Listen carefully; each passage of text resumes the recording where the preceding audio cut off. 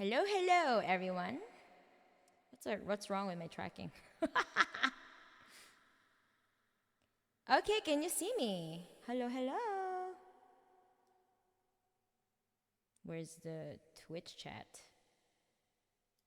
Oh yeah, okay. It's always late. Apparently. And now you don't have any BGM. Okay. How about now? The BGM is okay. Or yeah, I was too far away too because I've been like hanging my laundry. I was doing laundry while waiting for, streaming. I've been resting the entire weekend because, man, I'm so tired. I'm tired.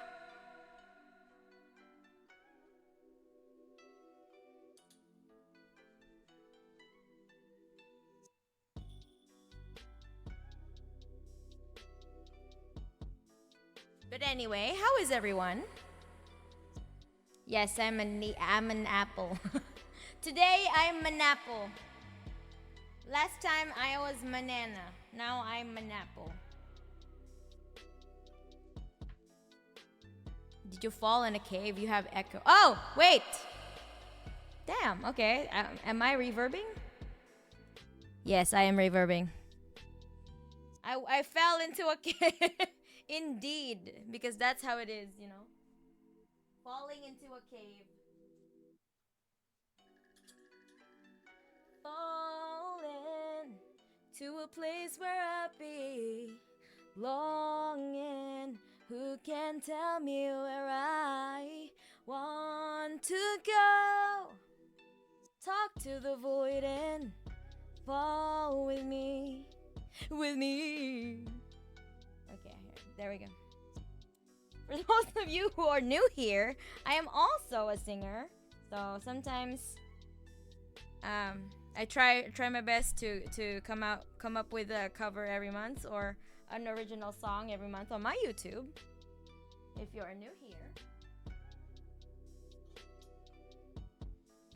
I originally became a content creator as a musician, and then I branched off into doing political streams because I've always been a communist even before I did this anime girl singing on the internet thing,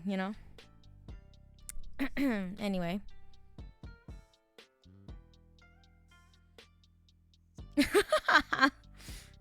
So she got the reverb. Yes, I do have the reverb on. For me, it's 2 p.m. Wait, where are you? Ah, CyberArk. Okay, yeah, you're in the other side of the planet. Did you? Dinner and on at the same time. Let's go. The reverb was kind of nice. Okay. Sometimes she sings Spirit Box. That's true. Sometimes I do that.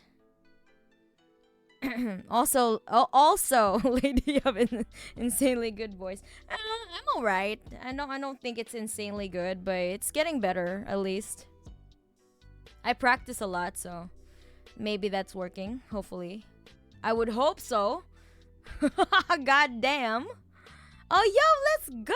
Wait, who's doing that? I don't see anything. Who did that? Wait. Who did the thing? Oh, wait, Sneaky. Okay, that was you. All right, let's go, Sneaky. Thank you so much for subscribing for like 6 months. Holy shit.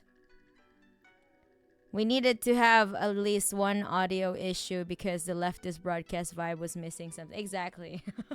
There has to be one audio problem. Like Parenti's lecture, he's always like, there's always some audio issue in his lectures, and he was like, oh, someday I'm gonna be at a lecture where where the mic problems have been solved, and it never happened.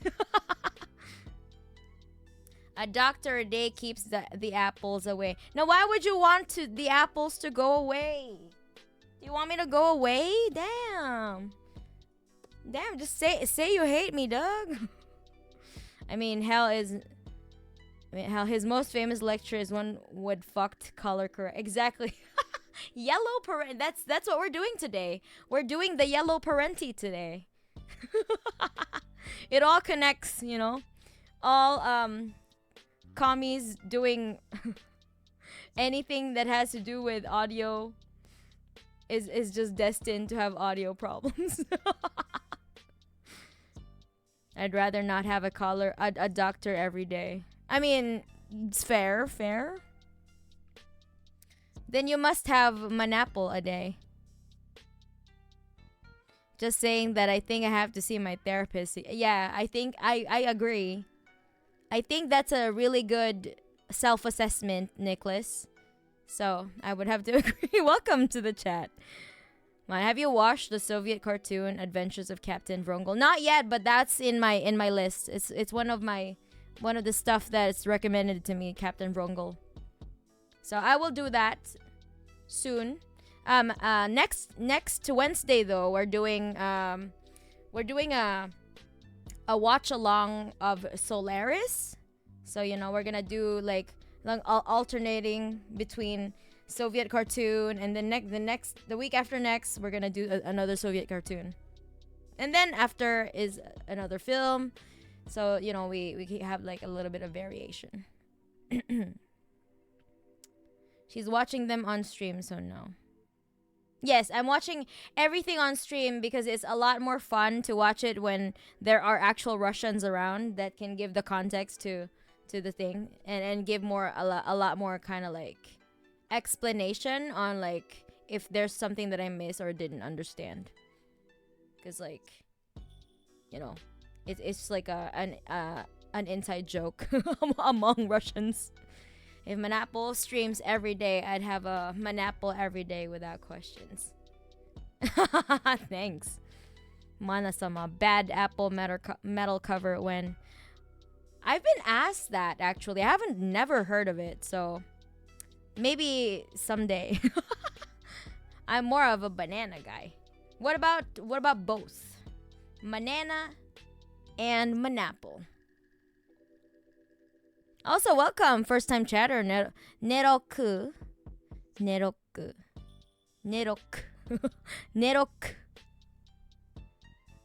Yes, a fruit salad. I guess we can do that. Yeah.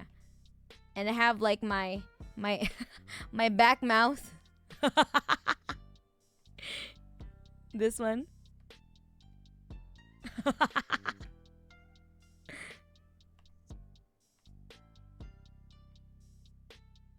Okay. But I want to be, yes. When it's with the fruits, it looks like a worm. But that's just the back mouth's tongue.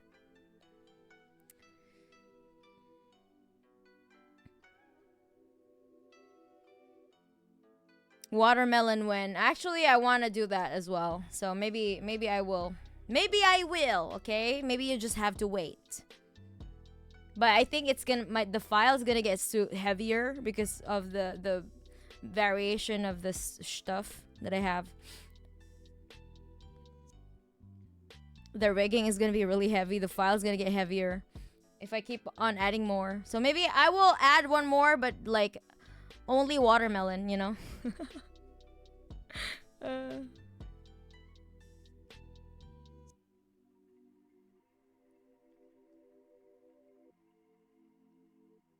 Because it leads to Banapple coming out yes, it is tea color.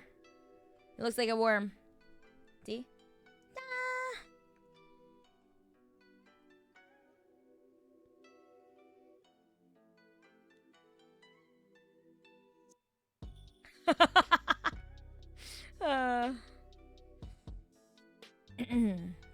No Manango. It's gonna be the heavy file.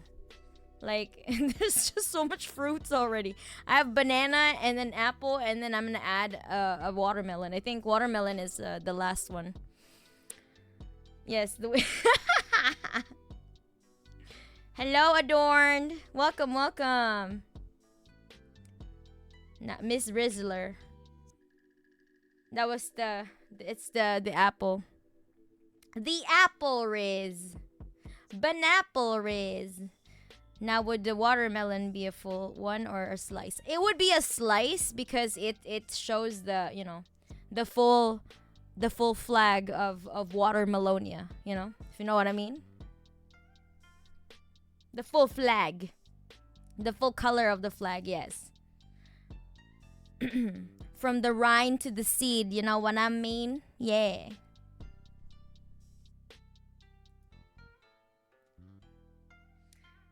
How shall we call mana with the watermelon? Mana melon. I guess mana melon is fine. Water mana is weird. It's a little weird.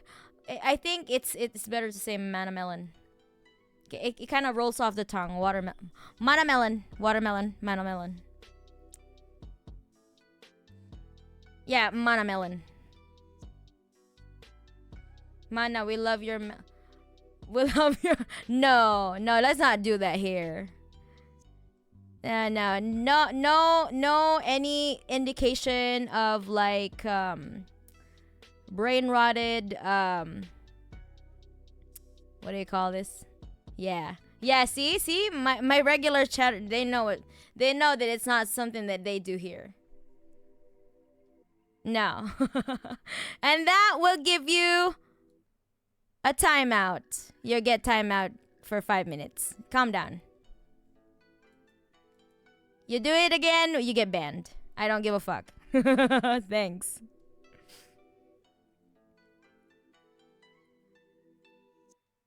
Yeah, we don't do that here. Let's not be like, no, I don't do Coomer shit. So if you want to do that, go to somewhere else, like where that shit is like tolerated and encouraged. But I don't do that here. We're here to discuss socialist revolutions, not, you know, Coomer shit, you know? So, kind of keep it in your pants, man. That's really weird. Don't be weird. You too. Don't be a weirdo. Just be normal, okay? Be normal.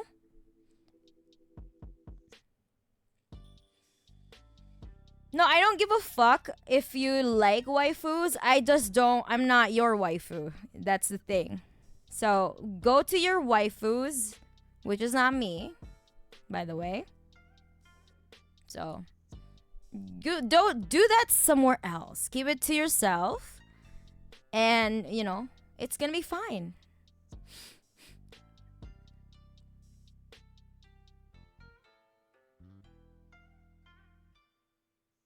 Oh, you want? Okay, sure, Zetter. I'm gonna give you 1 minute timeout. Your wish is my command. You're now timed out for 1 minute.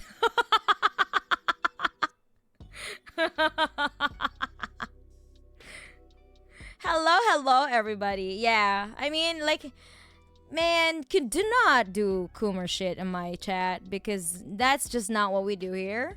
And, you know, just be normal. Just interact like a human, like a normal human. You wouldn't say that. I double dog dare you to say that in front of someone in real life and not have your facial structure rearranged. Or at least miss a teeth or two. I dare you. So you don't, right? Because you can't say that in real life. So if it's something that you don't want to say in real life because there are real consequences in real life, maybe don't say that in the chat, you know? That's my best advice.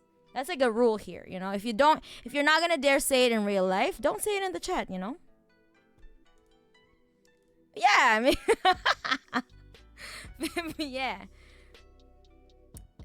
People are getting too comfortable on the internet these days, you know. Like, let's go back to whatever happened to the, you know, like consequences, you know, consequences of your actions, direct consequences of your actions.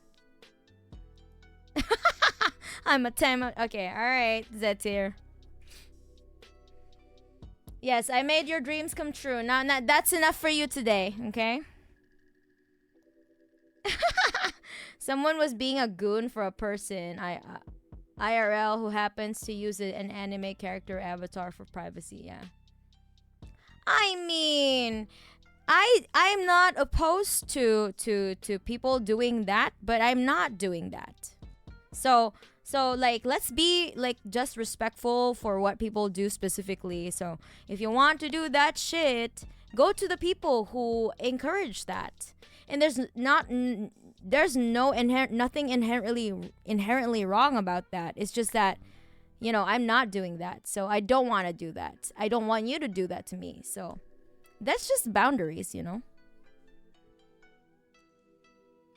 I don't like doing that, so maybe go to creators that have that thing as a norm, and it's not, because that's not what I'm about. And also, I mean, if you don't respect other people's boundaries, that's not really cool. Yo, let's go. Thank you so much for the raid, Chrysanthemum. Hello. Welcome, Raiders.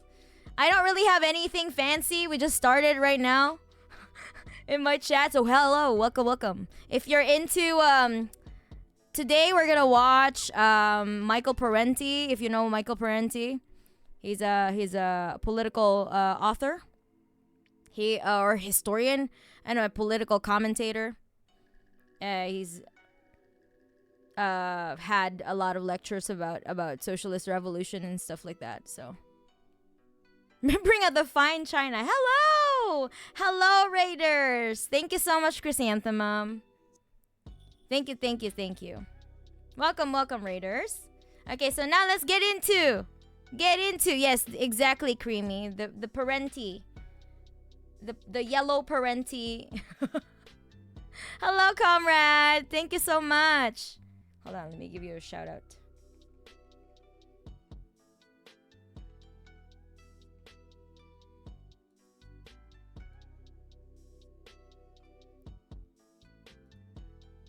Thank you so much for the raid. And also hello, Raiders. Welcome to well, if you're if you're not aware, I am a socialist. Actually communist, where we're gonna be watching a lecture about socialist revolutions. And let's go. Let's get it going. Let's get it going. Where is my shit? Like, hold on. Let me. Okay, there we go. I like it. Thank you, Jason. Thank you. And now we are here. Hold on, let me just adjust my stuff. Hell yeah.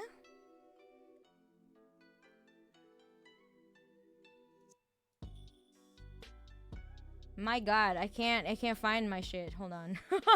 Where's the fucking chat here? Jesus Christ, man. I'm still I still couldn't adjust to the thing that is Twitch. But anyway, here I am. And also, yes, yeah, thank you so much.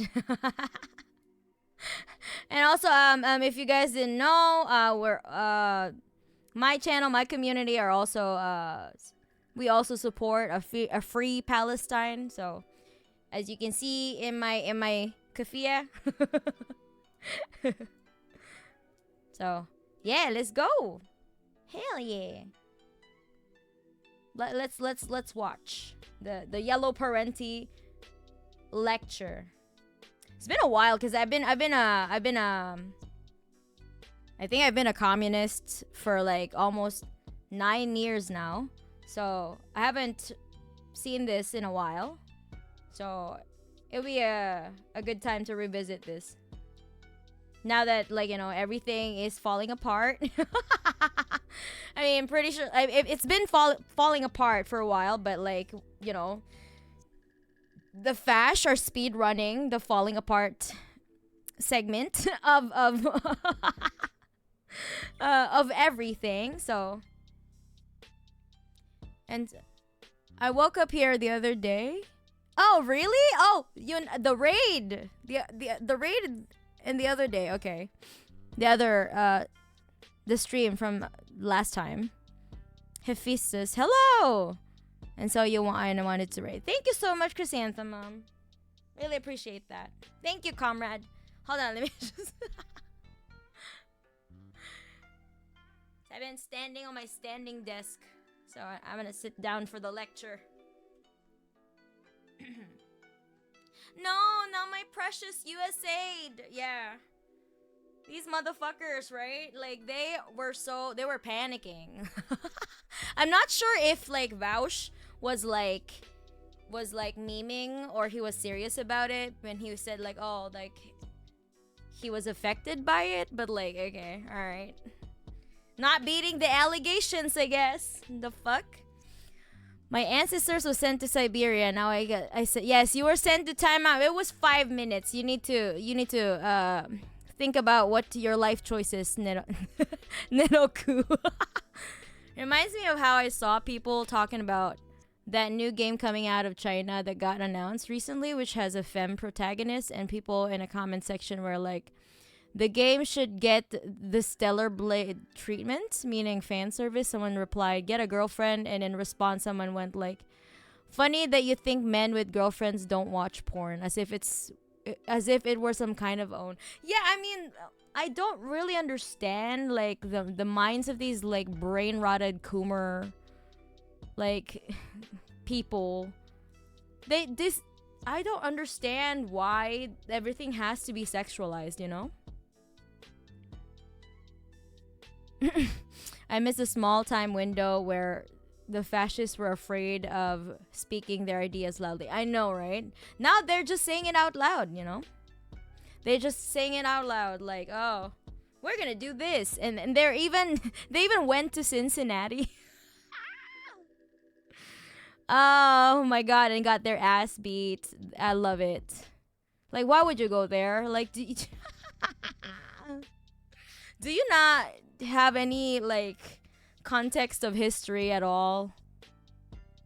Do you prefer democratic or authoritarian communism, or do you want a communist state without government like Marx and Lenin supported? You can't just jump into like the no government part. There are levels to it, right? There's a transitional period, and to deny a transitional period is really, really, really, really, really ahistorical and also wishful thinking. You cannot like just go from a capitalist society and just straight up communism when every country around you is still capitalist. That is simply idealism. Read Marx and Lenin again, please. Do not do that in my chat. Sure, but what is... Sure there is, but what's your target? What do you mean, what is my target? Do you understand what the end goal of communism... What is the end goal of communism? And how do you achieve the end goal? Do you have any better idea to do that?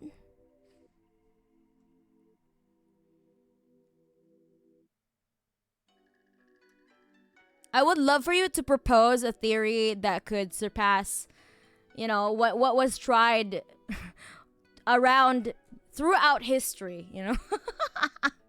You can't just be like pontificating here, like, oh, I want this and that, like shopping for ideology, when that's not what's happening in practice, you know?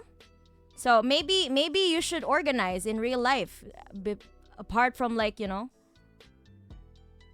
just doing shit online, because your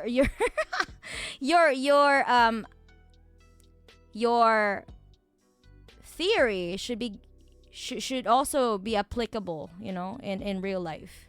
You can't just be like, oh, this and that. Marx and Lenin never said there should be no state. And they thought, I mean, have you ever read like State and Revolution by Lenin? That's weird, man.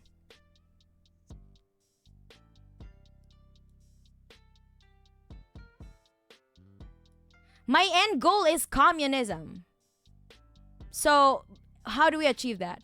How do you suppose we achieve that?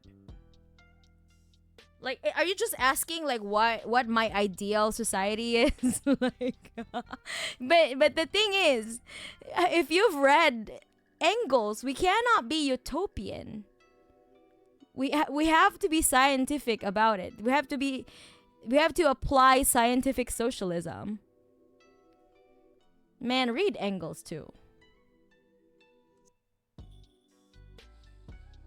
They thought communism would have no state, but that's the end goal. Yeah, the transition first by the dictatorship of the proletariat, i.e. a strong socialist state. But yeah, exactly, Maria. You can't just be like, after the revolution, communism. No, that's stupid, and it never happens. I mean, you could try. Go try it. It never works. It because it's not how you do it, you know? Nobody has tried it. I mean, you could try. You could try.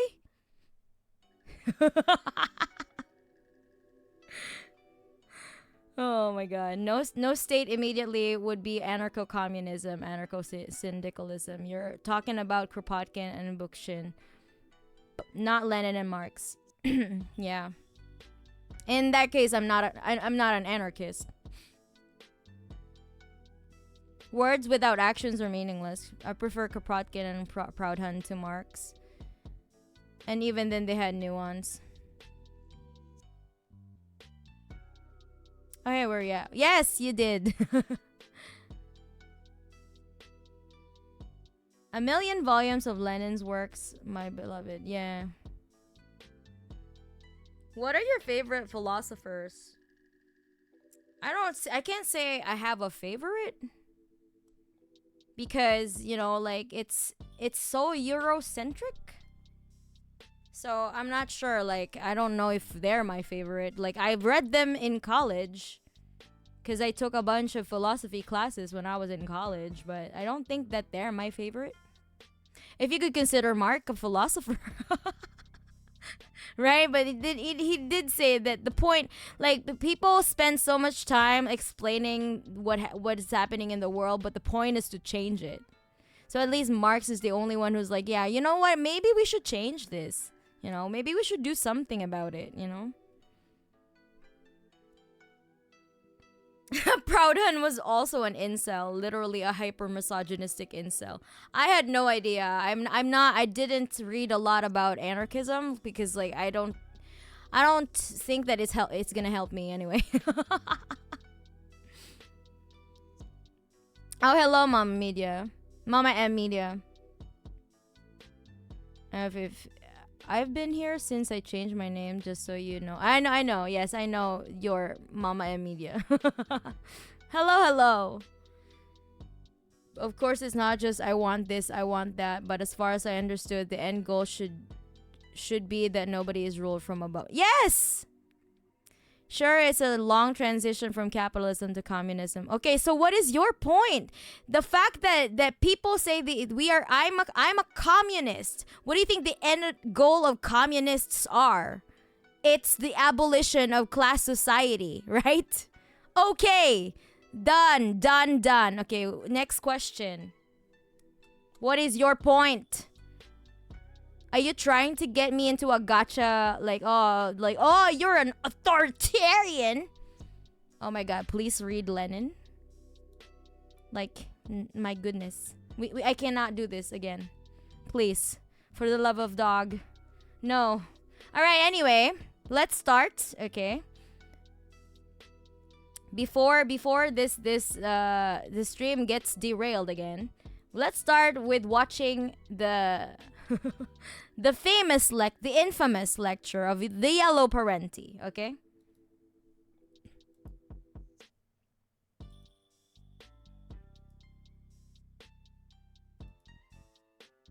Of capitalism that it must expand. A no-growth capitalism, as some of our more naive ecologists have argued for, is a contradiction in terms. The reason you invest is to accumulate. And your accumulation of capital has no purpose or meaning unless you can mix it with labor to yet increase your wealth further. And of course you use large sums of it for personal consumption and for political power and for control of your culture and for that wonderful, good, happy life that you so like. As George Bush's wife said, we are millionaires, we are not ashamed of it, we enjoy our wealth. And I thought, at last they say it. Finally they say it. Instead of the usual thing is, you know, how we rich suffer and we're misjudged and it's just terrible being rich. Can't hear, okay, I wondered who that man was creeping up like that. Okay. Can you hear me better now? Is it all right? That seems to be out of range, actually. This microphone has a mind of its own. All right. Now, that nature of expansion really affects the nature of, it's an important imperative because it means capitalism also can never stay home. It goes abroad. If you ever saw the film Controlling Interest, there's a corporate president who says, those corporations that stayed regional in New England years ago and decided not to go national, we can't even remember their names. They died. We had to go national. And those of us who are now national know we have to go international. We have to invest abroad. So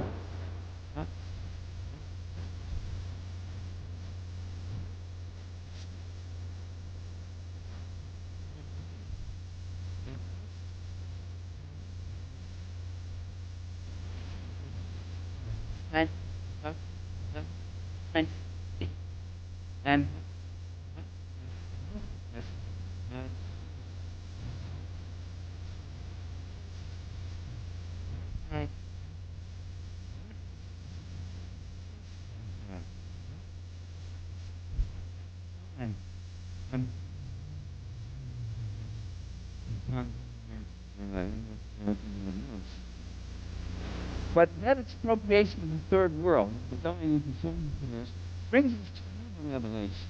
It means that the third world is poor. Don't countries make money. There are very few countries in this world. Most countries are rich. Brazil is rich. Mexico is rich. Chile is rich. Only the people are poor. But there's billions to be made there, to be carved out and to be taken. There's been billions for 400 years. The countries, European and North American families have carved out and taken the timber, the flax, the hemp, the cocoa, the rum, the tin, the copper, the iron, the rubber, the bauxite, the slaves, and the cheap labor. They have taken out of these countries. These countries are not underdeveloped. They're overexploited. Yep.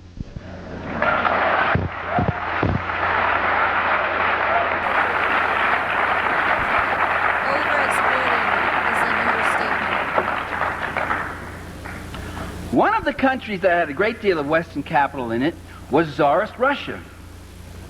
Mostly English, French, some German, some American, including one Herbert Hoover, who with Leslie Urquhart, famous British millionaire, owned the Russo-Asiatic Corporation, which, if the Russian Revolution hadn't happened, Herbert Hoover would have been one of the richest men in the world.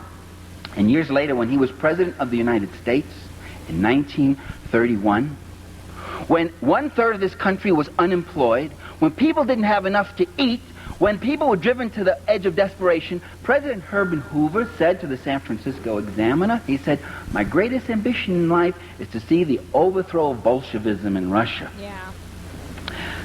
There came, with the Russian Revolution, a break in the fabric of international capitalist history. There now was a country where the unwashed, where the workers of Petrograd and Moscow were actually taking over, where they were actually taking over the land, the labor, the technology, and the resources of their country, where communists were coming in to power.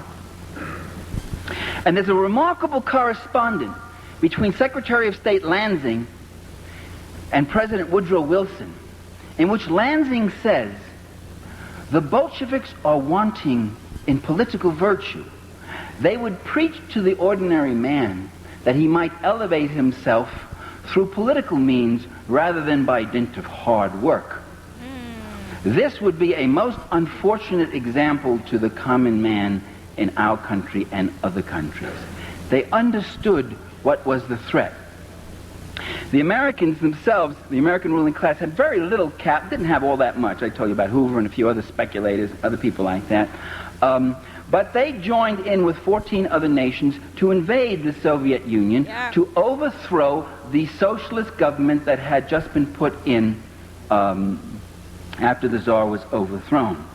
That process of invading a revolutionary country is still happening before our eyes. If you want to understand those years after the Russian Revolution, just look at what's going on in Nicaragua. Invasion, either by directly with troops from your own country, or by using surrogate troops, and they use the white armies and the white generals, the white guard armies.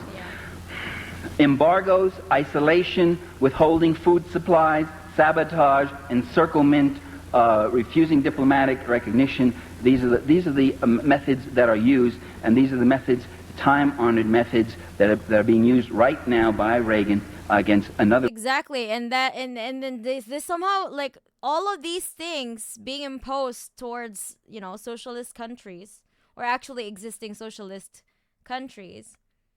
And then they blame socialism. Well, like, what the fuck do you mean? That at the very least, these countries like Cuba and the DPRK, they were at least able to provide housing for their population, despite the fucking sanction. Now, imagine if there are no, like, heavy embargoes of the Cuban, the Cuba, or the DPRK had to deal with, right?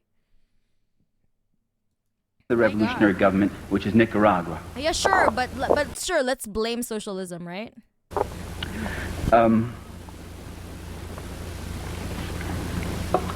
That process. Fucking Reagan. You know, a gender-neutral bathroom. His graveyard is. Water has ice cubes in it that float right down your throat. That process of encirclement and destabilization continued right until World War II. Oh yeah, but the USA right now, they're trying to make Russia, even though like I don't understand why the USA is trying to make Russia capitulate to their terms when they're not in the position to do that right now. And what they wanted to do is like for Russia to cut ties with DPRK. Like, who are you, bitch? Like to do that when you don't even you're not on bargaining terms here. You're not the one to dictate anything. On the eve of there's Russia, like China rather. China's like, we're still gonna buy gas from fucking Russia. What do you mean, bitch? Like World War II, Foreign Minister of the Soviet Union named Litvinov. Socialism turned Parenti funny colors. Yeah.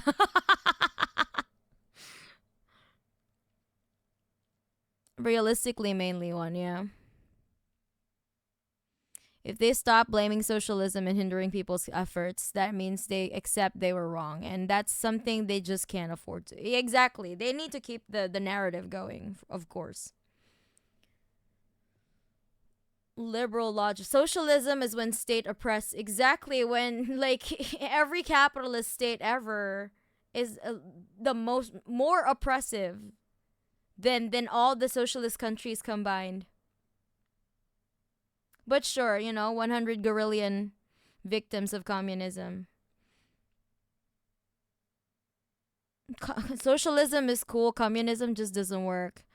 Oh my God, we have another one over here who doesn't understand that the end goal of socialism is actually communism, my guy. Do you read theory? Like, I don't think that you're familiar with what socialism is. For you to actually say that, like, as if these two are separate entities. The end goal of socialism? It's communism. Yeah, you know what communism means? Communism is the abolition of class society. You don't want that? Are you some authoritarian? uh, oh my god, here we go again. Ah, every time I stream, there's gonna be like, oh, socialism is better than how define socialism. First of all, secondhand Pink Panther. Define socialism. How do you define socialism? What is socialism for you?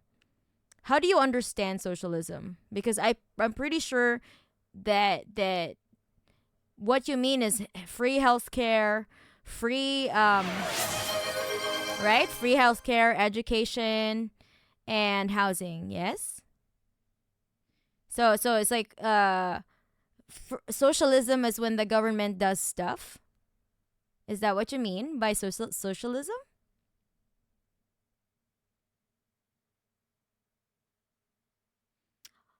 Oh, not free housing. Okay, do pray tell. Please tell me. Like, how do you understand socialism? Yes, you're not. That's not socialism, my guy. That's welfare state. Socialism means that workers have democratic control of the means of production. Do you understand what the means of production is? The means of production are private property, basically. The things that create value and labor, like factories, lands, resources like mines and stuff. So that's you're not referring to socialism. That's simply not what it is. You can't just make up stuff and in your mind like pretend that that is socialism. That is not socialism. That is a welfare state. You love a welfare state. Okay, just say that. It's okay. But don't say that it's socialism because that's not what socialism is.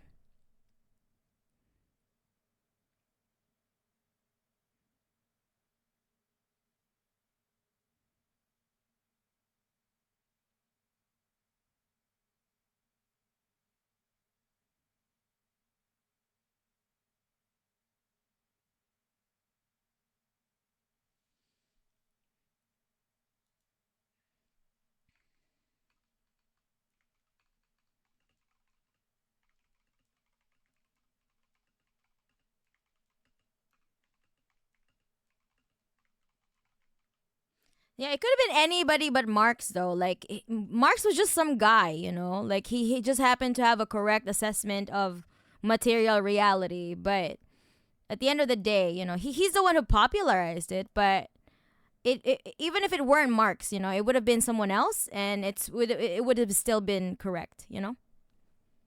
So I'm not really. I don't give a fuck about what I should name things, but for the sake of convenience for people to understand where I stand, I just say I'm a Maoist. I'm a Marxist-Leninist Maoist. So that's it. That's just for to make it simple. But like obviously there is nuance to it because I also recognize the importance of decolonization. So it's really it really doesn't matter. To me, it's I don't give a fuck. It's just whatever. It's just for the sake of identifying, but that's pretty much it. That's it.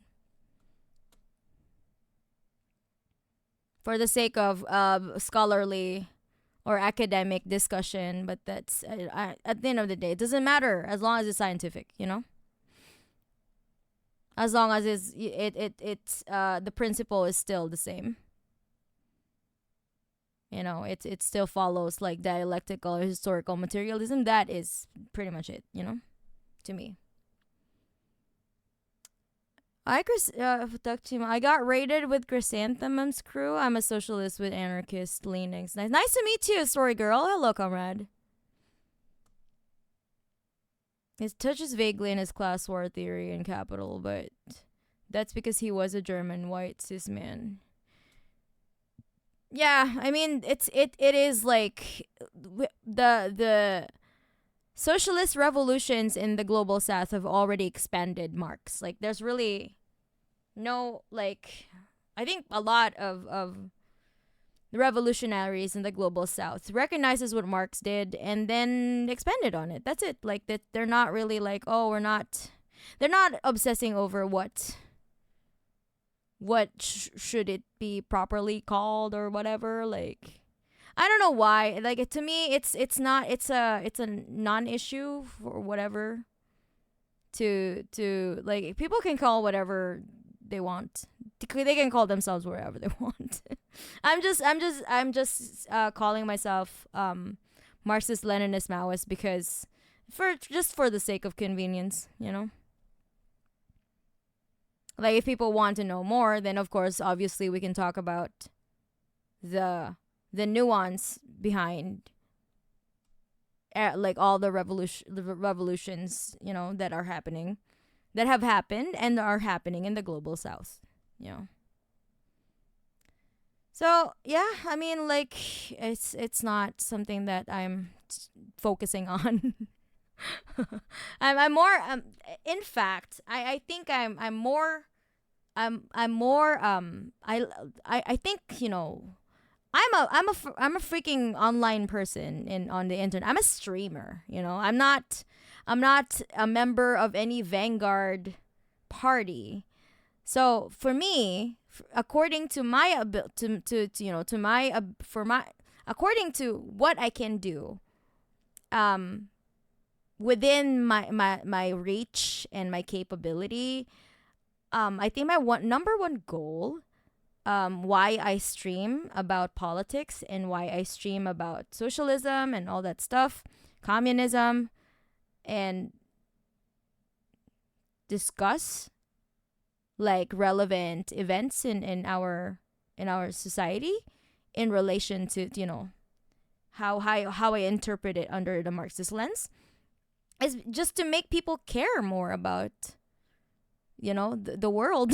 I think that's the goal. Is, first of all, before we get into the nitty gritty of things, I think the number one most important thing for us, especially for us people who organize in real life, is to make people care first. Like, that's my number one goal. Is I would love, like, we can talk about theory later, or we can talk about, like, you know, hyper specific political tendencies, like, we can do that later. I think the most important thing for us to do is to make people care first, and then when they care enough to want to learn about the nuance between, like, you know, the terminologies and all that stuff, then yeah, definitely I would be really happy to discuss that with everyone, you know. But right now, where everyone, like, where all the fascists are uniting at all fronts, like, I don't think that it's of any benefit for any of us to, like, do whatever kind of infighting that online leftists are doing on Twitter or online. Really, I'm not motivated to participate in any of that. I would love to remove myself from the narrative, if you know. Like, I think that the most important thing right now, because there's like a severe lack of empathy in general amongst everyone, you know. There's like, just the superstructure is so oppressive, right? We understand this, that the superstructure is pervasive, because of course, you know, it's the superstructure of the capitalist superstructure is encouraging everyone to be heartless, to not give a fuck, to, like, to grift left and right, you know. So I think the number one goal here is, for me, I really want to focus on people to care first. So that's my goal. As an anarchist, I'm focused less on the theory as a justification for action, but the action as an example for the theory to follow. I mean, yeah, definitely, like, of course, we can't just have, like, direct action with no direction, right? Like, in order for you to be actually successful in it, you need to have, like, a revolutionary theory that is in line with reality for it to actually work, you know.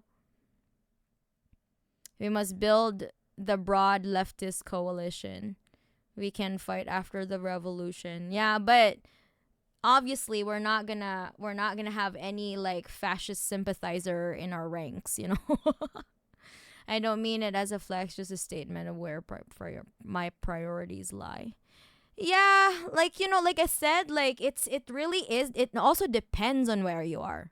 If you're in the belly of the beast, if you live in empire, yeah, I think you definitely need to, because you guys are there, you're at the heart of empire.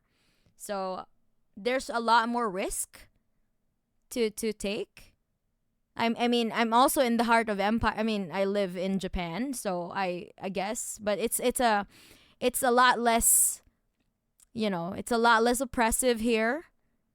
Yet it's not yet that oppressive like in the United States, but of course that's the natural trajectory of any capitalist society, is just it's gonna devour everyone. So it's just a matter of time. It's not an if, or it's a matter of when.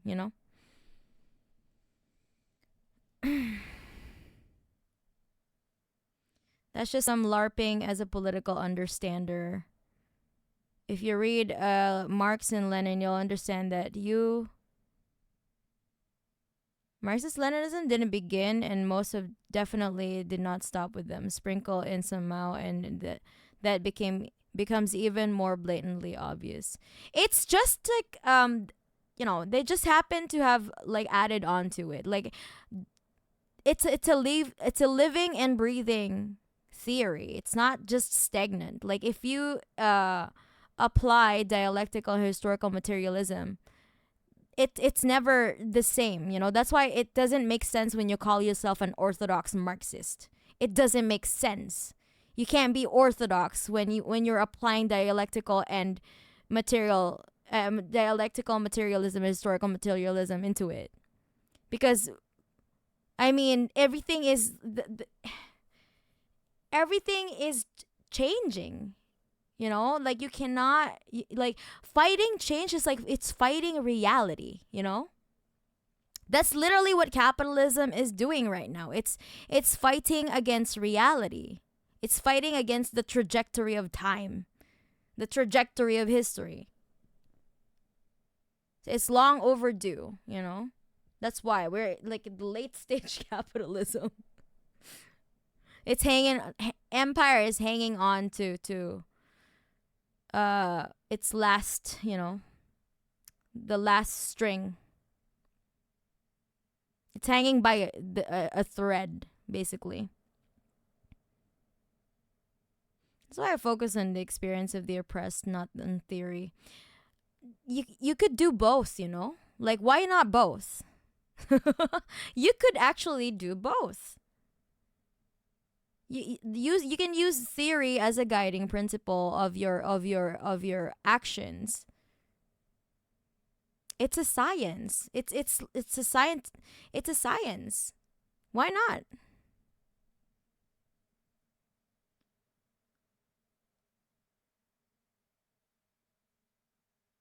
You can do both because it's dialectical to do both. So I really don't care like what people call themselves, as long as you apply these to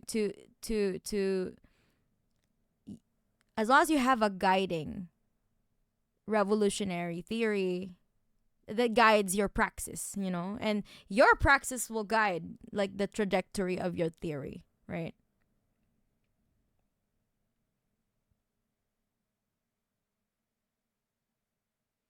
An empire with an actual emperor less imperialistic than the democracy of USA. The rare moment when chat writes essays agreeing with each other. Yeah. Do you really need revolutionary theory though? Anarchism is based on some pretty simple rules. Consent, non-harm. Yeah. I mean, I'm not gonna argue with you on that, but that's throughout history, I think that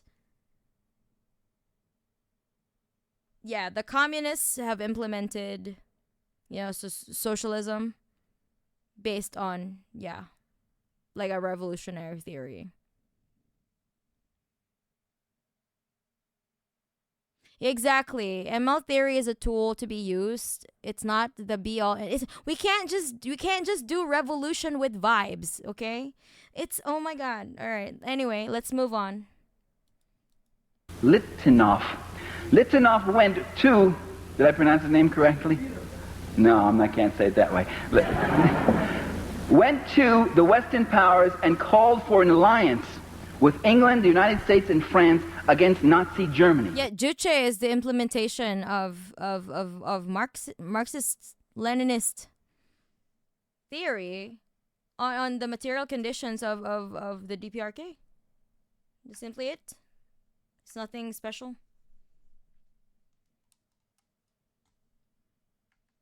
Fucking hell, what's wrong with my mouse though? Hold on. Dog. What is going on? Well, hold on. I think my mouse is dead. Let me just charge it.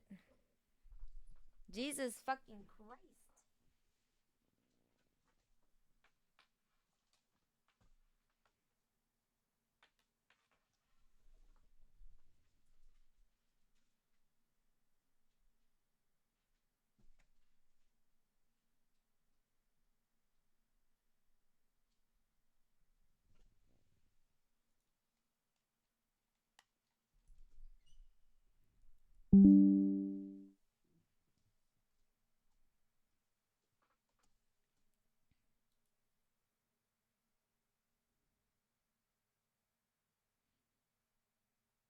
A revolution based on vibes does not feed the children, and therefore it doesn't pass per. Exactly.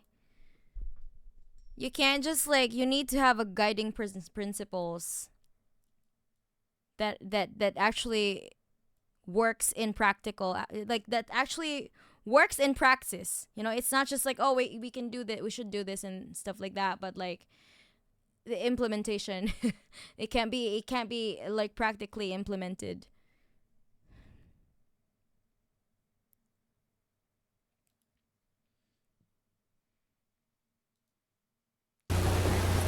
Minister of the Soviet Union named Litvinov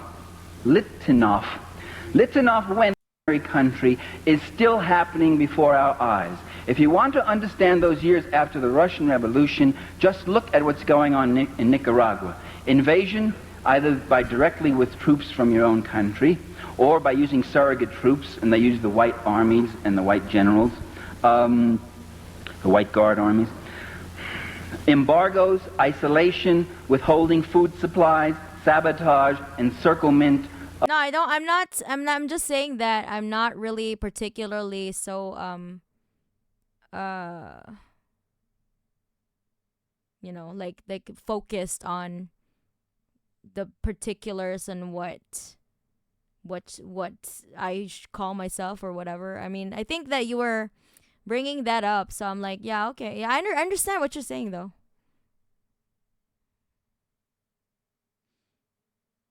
I get what you're saying, Maria. I really do. Refusing diplomatic recognition. These are the methods that are used, and these are the methods. It's like my goal is to just like be a little bit more simple, for the sake of convenience, and then when people are interested enough, then we can talk about the nuance behind it. You know. Time-honored methods that are being used right now by Reagan against another revolutionary government, which is Nicaragua. Hell yeah, yeah.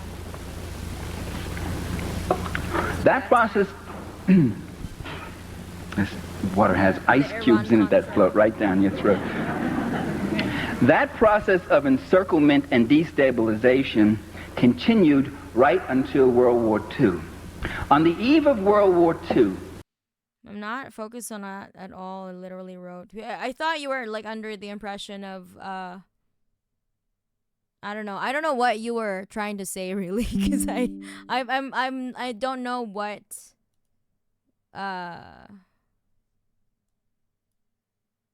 because like you were like you didn't want to call yourself like Marxist or something.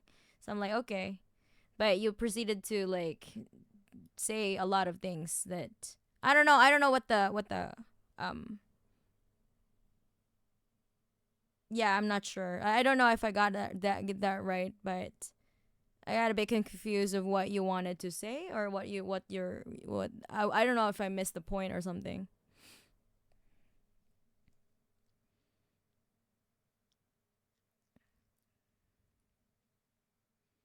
At some point, you need to climb down from the ivory tower and do the thing, though, and that's my critique of more authoritarian modes of socialism. History paints a pretty clear picture of such regimes. Use the theory to justify actions. No, they're not really, though. That aren't keeping with the spirit of socialism more broadly. Not here to fight, just kind of giving you an idea where it came from. I'm very interested in broader leftist organizing. Yeah. What do you mean? But you're actually accusing me of like being in an ivory tower. You're the one like, kind of, bringing that up.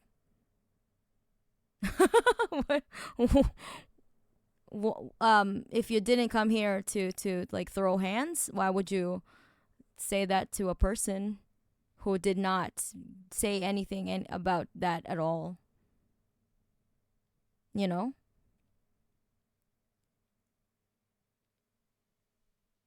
Like, I don't know. I don't understand what the ivory tower comment is about. Is that directed towards me, or is that directed towards ML, or I don't know? What is the point in that?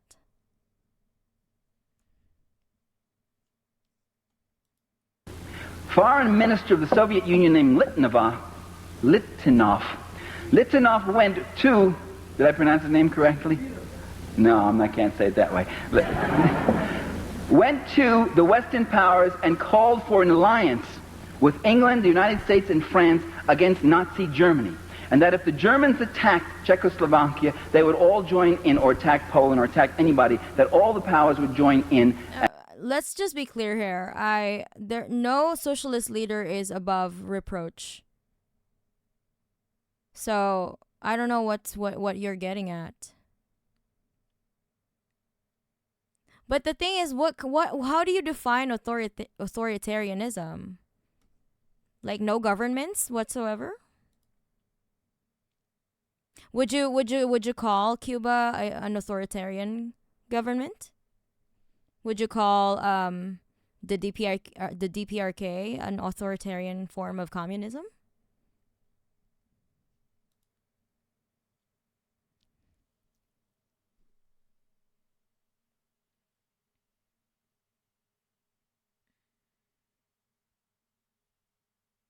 Spirit of socialism is vibes-based analysis. Yeah, yeah. Not to burst your bubble, but that's very vibes-based.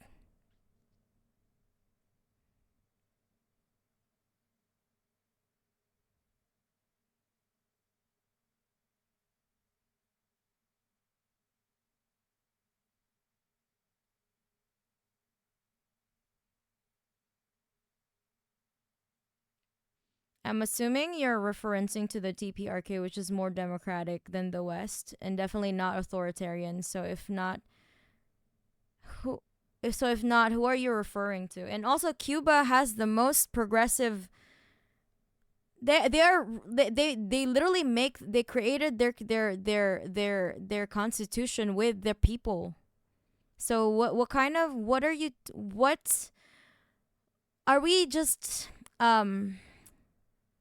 are we just like straw manning like authoritarian communism? Give an example. And also, what do you mean by history? Throughout history.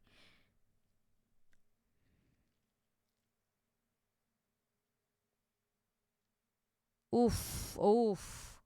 Have you ever been to the DPRK? Have you ever talked to people who have been to the DPRK? Oof. Okay. All right. Let's move on. Best believe wherever you are right now, I believe you live in the United States. The people in the DPRK have more liberties than you do, and they don't pay rent. You do. You pay rent. So who is more free? Tell me, what is freedom for you? What does freedom consist for you? The freedom to starve, the freedom to have to couch surf because you couldn't pay rent? Oh, those people who left okay. I know people who left the DPRK and did not have good things to say. Yeah. Sure. What about the people inside the DPRK?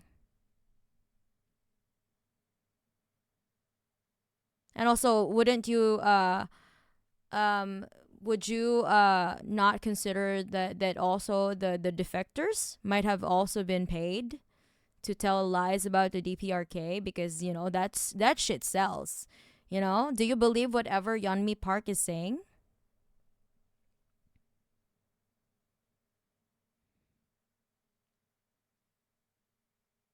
Yeah. Yeonmi Park, man. Mm. Wherever I best believe, wherever you live right now, story girl, I bet you that the DPR Koreans are live they don't pay rent.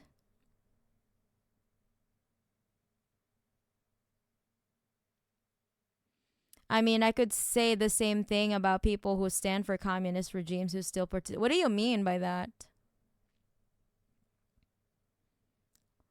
I'm not who is standing for anything. We are scientific. We don't stand for whatever, for no good reason. You're standing for whatever vibes that you're doing right now. You're just standing for vibes, basically. You're not being very scientific. And if anything, you are perpetuating CIA propaganda against revolutionary countries. Are you a Fed? That kind of, it's giving Fed vibes, not gonna lie. To fight Hitler and contain him. The Western Allies refused those overtures from the Soviet Union. Not because they were appeasers, not because DPRK defectors are living in capitalist nations and paid a stipend that increases the more they lie about the DPRK. Pardon me for not taking their word at face. Exactly. We need to examine whatever they say. Like, just because they defected from the DPRK doesn't mean that they automatically have the absolute authority about whatever is happening in the country, right? Wouldn't you agree though, right? Like, would you just take everything at face value?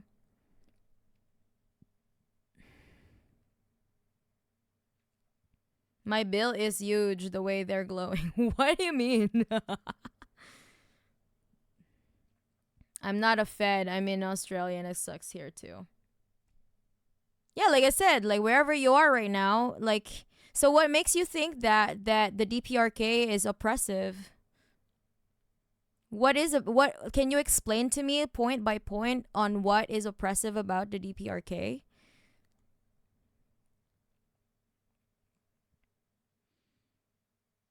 I will say I do fully disagree with something you said. You said that the most oppressed live in the heart of empire, but that's not true. No, no, I did not say that. What do you mean? I did not say the most oppressed live in the heart of empire. I said that it's the most difficult because you live like it's some like as in difficult to create revolutionary movements because you live in empire, in the heart of empire. That's not what I said at all. Stop. Like, I don't think that's fair to me. I didn't say that. You misunderstood me. I said that I didn't say that it's oppressed.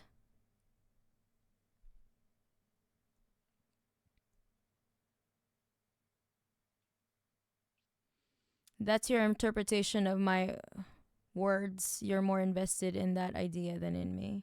What is your idea? They've been misusing praxis to mean practice. What do you mean by that? Besides, most of the time, the defectors who perpetuate the Western views of their country come from privileged background. Yeah, like Yomi Park. She has a fucking book deal. Like, I don't know about you, but I don't believe whatever that bitch says. because they were simple and naive. Quite the contrary, because they had a plan of their own. Just because you don't know you're repeating Red Scare propaganda doesn't mean you're not doing just that. Yeah. So maybe you could examine where these biases come from, Boo, no internet. Boo, son of Juche. Boo, repressions. Boo, executions by anti-air rapid fire mortar tanks. Boo, no food. Boo, bread lines. Boo. There, I explained this thinking about Korea being repressive. I would say it's better to live in North Korea than in South Korea now by all standards. Yeah, exactly.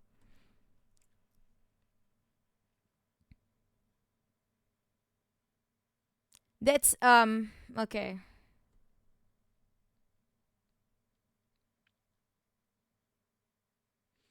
Praxis is a personal commitment to action and practice in your personal life. Praxis is not what the government does.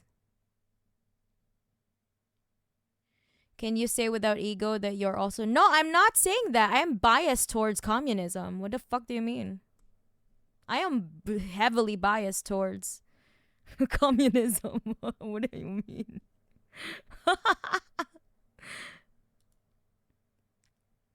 I'm not that's why I like no one is and also you can't say like you are clear of bias. You are a product of your material conditions. So nobody is truly unbiased. So what is the point here? Okay, so what's your point? Claiming that you're being objective is an easy way to cover your biases. I wouldn't say all standards being cut off from the global economy makes for an insecure food market. I mean, that's not because of the implementation of socialism. That's because of repressive sanctions that is done by capitalism, that is done by imperialism.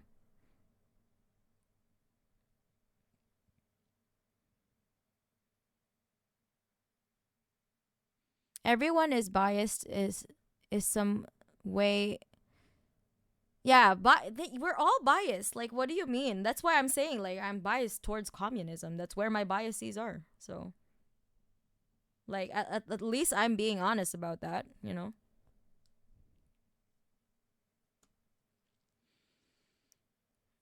You're lost right now and you need to reassess your views. Like if you could understand that we are all creations we are creations of our antecedents, then maybe examine where all of these are coming from.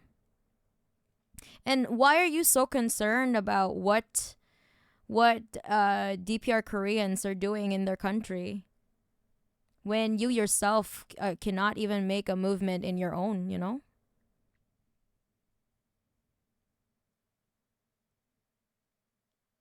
Like they're already like heavily sanctioned by the US, by the West, and you're not really helping. So what's I thought that you were for the working class. In that case, like why are you perpetuating the narrative that the West wants everyone to believe about, you know, about North Korea? Do you want to open their markets? Do you want them to liberalize and privatize their industries? Is that what you want them to do? No, you're the one that accused me of being on my ivory tower. So I wanted to ask you, like, what do you mean by ivory tower? You're the one who brought it up. I'm not the one who brought it up. You are the one who brought it up. So I just wanted to ask you what do you mean by that? And then when I ask about like when you didn't want to fight, like what do you mean you didn't want to like instigate anything when that's really a loaded statement when you said someone is there on their ivory tower.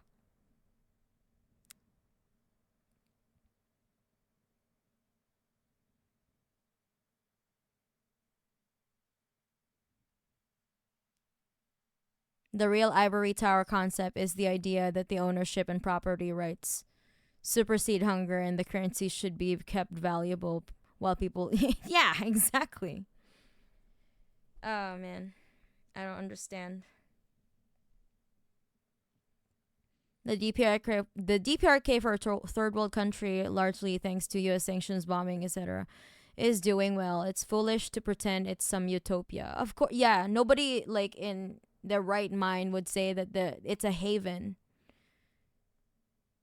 But comparatively, they're doing well in spite of the sanctions. That's what I'm trying to point out. In spite of all that they had to deal with from ever since the Korean War, ever since the partition.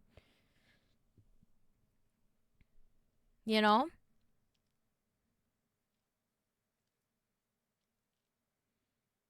Or it has living standards comparable to the West, but it's just a third world country that is forced to defend itself from the defeat of a U.S. South Korean invasion by nukes. Yeah, they literally had 20% of their population leveled. If you had your entire population, 20% of your population bombed to oblivion, wouldn't you be wary of the possibility that another bombing would happen? Like you said, we are all creations of our antecedents. So, like, look at the Korean War. Look at the history of why do you think the Koreans, the DPR Koreans, had to do what they had to do? Why it led them to implement Juche in the first place? Only liberals believe in utopias. Yeah. Cause honestly, you've been saying vibes all along. Like you're not really looking at history. It's just vibes, the spirit of socialism. Okay, all right, let's move on. My God. And that plan was Munich. And the plan was we give Hitler Czechoslovakia and he goes east. And they were waiting for a war. And that war was supposed to come. And it was going to be Nazi Germany finishing off Bolshevik Russia. No, I didn't say you were in an ivory tower. I was saying people of Lenin, Stalin, Mao, etc. were in ivory towers. Their actions had... No, come on, man. You gotta be so disingenuous to say that they literally led their people to revolutions. They were not in ivory towers. Are you for freaking real right now? I think you are the one who was in an ivory tower. What revolutions have you led? For you to actually like what is your criticism against what their actions? Like what is the what do you even want? What is your point? I don't understand your point.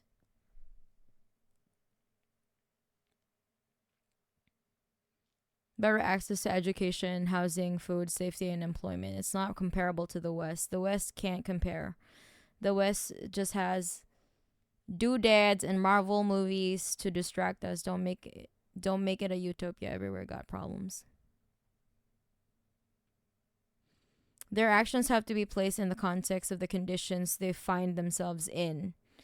As with geopolitical leaders. Sure, not everything they did was correct. No, yeah, nobody is, like I said, no socialist revolutionary leader is beyond reproach. You know, we're not putting them on a pedestal. They're all subject to criticism and we learn from them. The point is we learn from their mistakes. And we do not do whatever mistakes that they've made in the past. That's the point. Literally, that is the point. So, nobody is over here, oh, let's do the exact same thing that Stalin did. Nobody is fucking doing that. Nobody is fucking saying that. Oh my freaking Lord.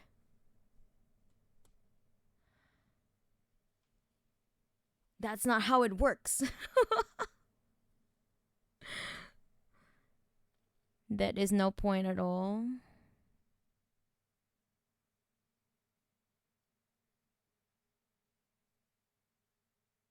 Imagine the disrespect. Mana didn't spend all the time hand selecting Parisian marble for their tower to be called ivory. Nah, they didn't hide behind the theory. I think you're just trying to shoe in your own like personal beliefs that you just don't want to read theory. It's fine. Just don't read theory then. Like leave us alone to leave the people alone who want to read theory. Just say you don't want to read theory, okay? And be done with it. Just say you don't want to do it. Oh my god. Why make a whole narrative out of it? Please. just just be, if you want to do vibes, just go for it, you know? Leave us alone here who want to do that, okay? Just it's fine if you want to do vibes, just vibe with it. For fucking sure, you know? Like to your heart's content, do it. But I am here today like this, my community doesn't want to do that.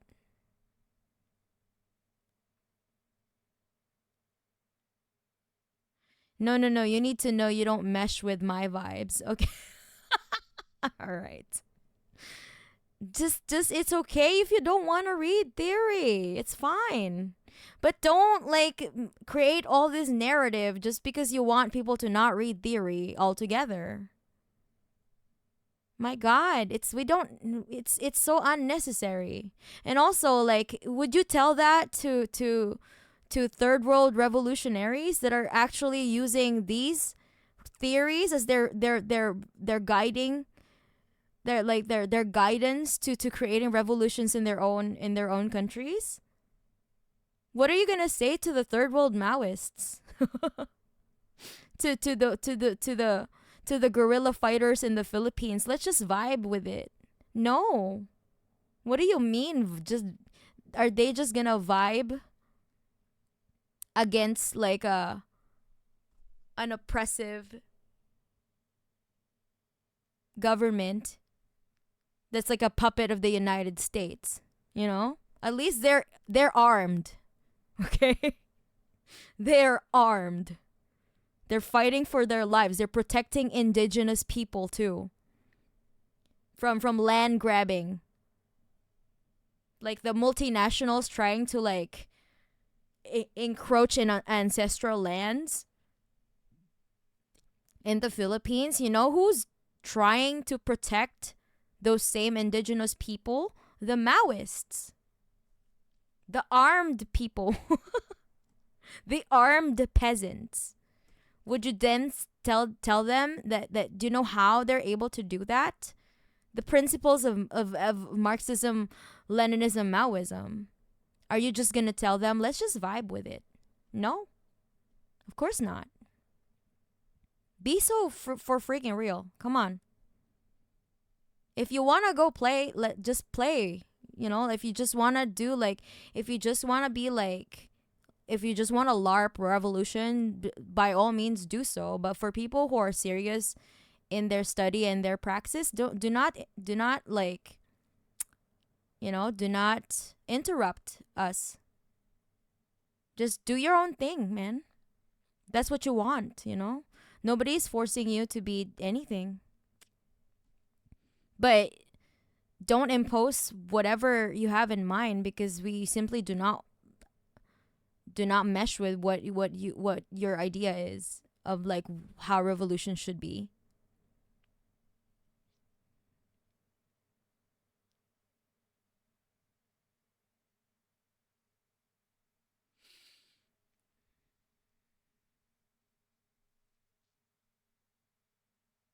There's no point at all. That is intentional misinterpretation. And you can say the same about Obama and every bomb he dropped, or especially Netanyahu. Yeah.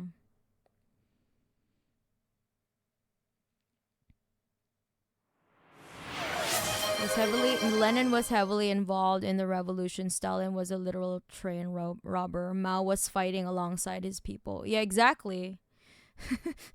Stalin robbed banks, you know?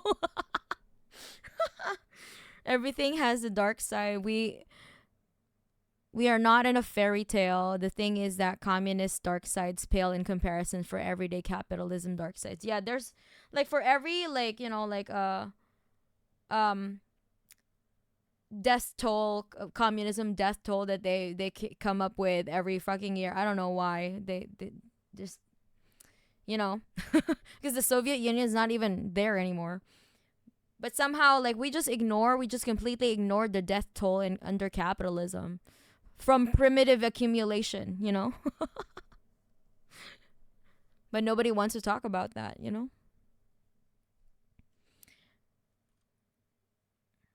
Lenin's famous outfit was literally the working class outfit at the time, too. Yeah, exactly. I once made into a leaderboard in Dance Dance Revolution. Does that count? Trump is hiding behind the theory of democracy to justify raising prices in Australia.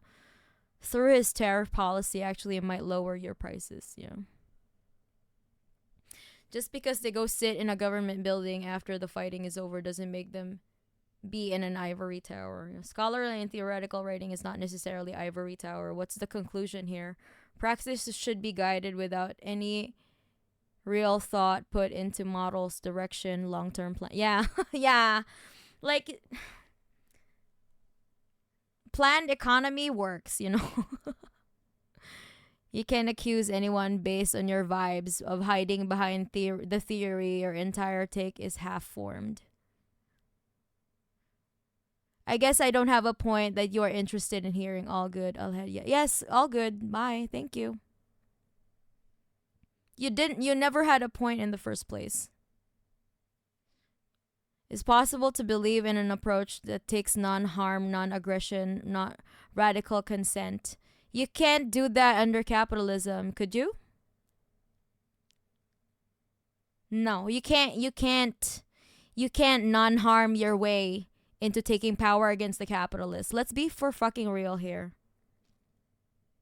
You can't non-harm, non-aggression, radical consent the capitalists to hand over the power. Like Lenin said, you cannot beg for power. You have to seize it. You have to seize power. That's why there is the necessity of the dictatorship of the proletariat is there, because you can't do that. Like, realistically, you can't. Try doing that. Have you tried doing that? I don't think. Try doing that to the popo. You can't.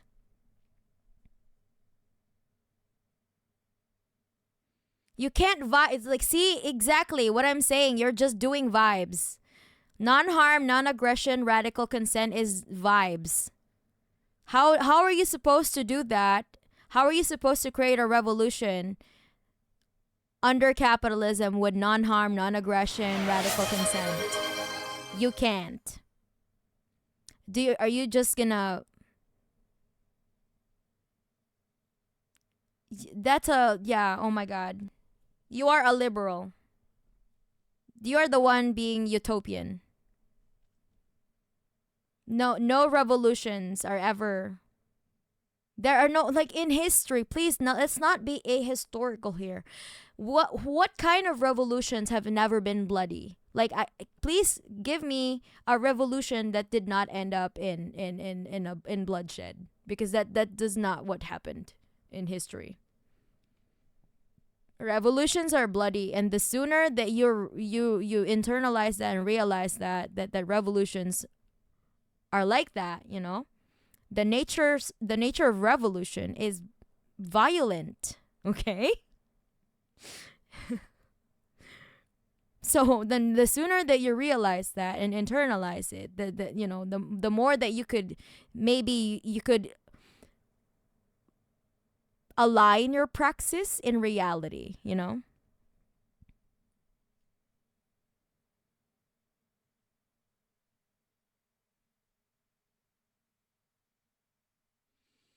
I get the vibe that Stalin was based and also the real noob. Come on, like, we're trying to make discourse here or whatever, like, I'm trying to explain that what they're trying to do. The fun thing is, I've read plenty of the theory and fact checked it too. A lot of ML theory is vibes and backslapping when you look at the facts on the ground, and you have a great stream. Waiting. Enjoy wailing on those straw men. Okay. I don't think you've read any theory though. You're just lying.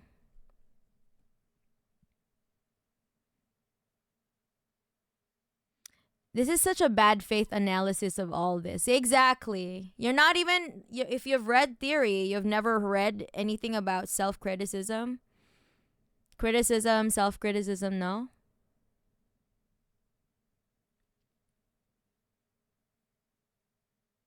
Third world revolutionary here. Try to say it to me. Oh my god. Yeah, I'm not like you're the one doing strawman though. Who are these authoritarian countries? Like literally non-harm, non-aggression under capitalism. Good luck with that.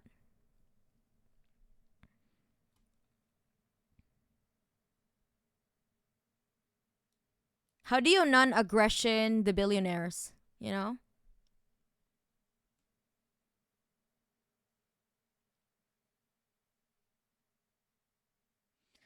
More than bad faith, how are you gonna defend systems of oppression that don't even try to hide their dead deeds anymore? Story, yeah. This sort of self-centered individualism is wild to see directed at somebody else's soapbox. Yeah. Vibe against oppression sounds like a slogan, a bad one, like vote if you or you lose. That was the slogan of Yeltsin election campaign, and we remember how it went. Yeah. Yeah, the Lenin Bukharin era policy of Bolshevization ruined communist parties in the West and paved the way for first Trotskyism and second revisionism. Despite that, in no way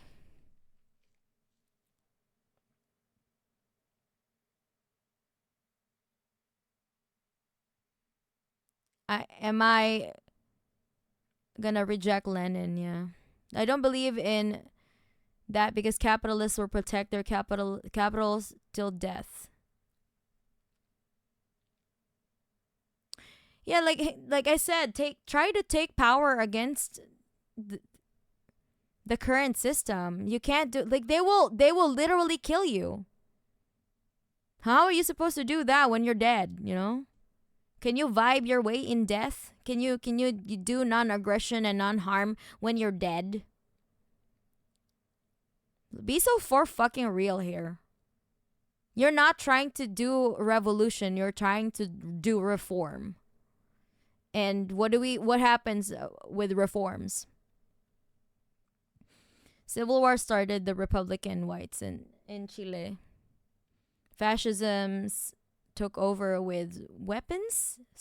Fascism took over with weapons when socialist governments won democratically. You need to protect the revolution. Exactly. I've never heard anyone say ML theory. Yeah, but you know, I'm definitely having fun wailing at the strawman. No, like I'm gonna get Mana getting accused of being a tanky again. Oh my god.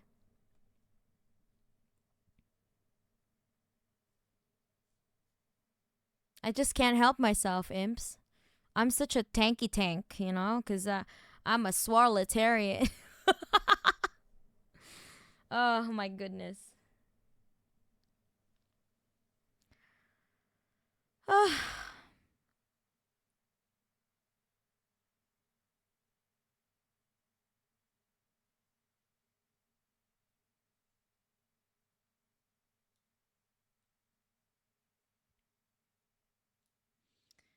Sorry, but your arguments here have just lost you a long time follower. Oh wait, you were following them? I don't really know about Story Girl. Literally in the trenches fighting, losing family and friends, in the streets laboring during reconstruction, putting their lives, their sweat, their blood on the line. They didn't command the people. None of those named leaders had the kind of power their hearts haters imagined. None of us think they were perfect, but we acknowledge the good for the people. More importantly, we trust the sovereignty of the people who chose them, who said that they were better off under that choice. Yeah. Good evening, Tovarish. I just finished all the stuff that came to your stream. What did I miss? You seem to have quite a lively. Yes, we have. We do. Somebody was saying that we can just we can just do vibes under the revolution. Like, I mean, I don't know. I don't know what their point is, but they started off with like, do you really need theory though? But yes, we do, definitely. We need guiding principles to direct our praxis, you know. Because it's possible to believe in an approach that takes, yeah, whatever.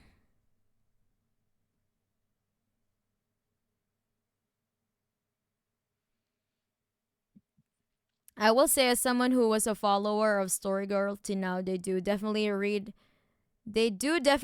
theory, though. It is sad that they haven't been properly informed by it. Okay.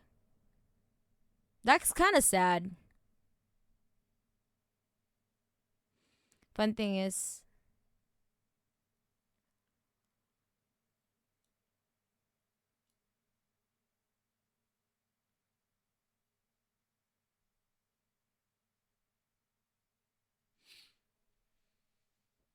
uh, most of those names were Nazis. Who are?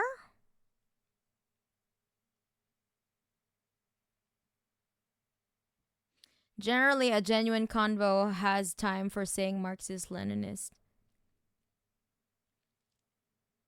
Who are those not? Who are the Nazis? What are you talking about? Lordy Canthrope. There's nothing wrong with shorthand. We all know for something we all know. I don't think worrying about somebody saying ML is it. There's more than enough to criticize here already. MLs and the people inspired by it have led to a very successful revolution against the bourgeoisie, fascists, and monarchs. Pretty much what the world did. What world did I wake up this morning? Yeah. I don't know, man.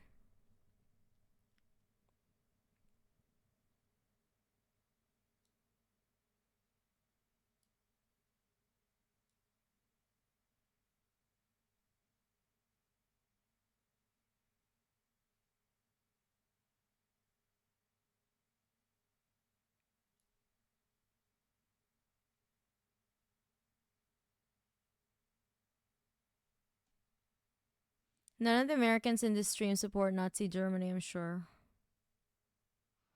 The people in power will just give up historically. They've been always done exactly like not. That's never happened in the entire history of ever. That's not like, oh, we want power now. We want this because no, you can't do that. You have to seize power.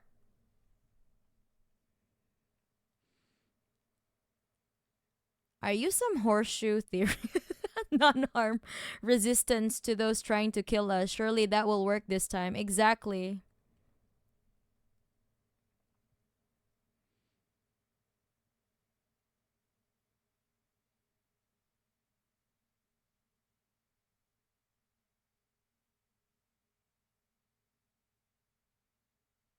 Someone made a stink about leaving, and suddenly a troll arrives. That timing is oddly coincidental.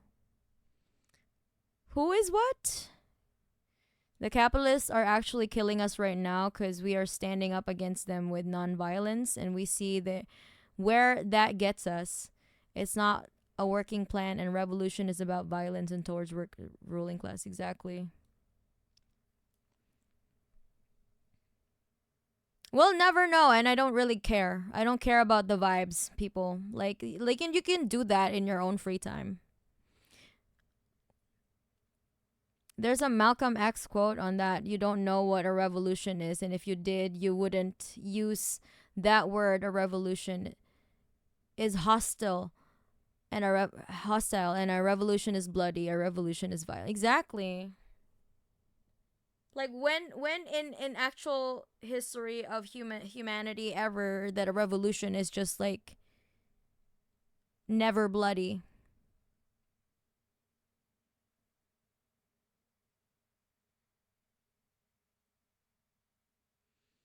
It sounds like he has his own preferred propaganda and came to spread it like a monkey getting bored in a zoo.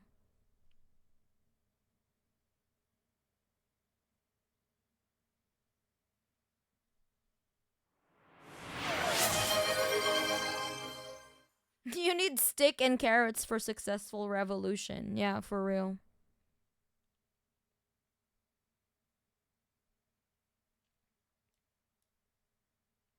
I don't like really. I don't understand what they were trying to say. Like, it's like so we just don't read anything at all. Is that what you're trying to say? Like, or if they were trying to say that, yeah, we can build up on it, because it's a tool. It's a tool. What is about this that we're not being dogma? It's not the Bible. There is no such thing as a communism Bible. It's a tool.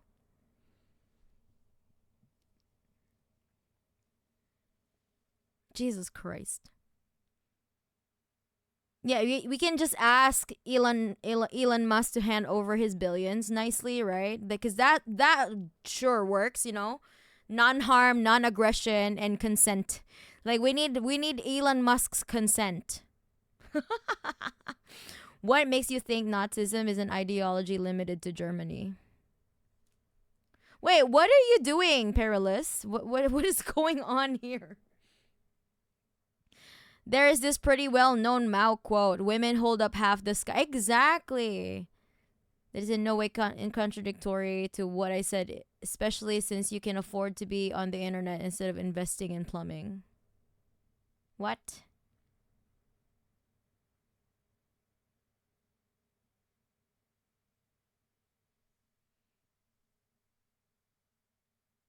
I've been a follower of Storygirl for a long time as I try to support many my trans siblings out there, but there are still lines that should not be crossed. Yeah. That was really weird. I'm not gonna lie, that was what? Just out of nowhere. Like, man, why would you say that to someone when somebody says that I'm a communist, man? Like, why would you impose not reading theory to a communist? That's really weird. I don't know, man. Sounds very authoritarian of you and non consenting. You did not ask for my consent to spread lies in my chat. I'm kidding. I'm just memeing. I don't give a fuck. Anyway. See what happened after the New Deal. Reform swings back. Exactly. It's fucking the New Deal did not even have any. You can't even see any of the New Deal in right now. Like, where's the New Deal? It's all gone. They all got rolled back. Hopefully, they might accidentally learn something from being wailed on.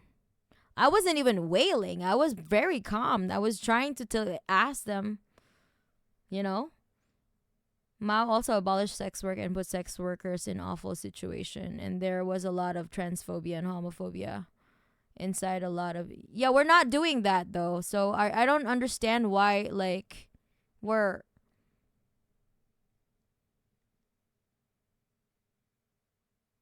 But that is not...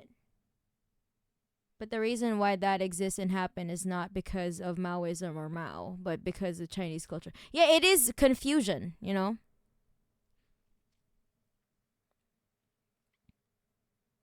And that's why, like, it's just because the revolution already happened, the class struggle still continues,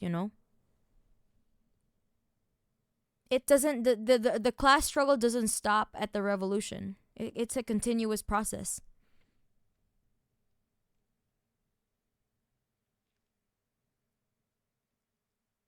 Until like the socialist superstructure is established, You see, it's hard to dismantle a capitalist superstructure in just even a decade, it will take 100 years. I've been a follow... Okay, anyway.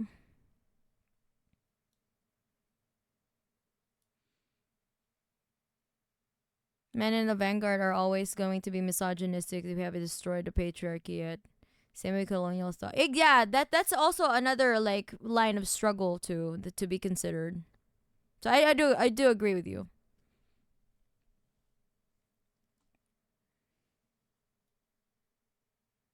Wait, my phone fucking died. What the hell? Okay, hold on. Be back.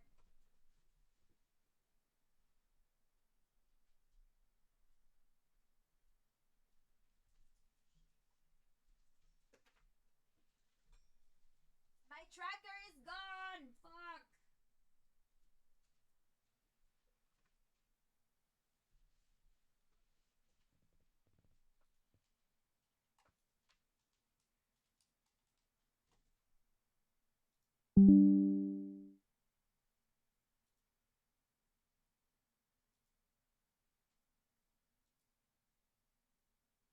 All right, let's continue. Oh my god, it's been so long already. We're not even half into the frigging watch along. Holy shit.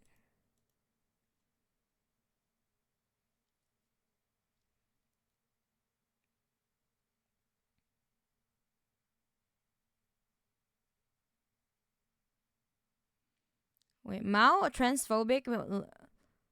You know, Mao and Ho Chi Minh are the reason Asia is vastly more trans friendly than the West. I'm gonna be suffering.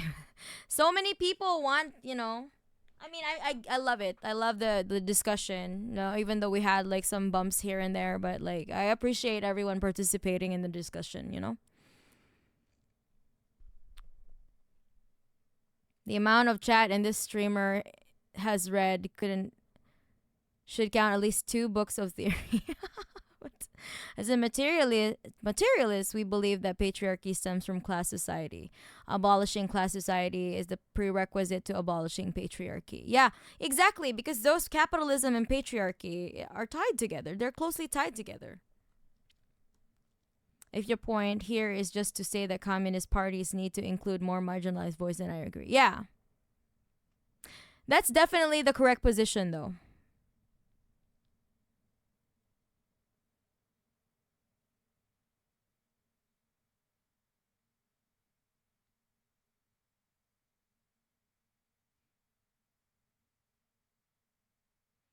The more marginalized intersectionality, the more you need to be centered and be the leadership. I do agree, like that more, um, especially in the heart of empire. Definitely, the leaders should be indigenous, and the especially the indigenous people, especially the indigenous people. On Turtle Island, we must first address the colonial occupation that enables the class structure. That means the dismantling of the colonial state and the return of all land to their exactly. Yeah, yeah, yeah. Very much. We agree on that. Definitely.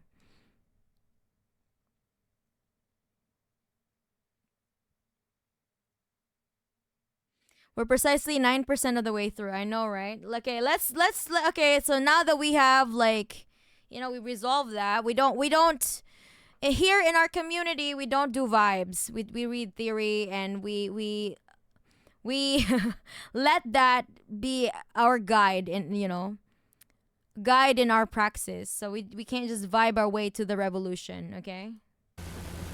Just as they had sent armies in against Russia just a few years, less than a decade before, so they now plan to do the same. And so they've done again and again.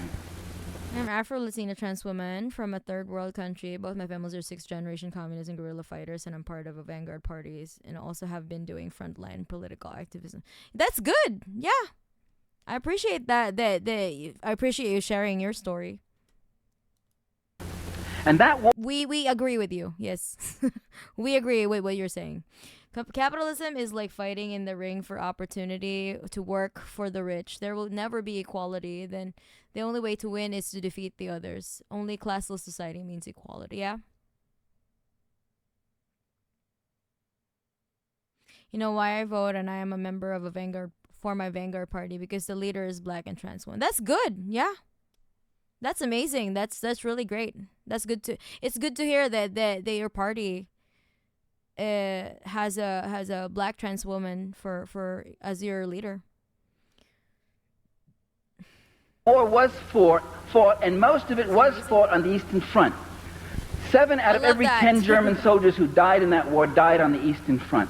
The scale of fighting was enormous. The battles of Kursk, Stalingrad, the Battle of Berlin. There's nothing like it that happened in the Western theater, on the Western Front. In the Battle of Berlin, you saw 2 million German soldiers against 3.5 million attacking Soviet soldiers. The losses were stupendous. But at the end of that war, the Soviet Union emerged as a major power. Very weakened, very much weakened, having lost most of its industries west of the Urals, having lost 20 million people. Most of its transportation, by the way, at that time was still by horse or oxen in most areas, for most of its population. But it still had the Red Army. And yet it was not an army that had any intention of marching through Europe. Although that was a NATO myth that was cultivated at the time. And there's an interesting set of documents that just came out in the American Historical Review which point out now that the West and the State Department never really believed that the Soviets were going to invade Western Europe. That was a myth which they consciously propagated. They knew that after an exhausting war, the last thing the Russian people would ever go for, or the Russian leaders themselves would ever go for, was another war. There was no sense, they had no interest in such a war. The war they fought against Germany was defensive, and they wanted to rebuild their country. But that was a myth that was consciously propagated, that if we don't stop them, if we don't build NATO, if we don't double, triple, quadruple our defense forces, the Ruskies will be marching under the Arc de Triomphe. The point of all of what I've said so far is just to point out to you that the Cold War did not begin in 1947, but it began in 1917. That the Cold War has been going on even before the Russian Revolution, in the sense that the U.S. has been consciously, and other Western countries have been consciously suppressing any kind of revolutionary forces. When Ronald Reagan says that we've got to stop the Sandinistas and overthrow them because they are an extension of Soviet power, we might ask ourselves, we've been in Nicaragua 11 times, and at least 5 of those times there was no Soviet Union. We've invaded Costa Rica, we've invaded Haiti, we've invaded Mexico, and there wasn't the Soviet Union. We invaded these countries long before there was a Soviet Union. It's not that they're surrogates of the USSR, but that they are developing revolutionary movements which will bring a competing social order, one that will use the land, the labor, the resources, technology, and capital in a different way, for social need, communally, for non-profit, public sector development, rather than for private capital accumulation. This would mean the death of capitalism, of that class with its power and privileges, with life as they love it, and hold it, and will fight tooth and nail to defend it. As Mrs. Bush said, we enjoy our wealth. The U.S. empire at the end of World War II replaced Britain. The Brits were eased out of Iran. British oil companies were replaced by American oil companies. British sugar companies in Honduras were eased out by American sugar companies. And America also picked up the tab. America built a basis, an American empire, over 2,000 bases around the world, including about 300 major ones. American fleets are on every ocean. American planes fly the skies over every continent, almost. And so we see enormous investment in the Third World, and with that enormous investment since World War II, an enormous growth in poverty. Now that's unusual, and that really goes against the accepted ideology, which is that attract investments in here because that'll bring prosperity and jobs, all that sort of thing. But what investment has brought to Haiti is the immiseration of the small Haitian farmers. What investment has brought in Latin America and most other countries has been the displacement of the peasantry, their proletarianization. They're being thrown into shanty towns to suffer poverty wages or chronic underemployment. What investment has brought with it also is increasing illiteracy, sickness, disease, poverty, and a dislocation and disfranchisement. A growing foreign debt and indebtedness. growing investment for cash crops. By the way, that's what the whole Mexican Revolution was about. Was the land going to belong to the Mexicans so they could grow beans and alfalfa and feed their people? Or was the land going to belong to the big sugar companies and latifundio owners so they could grow sugar to export as a cash crop to make more money, to yet make more money, or coffee or whatever else? And with that growth, with that investment comes a dislocation in the structure of the third world country, so that the whole infrastructure of it gets built around capitalist extraction, capital extraction. The economist Ray Brown, when he went to Cuba before the revolution, it was in 1958, he was there about a year or so before, was impressed by how every major road he saw went from a sugar plantation to a refinery to the seaport. While there were whole communities without roads, they couldn't get to doctors, they couldn't have schools, couldn't see a priest, the sugar companies had their roads.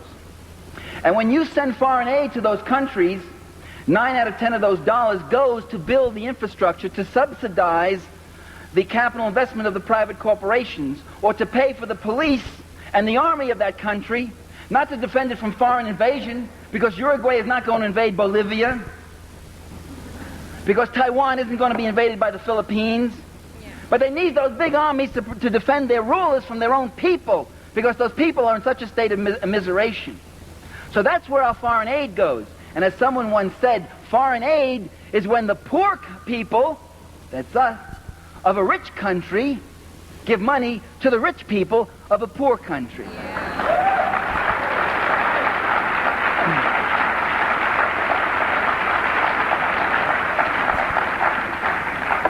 And when Kenneth Boulding gets up and he says, an economist, and you can see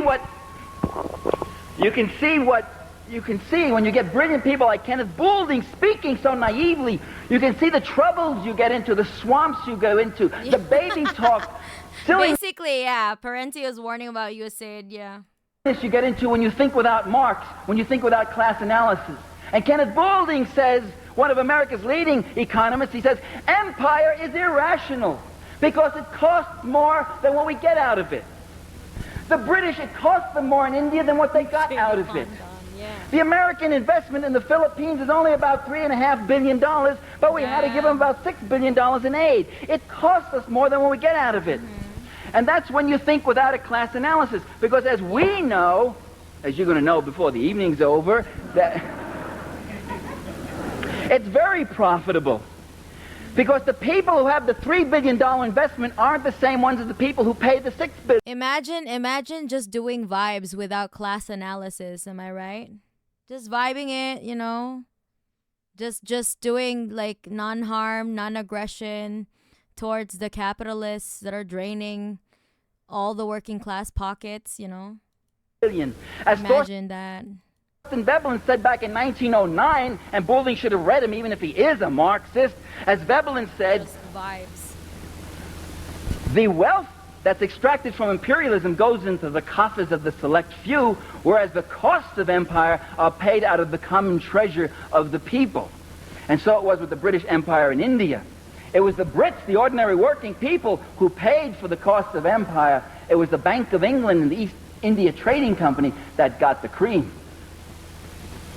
And so with the Philippines, right? Of course, with a good skim to your collaborator, your comprador there, what he got just in shoes. Oh, definitely. USAID is not the first and the last. Yeah. There have been many iterations. Parenti is explaining how the tax-funded subsidization of global capital works. We can abstract beyond any individual program, yeah. For his wife. God knows his shoes for his girlfriends. The concept of alone and the outcome of indenture. Another resource in the third world that attracts Philippines mentioned, rah rah. Where are my Swagapino imps at? All repressed people have internalized oppression, but they can't exercise that oppression because they don't hold the systemic power to do so. Yes, extremely tiny if you do have that.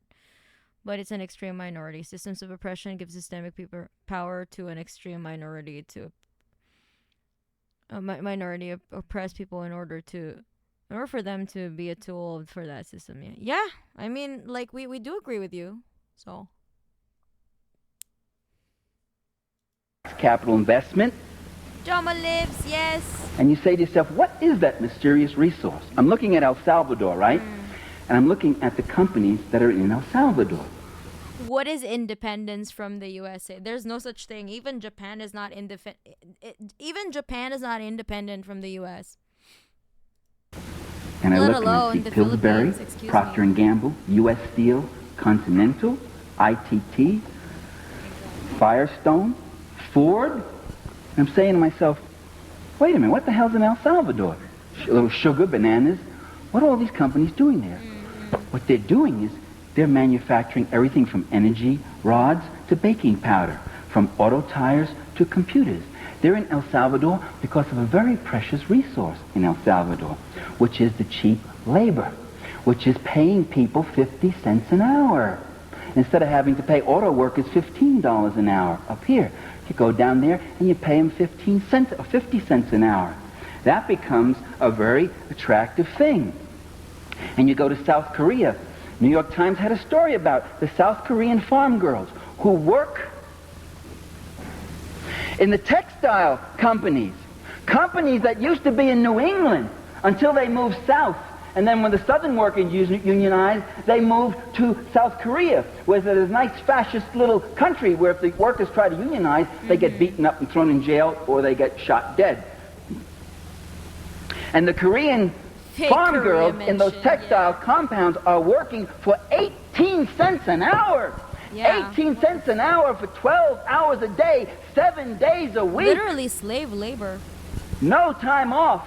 And if you want a day off, you work a double shift if you want to go see your family again on the farm. And they live in compounds. That's the Industrial Revolution. That's 1870s. But that's big profit. And that's what they call capital investment, development, friendly nation, staunch ally, good relations, stabilization, stability. Stability for whom exactly, you know? And General Motors, when they tell you, ladies and gentlemen, that they've got to pave over Detroit and they've got to close down factories because the cars aren't ROK, a nice little fascist country. I mean, he's not wrong, you know? Selling as well as they should. What they don't tell you is that in the last 10 years, General Motors has opened up a dozen new factories in other countries for the reasons I've just talked about. So here's another resource. This, in fact, is the key resource, the resource which is the source of wealth, along with natural resources, which is labor. No, El Samio, they're oppressive. The DPRK is oppressing the people because they're authoritarian. They didn't pass the vibe check, okay? Because one thing about labor, it's one of the commodities of production. It's the one commodity that does not use up its own value entirely in that process of production. It creates wealth. Now there's another development, though, that's come with all of this. And that other development is that revolutionary movements have been emerging all around the world, these competing social orders. And so they must be targeted. Now the United States has given a number of reasons for why, Ronald Reagan has most vividly recently, for why we must go on with our military buildup and our intervention in third worlds, why we must attack countries like Nicaragua, why we must oppose guerrilla movements in El Salvador, why we must try to overthrow Afghanistan, Angola, Mozambique, Guinea-Bissau, and various other countries where the forces of social change are taking place. And the reason they give is the freedom of the people there for democracy. We are in Central America to defend democracy. Well, a moment's reflection would raise some serious questions about that hypothesis, because it becomes clear that in fact the U.S. government has a record in recent years of overthrowing democracies. In Chile, Salvador Allende, elected in a free and open election, was overthrown. 10,000 people were executed. Tens of thousands of others were driven into exile. Others have been put in prison. And you have one of the worst fascist dictatorships, all with the support of the United States, which after Allende's election cut off all aid except to the Chilean military. In Guatemala in 1954, the Arbenz government was instituted, and Arbenz legalized all student organizations. Students were very powerful. The first democratically elected president of Guatemala. Arbenz legalized trade unions, opposition newspapers, and then he started doing some very dangerous things. He began to nationalize the unused land of United Fruit Company. And that's when U.S. corporations and the CIA went in and overthrew Arbenz. And that's a matter of public record, by the way. The CIA, the Eisenhower administration, admits that. Eisenhower proudly boasted of how the CIA overthrew Arbenz because he was a serious leftist influence. And so with Mossadegh in Iran, so with Gulad in Brazil, so with Bosch in the Dominican Republic, so with a variety of other democratic leaders, at least 6 or 7 in Latin America, who were overthrown and generals brought in with the aid and assistance of the U.S. government. United Fruit Company, aka Chiquita Fruit Company, aka will massacre your people if they ask for fair wages and protections. That's literally what the peasant leaders in the Philippines are also fighting against. I think that they have like some parallel struggles. Especially because the Philippines is still like semi-feudal, So it can't be that we're there to foster democracy. We seem to also make war against democracies. And in addition, we support some of the worst dictators. If Reagan is really against tyranny, if he really hates tyranny, why doesn't he send freedom fighters into Paraguay or Chile or South Africa? Why doesn't he start sabotaging there, putting a squeeze on them? In fact, the whole fight with Libya might be less of a mystery if you understand that really the worst thing about Colonel Gaddafi, who is a kind of a strange guy in some ways,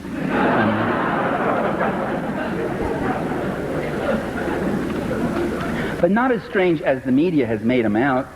He has called, and you... And that's why they hate Cuba. They can't massacre people that's simply, yeah. Bad example for other countries, yeah. They made an enhanced audio version of this video. We could be listening to this without that distracting background noise. You don't know this, most of you who laughed. He has called repeatedly for negotiations between him and Reagan, for peaceful negotiations. Was it the remastered one? For peaceful settlement of all disputes, and the Reagan administration has repeatedly rebuffed those overtures. That isn't put in the press. I'm not blaming you for not knowing it. You're not going to read it. As a very old, that background noise is like a warm blanket, yeah. I mean, that's why they strangled Cuba with the most barbaric sanctions. Guess that Cubans should have, they should have vibed harder, They should have done more non-harm, non-aggression towards the United States. I'm pretty sure that the United States would have granted them that, without having to depose or without having to like replace their fucking dictator, Because sure, you can do it with vibes. In that rag that I saw out there, that Colorado thing that said terrorist targets hit in Libya. Good evening, Tovarishi. Hello, Arian. He has done that, and he's done some other... Was also not Marx's idea. It was built through thousands of years of the existence of class systems. Yeah, like I said, I don't understand why you're so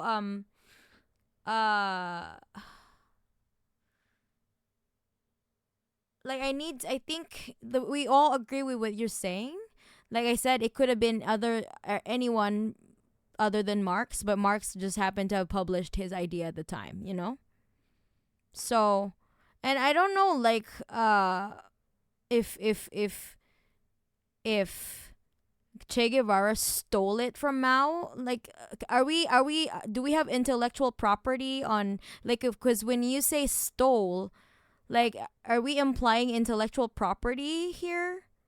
Isn't that very a capitalist, like, idea of, like, when somebody stole someone's idea, like, what? What do you mean he stole? He studied Marxism and he implemented it in their own material conditions. I don't understand what you're trying to say. Like, we did agree. I thought we've already talked about it. That, yeah, it could have been anyone. It could have been,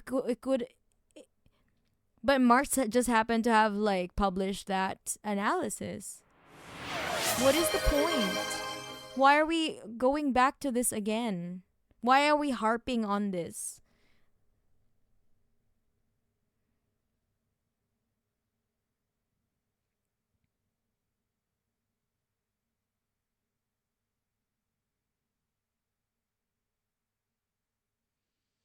Soothing white noise in the background makes the content of the speech much more I actually like this version better. I don't like the quiet one.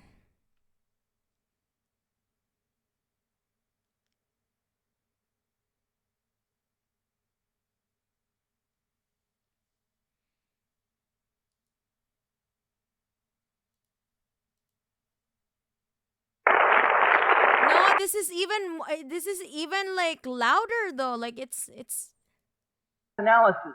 And Kenneth Boulding says, one of America's leading economists, he says, empire is irrational. Okay, wait a minute. The clapping was really jarring though.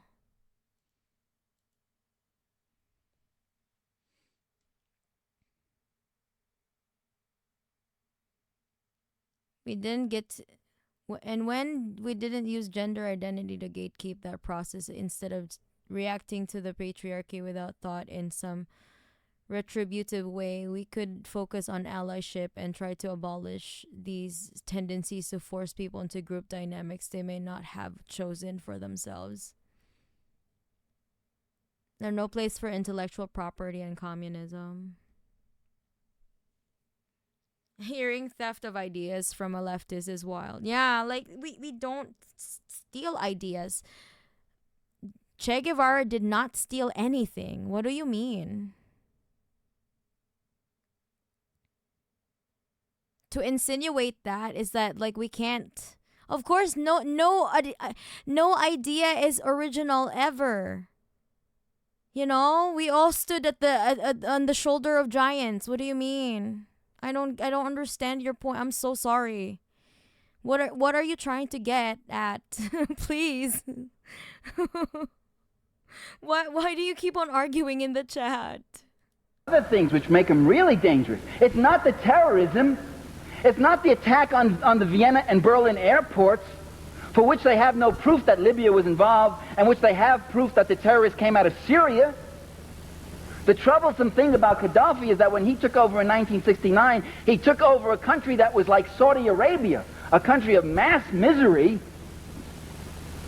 a lot of rich oil that went into the pockets of a few rich, and when his I guess Engels should not have written anything and shut up because he was the son of a factory owner, I guess. Colonel's revolution took over, they got rid of the rich, they took all their extra houses and gave them to the poor. They put out a land reform program. They put out a public free school program. They started a national health medical program, something that we Americans still don't have. The Libyans have it. He planted 40 million trees and started massive irrigation and ecological reclamation. These are some of the things that Gaddafi did, and that's a dangerous example to the Arab world. He took a bigger chunk of the oil revenues and reinvested them into the needs of his own people. and the per capita earnings of the Libyan people are the highest in the Arab world, the highest in the third world. You didn't hear that in the media, did you? You Clean audio is bourgeois decadence revision. Okay. didn't hear that on Dan Rathers tonight. That's what's dangerous about Gaddafi. I mean, yes, they experience transphobia, which is rooted in misogyny. They are seen as women and therefore deprived of autonomy, etc. I'm not in disagreement with you about trans women experiencing worse oppressions due to femininity being seen as inherently lesser within the hierarchy of patriarchy. I think dismissing the very different but still existing struggles trans men and AFAB and Bs are also harmful.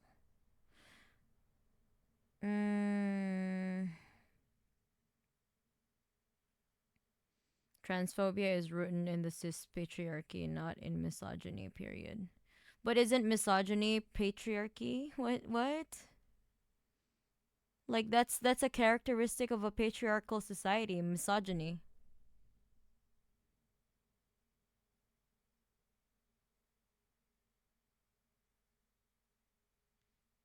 Can't you see how saying you will never listen to a man is the exact same thing as a man saying a woman can't be president or trans people can't play sports? I think it's a different thing though. I don't know.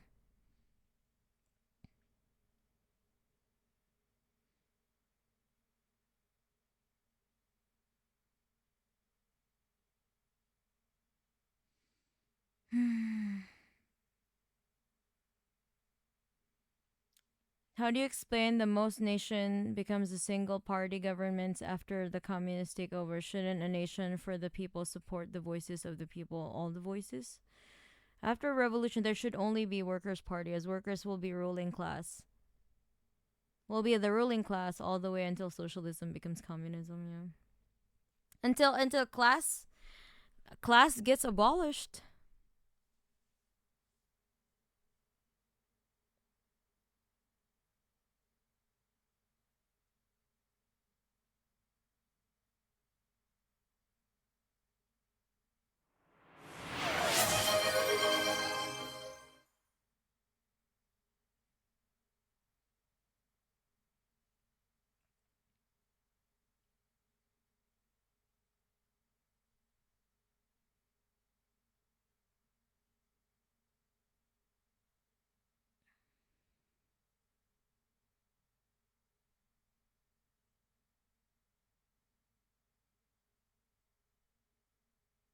Is this communist? Yeah, I am communist. What do you mean? The power dynamic makes it different, but personal ethical mistake is the same and self-blinding, in my opinion. Mana is a communist, and yeah, I'm also a singer. I'm a musician as well.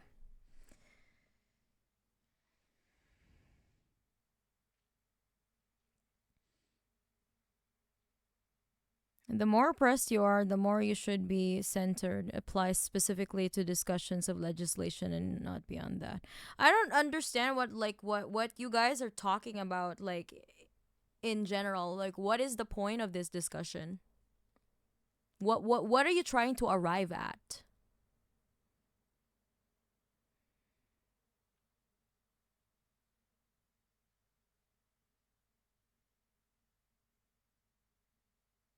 Like, yeah, we do agree with that though. So what's the point? What is the lengthy discussion about? Hello, that dude Zoot.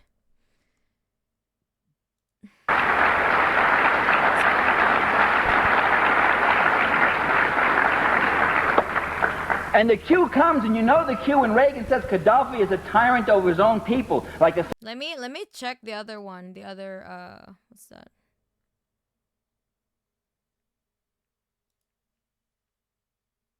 see what you can see when you get brilliant people like Kenneth Boulding speaking so naively. You can see the troubles you get into, the swamps you go into, the baby talk silliness you get into when you think without Marx, when you think without class analysis.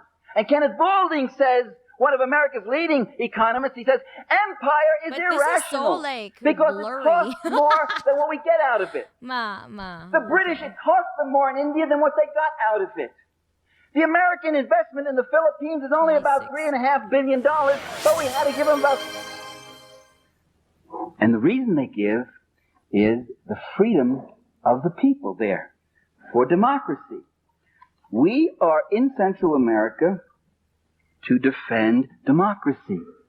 Well, a moment's reflection would raise some serious questions about that hypothesis, because it becomes clear that, in fact, the U.S. government has a record in recent years of overthrowing democracy. In Chile, Salvador Allende, elected in a free and open election, was overthrown. 10,000 people were executed. Tens of thousands of others were driven into exile. Others have been put in prison. And you have one of the worst fascist dictatorships, all with the support of the United States, which after Allende's election cut off all aid except to the Chilean military.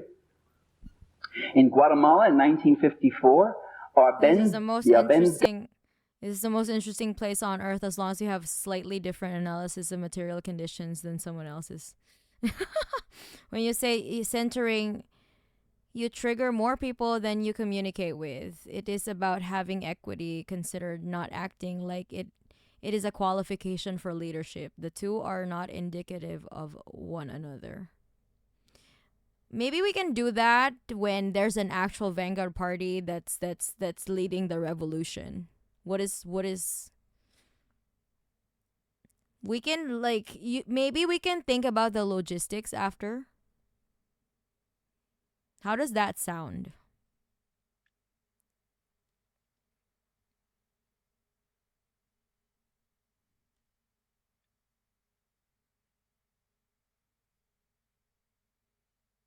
If a privileged person gets triggered by being rightfully presented with facts about the privilege and power they hold and get defensive and in their feet and in their fifis, and they will never be comrades and are enemies in the class war. And if they care, they will be accountable and listen to the oppressed, not make it about themselves. Yeah. I do agree with you. So I don't know what's the deal. What's the deal here? Billionaire is not an intrinsic quality like Semitic or woman or human. Without our system, billionaires wouldn't exist, but women and men still would. That is your mistake, that you're doing the same bigotry and then using I don't think it's bigotry, though. I don't think you could call it bigotry.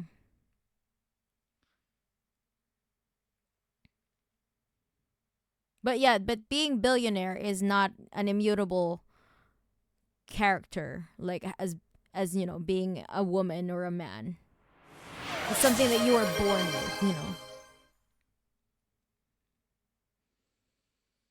In light of the oppression, you're enabled by idiots like me who think you raise your valid points if the video were about feminism.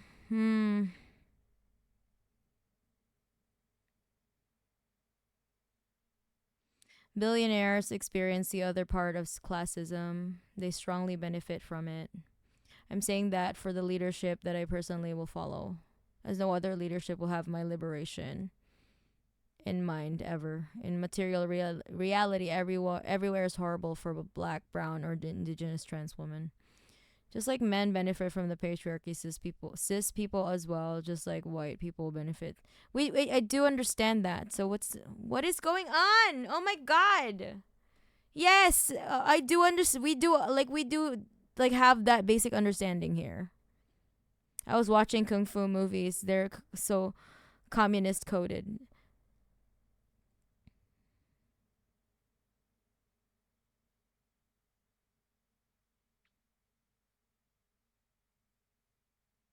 People with nothing to their name fighting for justice. Yes, yeah, absolutely, exactly. So why are we? What is the fighting going on in the chat? Like, this do be classic though. Like every watch along, there's someone is always fighting. Like some people are always, that we're always like arguing. I did say that in my.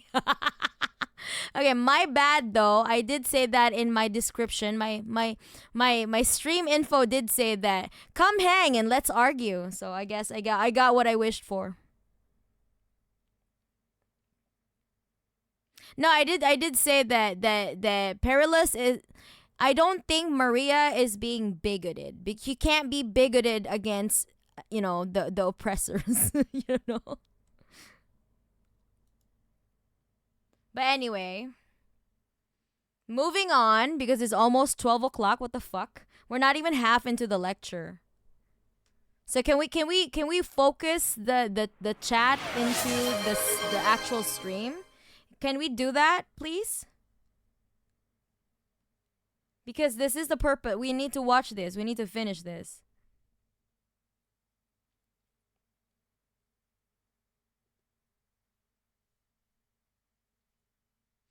Death to Manana revisionist. Long live Marxism, monopolism. Better not let the the Mananaists hear about that.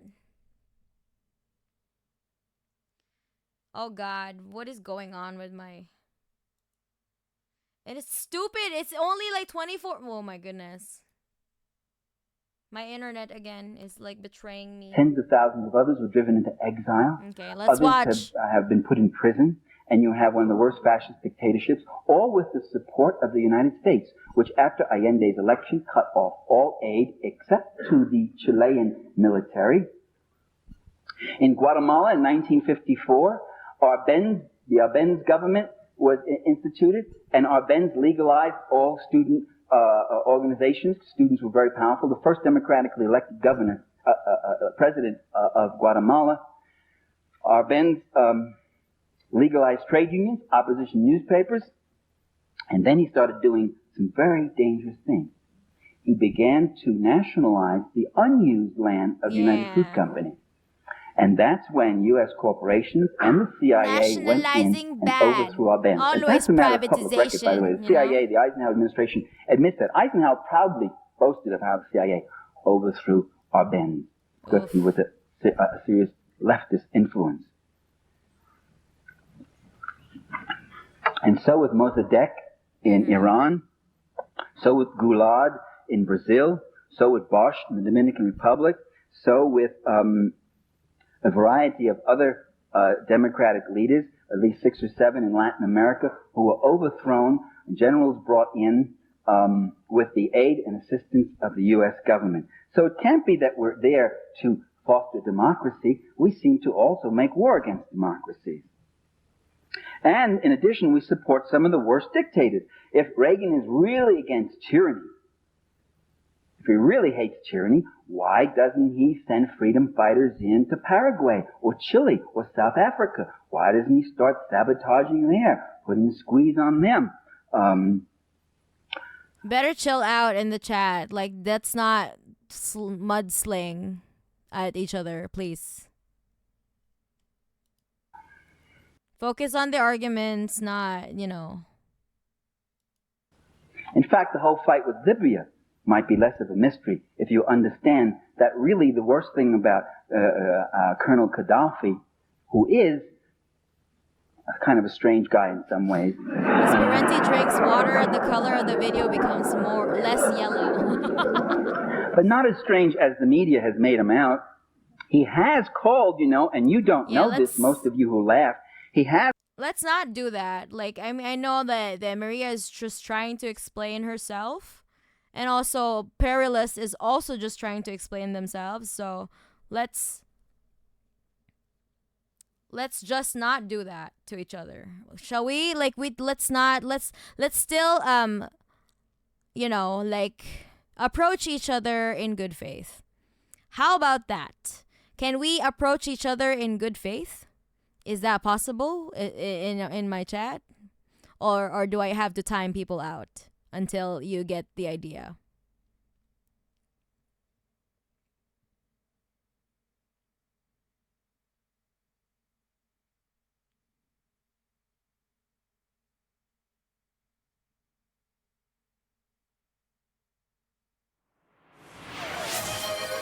Yeah, let's always engage in good faith. Let's not like accuse each other of, because we don't know each other. We haven't,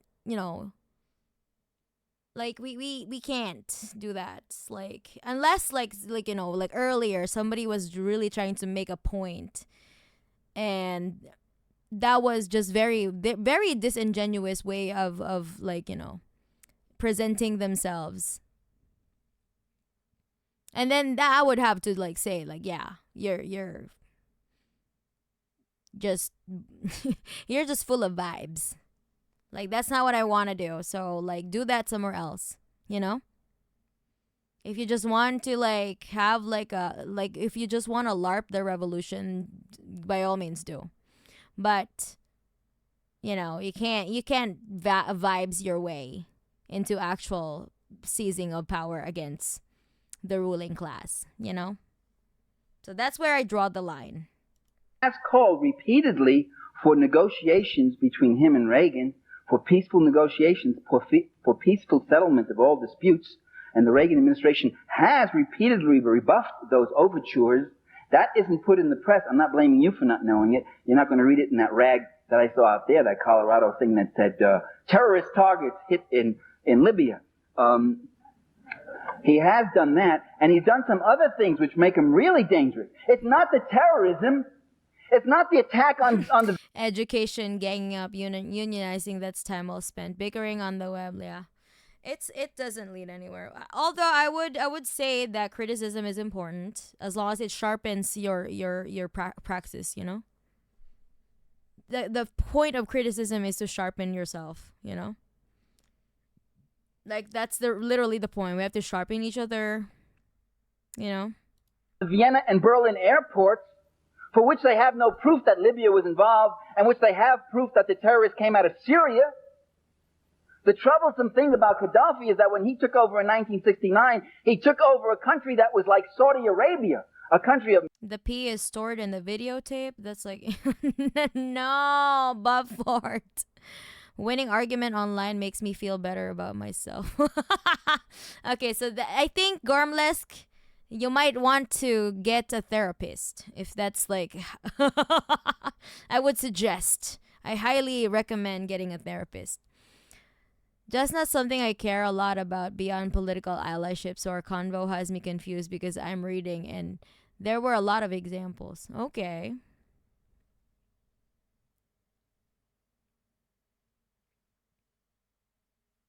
Mass misery. A lot of rich oil that went into the pockets of a few rich. Like we literally are not even half into the I think the entire time, like for like the last 2 hours is spent on like arguments in the chat. We're still 25 minutes in. And when his colonel's revolution took over, they got rid of the so rich. Like an hour and a half video. All their extra Jesus houses Christ. and gave them to the poor. They put out a land reform. Transmisogyny is still probably something I will need to look up. We need to examine ourselves, you know, like our biases. Like I said, we're all biased towards what we grew up with, you know, what the norms that we are used to. So I guess that Maria brought like some arguments that were not familiar to you, or for anyone in the chats, you know. For some people in the chat, rather. But I do understand what Maria was trying to say. Although, yeah, I was like really a little bit thrown off because like you guys are talking about a totally different thing in my chat and we are talking about this, you know? So just let's just refocus the discussion towards the actual stream.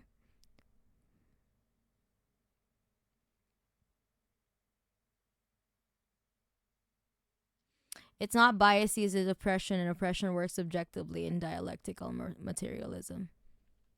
Okay, sure, yeah. But it's that I'm trying to say that that's like what we grew up with, right? So I'm just saying, like in layman's term, that's like where our biases lie, right? We are biased towards a patriarchal society because that's how we were socialized as, you know? Reform program. They put out a public free school program. They started a national health medical program, something that we Americans still don't have. The Libyans have it. He planted 40 million trees and started massive irrigation. Yeah, that's what I'm saying. That's like what we were working towards against is our biases. I'm not disagreeing with you. Can we? Can I ask you to be a little bit more? Because I'm willing to like discuss things with you, but I'm not sure like why there's an extension of like I'm not sure. Like I'm not sure if you were trying to be a little bit more like you know because I'm not disagreeing with you. We're not. I'm not. I've never. I've been agreeing with you this entire time, so I don't know what the hostility is about. So I'm not sure. And ecological reclamation, these are some of the things that Gaddafi did, and that's a dangerous example to the Arab world. He took a bigger chunk of the oil revenues and reinvested them into the needs of his own people, and the per capita earnings of the Libyan people are the highest in the Arab world. This is alien concept to me because everything. Yeah, exactly. Like that you grew up in a different material condition. You're in a different culture. Irrelevant, but why is Hasanabi tag on the stream? So that people who watch Hasanabi would watch me. That's how I that's how I poach his viewers. I'm pretty sure Hassan doesn't mind.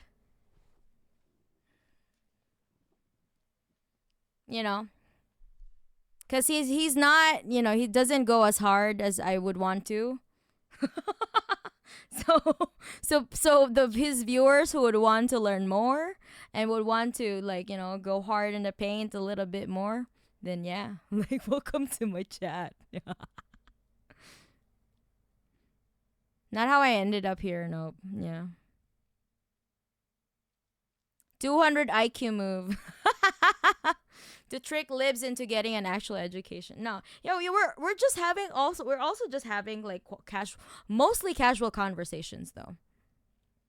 I'm adding to what you're saying. I know you're not, and I'm not being hostile at all. And there is nothing in how I'm writing to you that is hostile. Others in this chat, I have said oppressive shit and accused me of stuff based on their privilege, and I defended myself. Okay, all right. But I was not hostile to you. Okay. All right. Thanks for clearing it up. But I mean, I guess, yeah, towards the other chatters.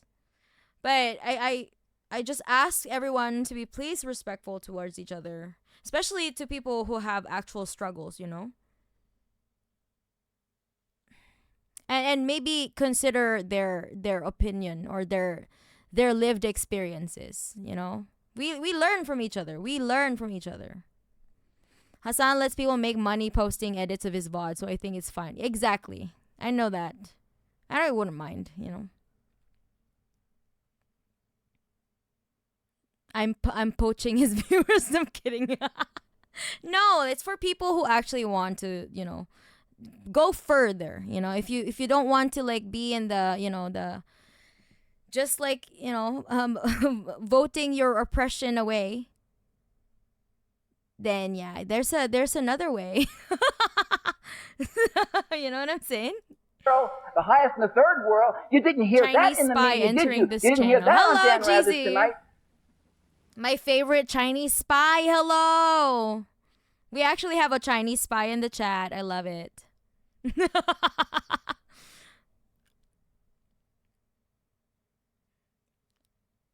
Fellow Hasanabi heads, yeah. I've noticed so many streams having Hassan in their tags. Yes, that because this is why I say that Hassan is very useful because he has a bigger platform. So it's like it's trickle down economics except it's actually working because it's trickling down to us smaller streamers. So thank you, Hassan, for that. I wouldn't say that I was hostile towards them. They reproduced violent ideas against me, and I responded. An oppressive person responding to oppressive ideas is never hostile. Otherwise, we enter tone policing here. I'm not saying that. I'm guessing that like we should just, I'm not saying that towards you. You know, people like I'm saying to the people in the chat, like let's be more respectful, or let's be more open to other people's lived experiences.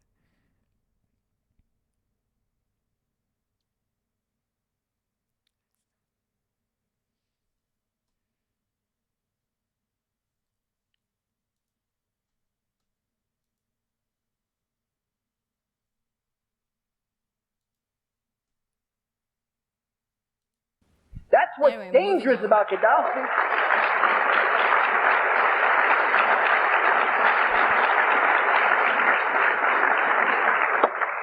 And the cue comes, and you know the cue when Reagan says Gaddafi is a tyrant over his own people, like the Sandinistas are tyrants over their people, like Allende was a tyrant over the Chilean people. The minute they start social reforms, the minute they start tampering with our oil, our bananas, our sugar, our copper, our iron, our bauxite, why, they're tyrants. The second myth that's given to us is that these revolutionary governments are hostile to us. And that's why we oppose them. Right-wing dictatorships get along with us. They're friendly to us. Why is that, though? What is it about right-wing dictatorships that make them so friendly? What are they being so friendly about? What is the community of interest that they have? I'd already explained it, I believe. It's a common class interest. Yeah. And the left-wing guys come in, but they're hostile to us. Well, that doesn't really seem to be true, though. The first thing these left-wing governments do when they come into power is ask for friendly diplomatic and economic relations with the U.S. Certainly that's what the Sandinistas did. They honored the debt that swindler Somoza ran up, and they asked for closer economic relations. That's what the Cubans want. Every socialist country, from a huge power like the Soviet Union to a small power like Vietnam or Cuba, to a mini micro power like Grenada under the New Jewel movement, every single one of them asked for more trade, normal political, economic, and diplomatic relations with the United States. Not necessarily out of love, but because they saw it in their self-interest. Because their interest was to develop their own economies and to have peace and security on their borders, to invest less in military defense. There was even an article on that in the New York Times in which Fidel Castro makes that point. We want to spend less on our military defense. It doesn't make sense to the Cubans. Why must they go 16,000 miles away to Japan to buy school buses? That's where the Cubans get them. They go 16,000 miles away when they could buy them right from Florida, 90 miles away. Why must they get their medical supplies from China and Czechoslovakia when they could get them from the U.S.? Cuba has the largest import tonnage cost of any country in the world because of the U.S. blockade, a boycott. So it's very much in their interest to cultivate friendlier relations. There's a substantive thing there, much firmer than love. No one's claiming they love us. And love, after all, you know, is a volatile emotion. It comes and goes. Much firmer than love is self-interest, and therefore the basis for some kind of normal relations with those countries. No, my friends, it's really the Reagan administration that runs with terror whenever there's a first sign of friendliness from a socialist or revolutionary country. Reagan, as Tom Wicker said, in regards to the Soviet Union, for instance, in armaments, Reagan will not take yes for an answer.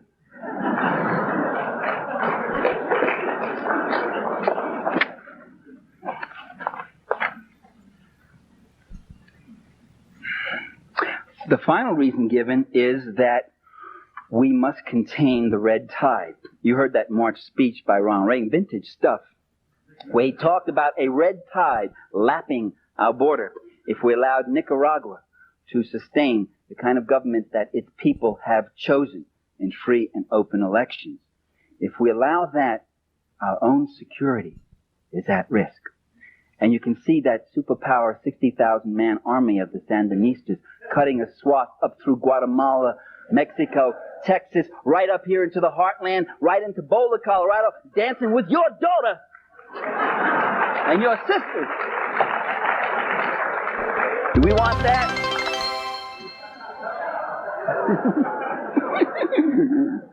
I hear they're good dances. Hey, yo, thanks for the cheer bits. Hell yeah. The Thank you image so of much, that, Perilous. the image of that tiny nation of 3 million being a threat to us, you know, reminds me of the Vietnam War. We used to hear that same stuff. We say, if we don't fight them in the jungles Oh of yeah, I Vietnam, we'll got have to be my fighting goal bit. Thank you, thank you, thank you.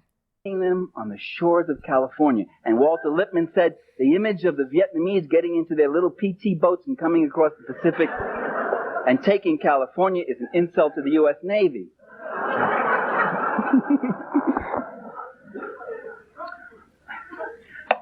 It's very hard to convince the American people that they should send their sons, and maybe who knows someday even their daughters, to go fight and die in some jungle to make the world safe for United Fruit Company or Chase Manhattan or Procter & Gamble or ITT. Hey yo, what the fuck? So you say, Femboy Mao! Oh, hell yeah. Thank you so much for the gifted subs. What the fuck? 20 gifted subs? Jesus Christ, Lord. Thank you so much, gifted gifted Mao. Femboy Mao. Yo, thank you so much. Thank you, thank you, thank you. Holy shit. Alternatively, split the US between the USSR, China, Cuba, Vietnam, and DPRK. Yo, let's go. Thank you, thank you. Hype train just started.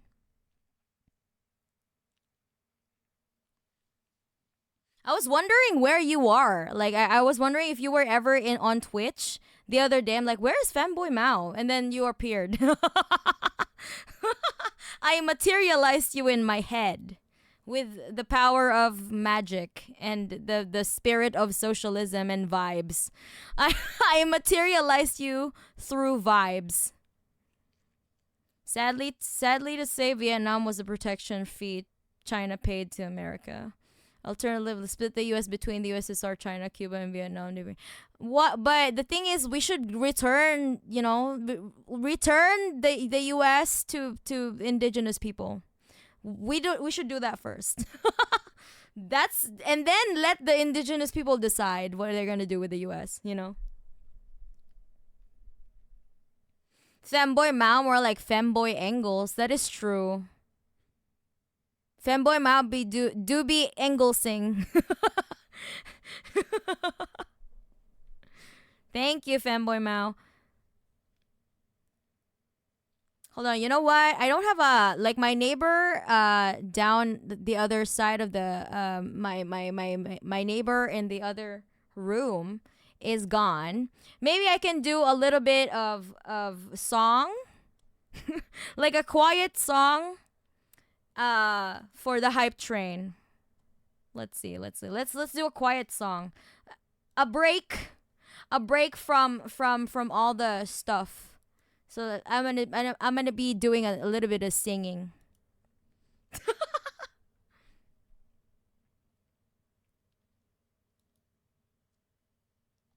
Okay, I'm gonna do a little bit of singing. Not meme up time. It's meme up is so vocally like athletic, like it needs a lot of belting. So I'm gonna sing a Spirit Box song. Okay, it's the easiest for me because it's really like it's a bit in the lower range, so it doesn't need a lot of belting. Okay, let's do a song for the hype train.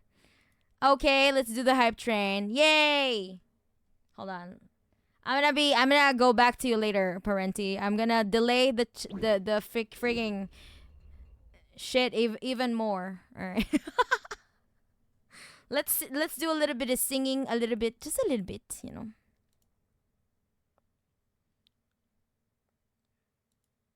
Let's see. Hold on. I'm gonna be in a cave right now. Okay.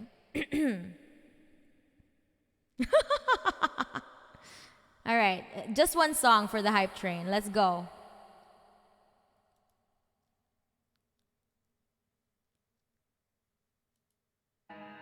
Can you hear it? All right.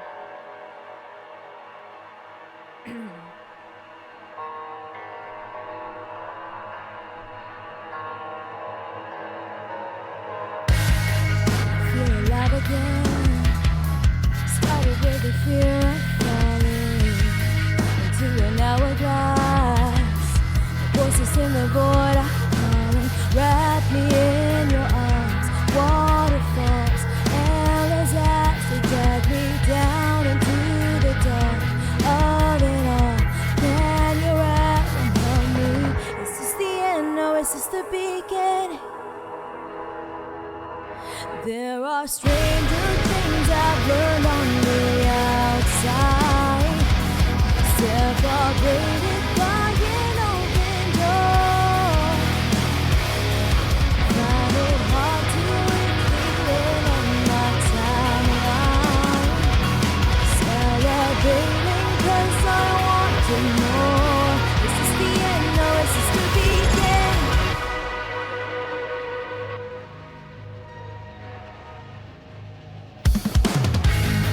Am I allowed again to call her what I need to be a conduit, conditioned by the fear of fear? Wrap me in your arms, down into the dark. Is this what you want me to be? Perfect and clean, float on a temporary empire built in a day. Throw it away. Now I can tell you there are stranger things I've learned on the outside. Separated by an open door. Found it hard to repeat it on my timeline.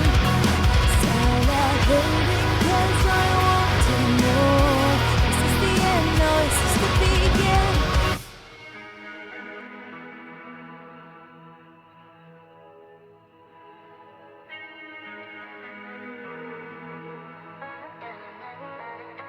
I know where I wanna go, but it's too close and it's too late this time. I know where I wanna go, but it's too close and it's too late this time.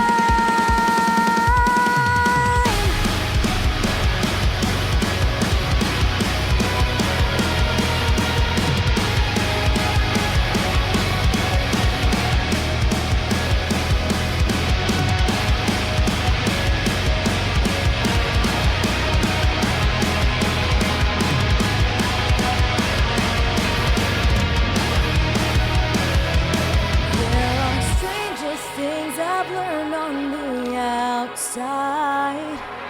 Separated by an open door. Found it hard to repeat it on my timeline. Celebrating 'cause I want to more. Is this the end or is this the beginning? Is this the end or is this the beginning?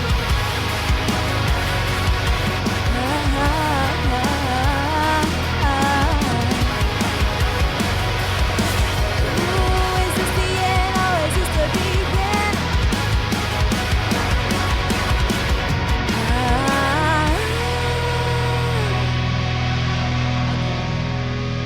That's for my quiet song and for the hype train. Thank you so much to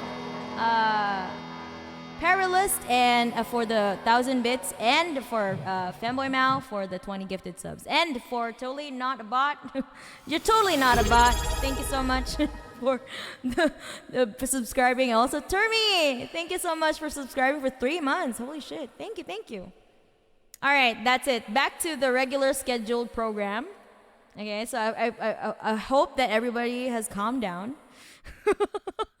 And just this time when we do music, we vibe. Like literally, when I write my song, I the guiding principle of my songwriting is vibes.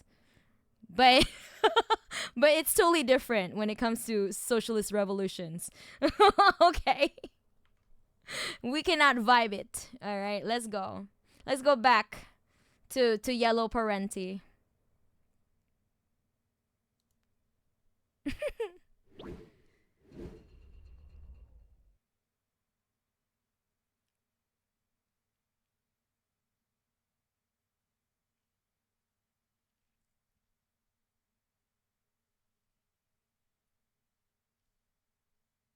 But yeah, vibes is only for music, like literally, not for anything else. Is to stop the threat of that communist country. It's very hard to convince the American people that a tiny country like Nicaragua or Vietnam or El Salvador is a threat to U.S. security. So you need say a it's dancing not emote. Nicaragua. Yeah, I do need that. They're the actually. puppets of the Cubans, who are the puppets of I agree. bum, bum. Oh shit. The big red bear in the Kremlin.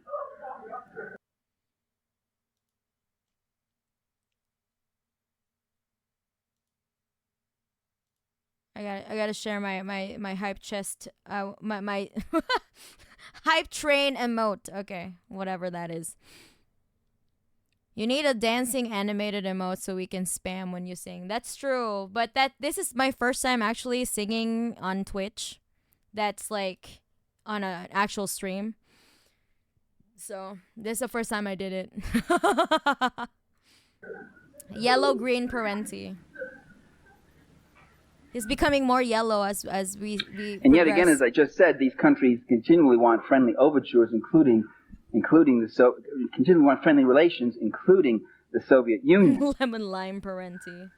What we hear also is that there's another pernicious element, and the thing we have to stop in these countries is a thing called communism, and that there are communists in these countries.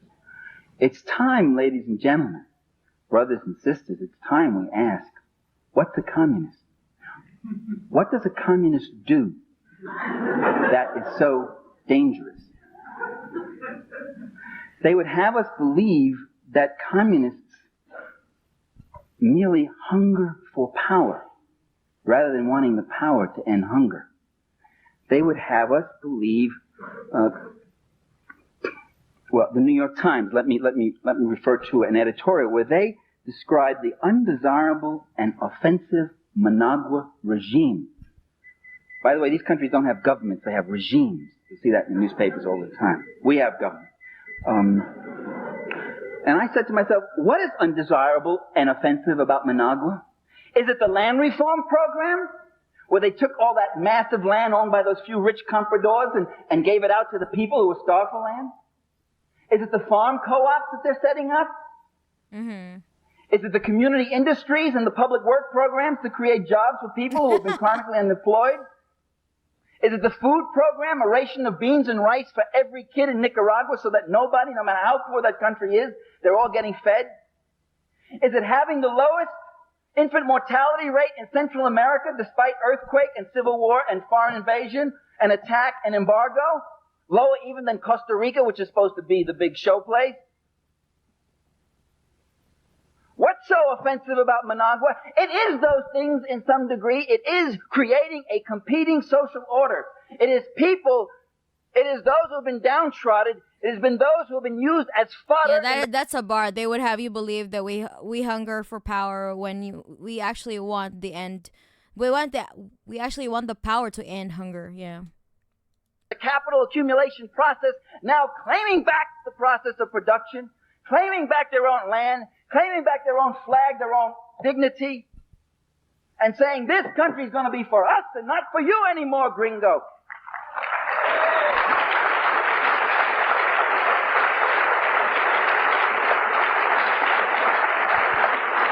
And that's the communist program, and that's what communists are. I had somebody up in Vermont say, she got up and she was one of those trust funders who works on peace a lot. Of course. Oh, sorry there. She said, people are saying that the Salvadoran guerrillas are communists, but they're not communists. They're just ordinary peasants. So why are we fighting them? The implication being that if they were communists, it would be okay to go in and pulverize them. Right?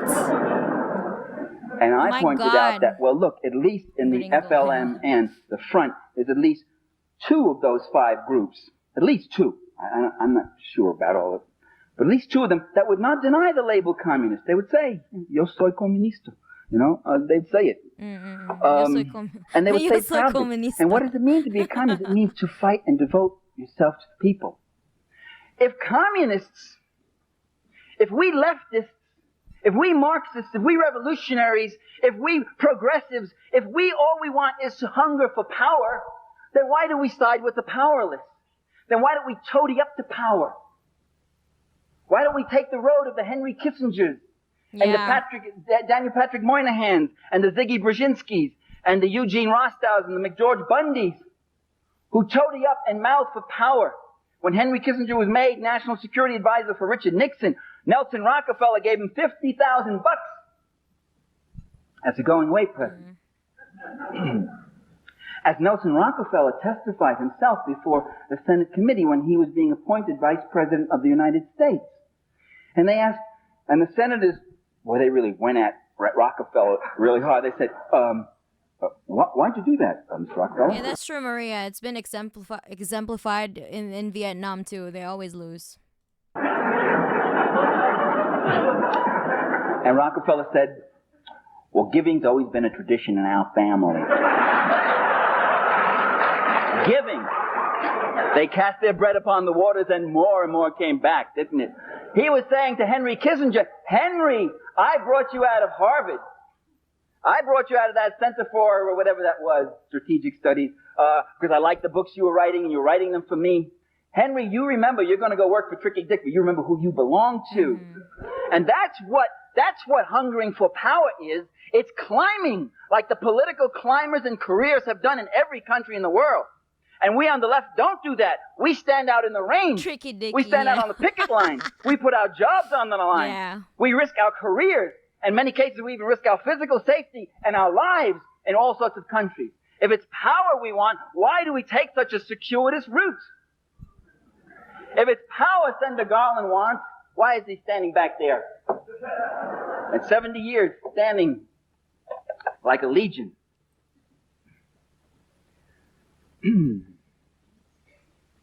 Well, these communists do all these reform things, yes. And liberal columnist Richard Cohen in the Washington Post says, and I think I've heard it about 800 times from different people, we ought to copy what the communists do. Why are we always on the wrong side? Why do we go into these countries and find ourselves on the side of the big landowners, the sweatshop owners, the big corrupt generals who run little prostitution rackets on the side and all that stuff? Then why are we with that element? Why don't we capture the hearts and minds of the people the way the communists do? Why don't we copy their techniques? What are their techniques? Well, communist techniques are very well known. Just the things we just said. They go into the village. They do land reform. They try to bring clean drinking water. They pay for the food they take. They try to help the people organize themselves. That's what they do. But if we did those things, we not only would have stolen their program, we would have become them. Because that's what they were doing. That's the thing we're fighting to prevent. Not we. That's what our government and our ruling class is fighting to prevent. That's why we always go in on the wrong side, because the wrong side is the right side for the class interests of this administration and every other administration the class interests of the ruling class, of course, occupied the White House. So it is the heart of U.S. policy, ladies and gentlemen, to use fascism to preserve capitalism while claiming to be saving democracy from communism. Now, the Soviet Union is a serious problem for world capitalism. First, it's the strongest socialist country. As the strongest socialist country, it is a major target.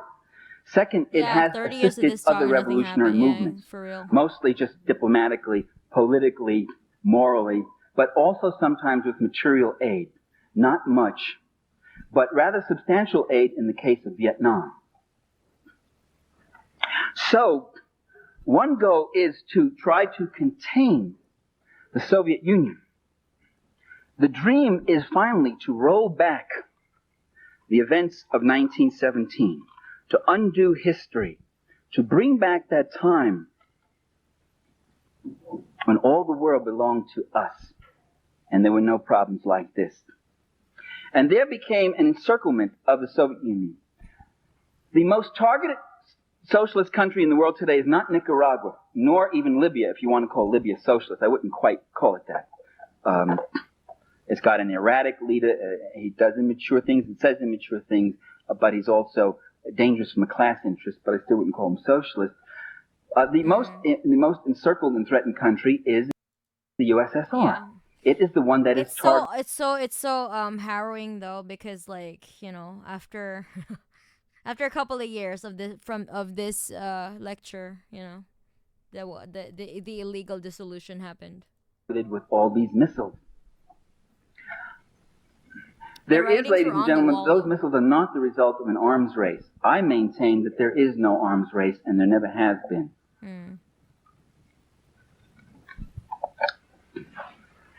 A race, as you know, the model of a race is the two proponents moving, each more furiously ahead of the other, trying to put as much space to get to some goal. That model doesn't explain arms escalation. What we have had, rather, has been an arms chase, with one side, the U.S., unilaterally escalating each time, and the other side, the Soviet Union, playing catch-up, often with a 2 to 7 year lag in the particular weapon system. That was true of the A-bomb, the hydrogen bomb, the long-range bomber, submarine-launched missiles, the MIRVs, the multiple warheads, the ICBMs, tactical nuclear weapons, solid fuel rockets, and now even today with the MX, the cruise, the Pershing, and the neutron bomb. The race model doesn't explain it. It's a chase. As the Soviets said just several years ago, don't build a neutron bomb. If you build it, then we will have to build it. Yeah. Don't build the MX. If you do that, we will escalate on our ICBMs. That's hardly a race. That's more of a chase. The other side, asking that this escalation not take place, and then when the escalation does, it reluctantly moves on and enters it also. Reluctantly, I say, because the arms race has had a tremendous damaging effect on the Soviet economy. Yeah. Every time they have to build another tank, that's one less subway car for their subways. In the USSR, any city that reaches 1 million people gets a new subway built in it. Every new missile means that much less quality consumer goods. It's also, by the way, has the same drain on our country, but it's not as evident given the kind of country it is. The arms race here, the defense spending is, of course, an enormous shot in the arm to the owning class in terms of profits, guaranteed cost overruns, fat contracts, so forth. The Soviet Union has a capital shortage, unlike the U.S., which has a capital surplus, and so therefore this deprivation. The Soviet Union has a labor shortage, unlike the U.S., where there are 20 million people underemployed. It has a smaller industrial base, so to match us, that's a greater drain on it. It has scientists who would prefer working in the civilian sector because their work in the military sector remains anonymous. Managers who would have management jobs in the civilian sector. In short, it has a number of rational reasons why it would like to diminish the arms race. As Gorbachev has said again and again, we have a lot of building in our own country. We have never had a normal year in our history. We have had foreign invasion, revolution, invasion again, forced collectivization, etc., armaments race, and we would like to have some normal years. Again, not necessarily love, but something much stronger, which is self-interest.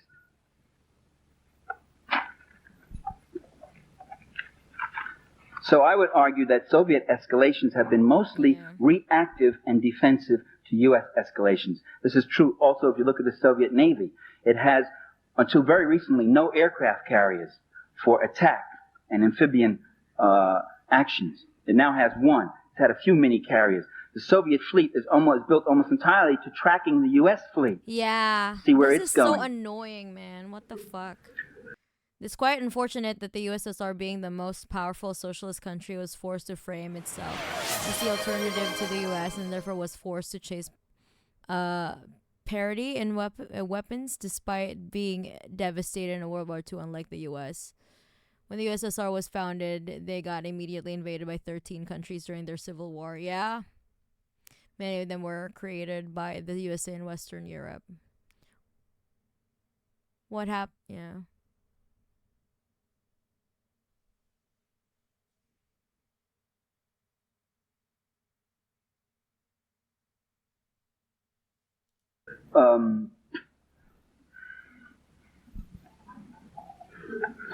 Soviet interest in disarmament is reflected in the proposals that they have made. You could say, well, words are cheap, I want to see actions. First of all, words aren't cheap. Words count too. What a nation says is reflective of what it's doing. But actual moves also have been taken. For instance, one, the Soviets proposed the eventual disbanding of NATO and Warsaw Pact armies. A proposal, gradual, mutual de-escalation, step by step on each side. One, two, that, now like that. The U.S. turned down that proposal, would not even study it. The Soviets proposed, in the last 4 years, nuclear-free Europe, reducing their medium-range SS-20s and all those to match the 162 which France and Great Britain had. That was a proposal made 3 years ago. It's a proposal which Gorbachev has brought forth again. It's one which Reagan has ignored, but simply to quote for zero sum, and without the two reasonable stipulations which Moscow has asked for, namely that if we get rid of all our missiles both sides, we also guarantee that you don't transfer any of your existing missiles in Europe to the French or British, and the French and British begin to get rid of their missiles. Or at least at this stage, they freeze them. And in fact, the French and British now are increasing their number of intermediate range missiles. And remember, intermediate range missiles in the West, cruise and Pershing missiles in Western Europe, are not intermediate range. They can reach Soviet soil, so they are strategic. They can hit Soviet ICBMs. Yeah. Soviet SS-20s are nasty weapons indeed, but they cannot reach the United States. They cannot knock out any MXs or ICBMs. They are not first strike potentials. Another thing to remember, cruise and Pershing missiles that are now in Europe have a 7-minute strike time. That's the end of deterrence. And this is why Gorbachev and the Russians are beside themselves about the cruise and Pershing. This is why they walked out of Geneva in 1983, because Reagan refused to negotiate on the cruise and Pershing. This allows Reagan to turn around and say, we went to Geneva, but they walked out, as he's going to do now with this latest cancellation. So what you do is you shove a person away, you act hostile toward them, they get up and they say, well, you obviously don't want to negotiate, they walk out, and then you turn to people and say, you see, they don't want to reach an agreement. Damn, If it takes me a half hour to get my missiles over and kill you, and you a half hour to kill me, then in that half hour after I let mine go, you know they're coming. And you let yours go at me. That is a deterrence to me.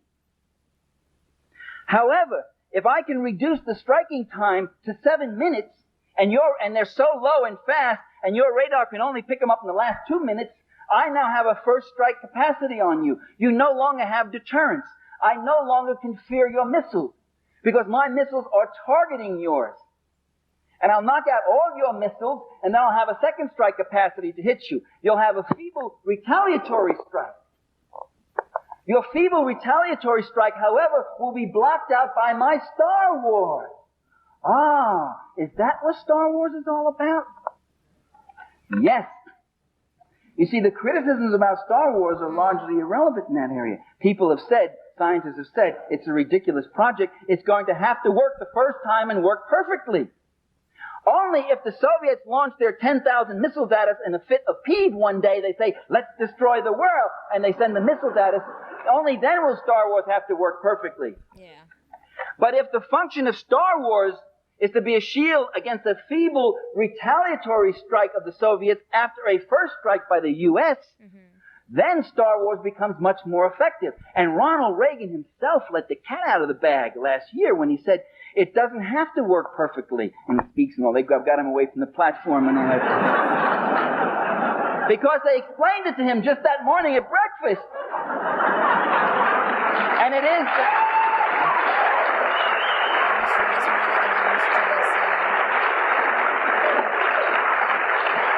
that if I can only block out 90% of 10,000 missiles, I'll be destroyed by 1,000 missiles.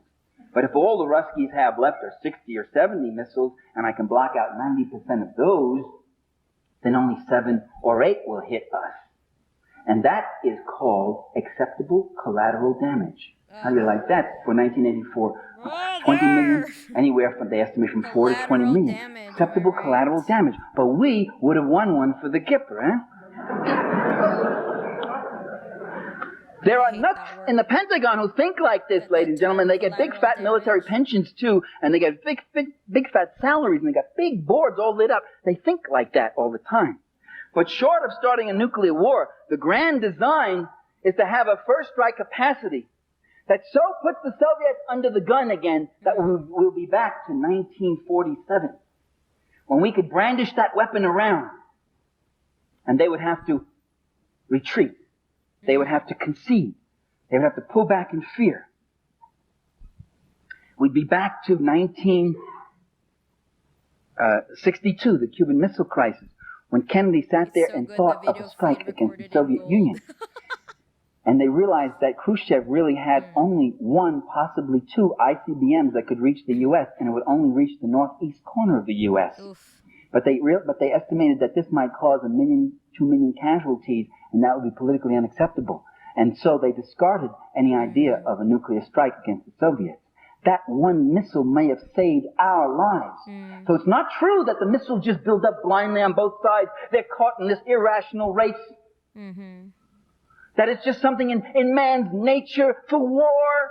Yeah. I love those songs, but there was something about the politics in one of them that didn't ring right with me.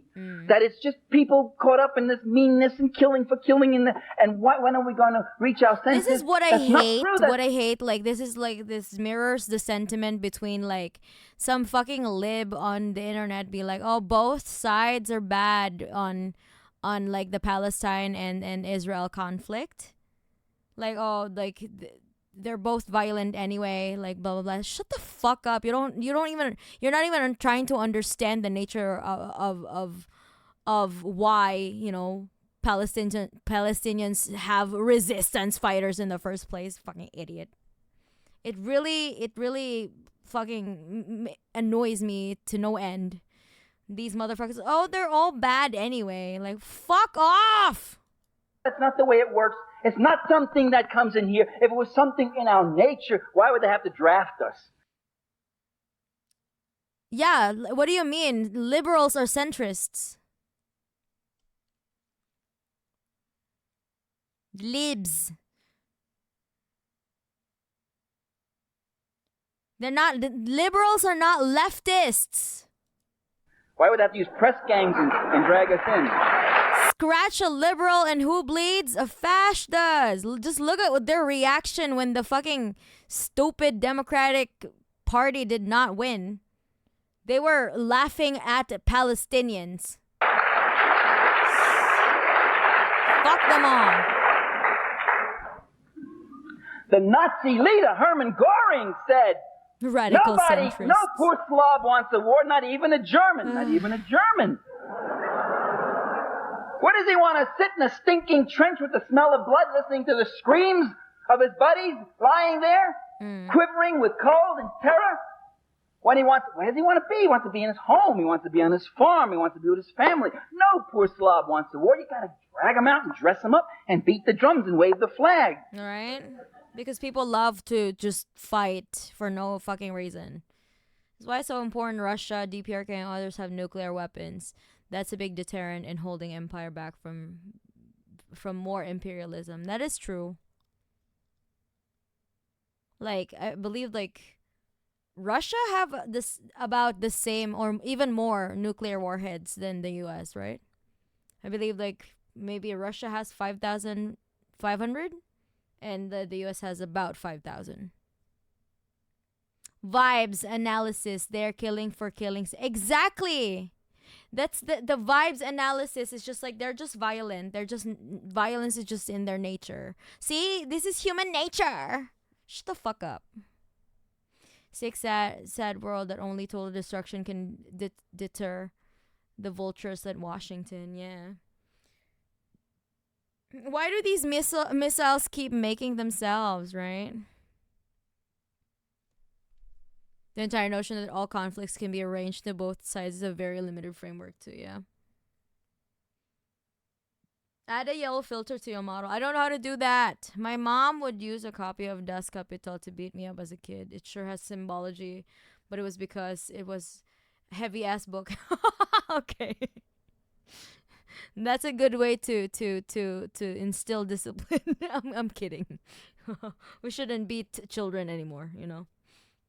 Guys, assume the worst tweets you read are written by, and boosted by fascist agencies sowing dissent in our ranks. Realize there is far more quiet agreement to real thought than there is clapping barking. But by seals at centrist beat. I know, right? That's why when I heard people read Marx all the time, all I can think of is my ass received Marx, just didn't read him. And I did read Capital at age 8. That's good, though. That's good education. Within the last 4 years, the Soviets called Putin invaded Ukraine because he evil and madman and have bad vibes. I mean, let's not mince words here. Putin is not a good person. He is a capitalist, you know. But I do understand, like, there's more nuance to what happened in the Russo-Ukraine war, you know. For the banning of weapons in outer space before the United Nations, a resolution that was voted 124-1. That's correct. USA has slightly above 5K and Russia has slightly above 5.5. Yeah. So not way more. USA has done significantly more tests, so yeah. Who was the one? Not the U.S. Ronald Reagan. We see why the It wasn't the American people, right? It was that coterie that is misrepresenting us. All the opinion polls show that the American people didn't want weapons into outer space. When you had to read Capital at the age of 8, yeah. Space, at least back in those days. None of us have even read Capital from I've read Capital when I was already already a working person. I literally getting a job radicalized me. Before the Star That's how Wars I got promo. radicalized. I got a job. 124-1 with one abstention. Do you know who the abstention was? No, it wasn't Israel. It was Margaret Thatcher, who, as we all know, is Ronald. Russia's about 6,257 nukes as of 2023, and also the US okay, so they've increased. Russia still has more. They're closer than they used to be when I checked a few years ago. Yeah.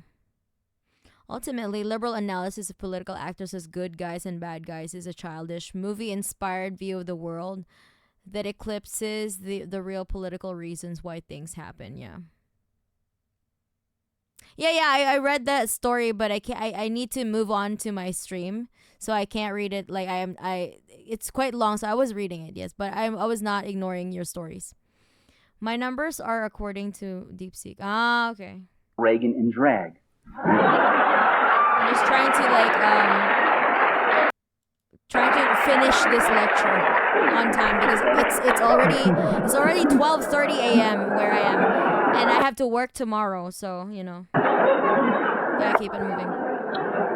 The Soviets have signed a no first use pledge, a pledge that we will not be the first to ever use nuclear weapons.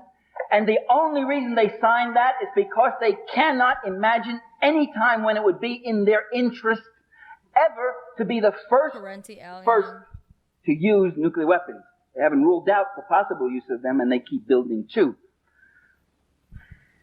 That no first use pledge, the U.S. has refused to sign it. Well, so what? That means less hypocrisy, because when push comes to shove and the missiles are going to fly, they're going to fly, right? No. What nations say is an indication of their interests and their strategies to some degree. Sometimes there's lies and deception. The U.S. cannot sign a no first use pledge because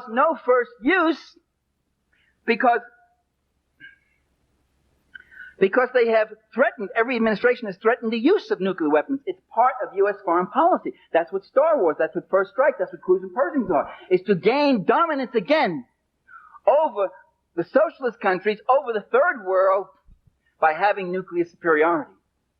The U.S. threatened first use and thought of using nuclear weapons at Khe during the Korean War. Eisenhower did.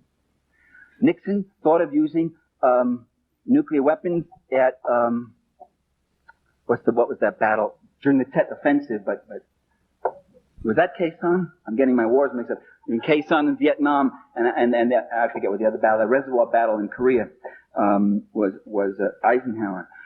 The Eisenhower administration not only deliberated using them, but actually decided to at Dien Bien Phu, and said yes, and offered nuclear weapons to the French. Said, "You want to use some of these tactical nuclear weapons at Dien Bien Phu?" And the French refused. They took the defeat instead. So they were quite ready to use them then. And any number of occasions, by the way, the use of nuclear weapons, the Kennedy administration and the Cuban Missile Crisis seriously considered the use of nuclear weapons against the Soviet Union, as I mentioned before. So it is a part of policy. It is one of the weapons that are to be used to maintain imperial hegemony. And there isn't a perfect anything. That is idealism. We're dialectical materialists. Exactly. Materialism is directly opposed to idealism, for sure. To keep history from happening. To keep people under the gun. So if they signed a no-first pledge, they could no longer threaten using the weapons. It would show them to be hypocrites and liars. They signed the pledge, and here they are threatening to use the weapon. The MPLA teaches us the story that we need to always call out the spineless, the cowards, and the ones not ready to give up everything always from our movements. Those will be bought off easily by imperial infiltration. That is true, yeah. Eduardo dos Santos and Gorbachev are both like that, yeah. I and if they signed the pledge and threatened to use the weapon, this would undercut the credibility of the use of the weapon. Or if they signed the no first pledge, this would undercut the credibility of the threat of nuclear weapons. And the value of those weapons is the threat. And by the way, it may not be that the U.S. is ready to destroy the USSR. Their ultimate plan is really to get such a superiority. That ultra rare French win for not using nukes in Vietnam. With Star Wars crews, Pershing, and all that. The bar is in hell. Attack planes and submarines and everything else, that they will just be able to dictate terms, as I was saying.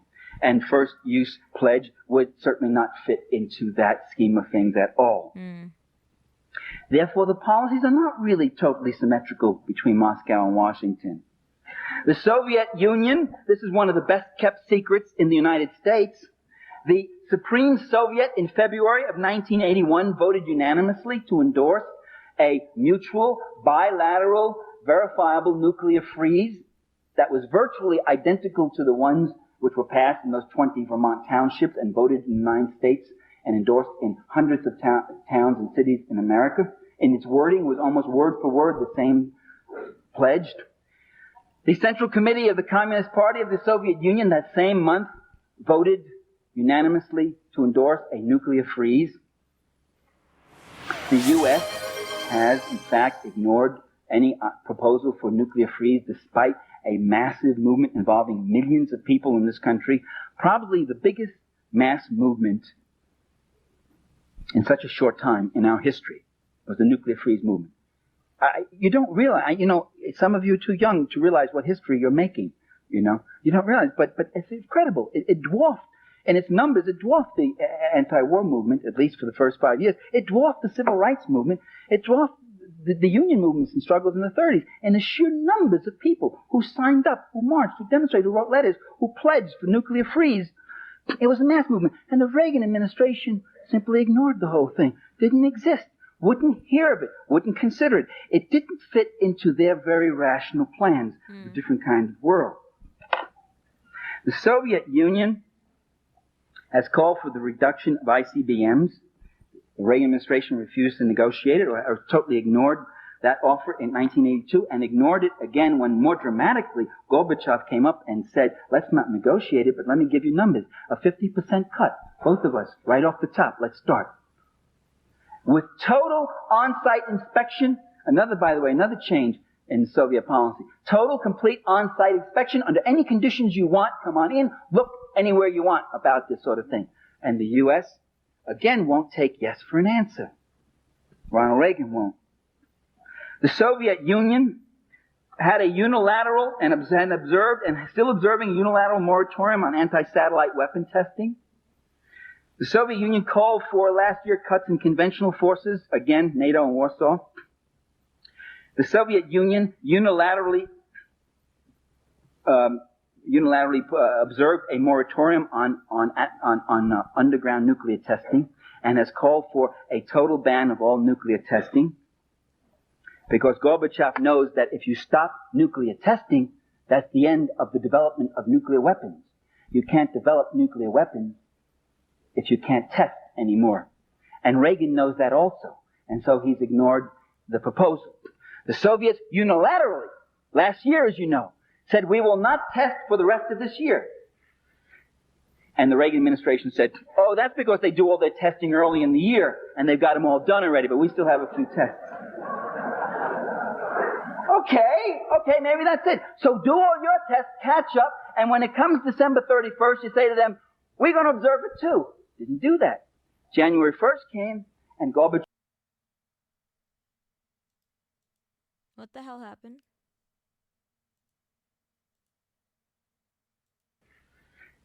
And the Reagan administration said, oh, that's because they do all their testing early in the year, and they've got them all done already, but we still have a few tests. Okay, maybe that's it. So do all your tests, catch up, and when it comes December 31st, you say to them, we're going to observe it too. Didn't do that. January 1st came. Oh my God, what is going on?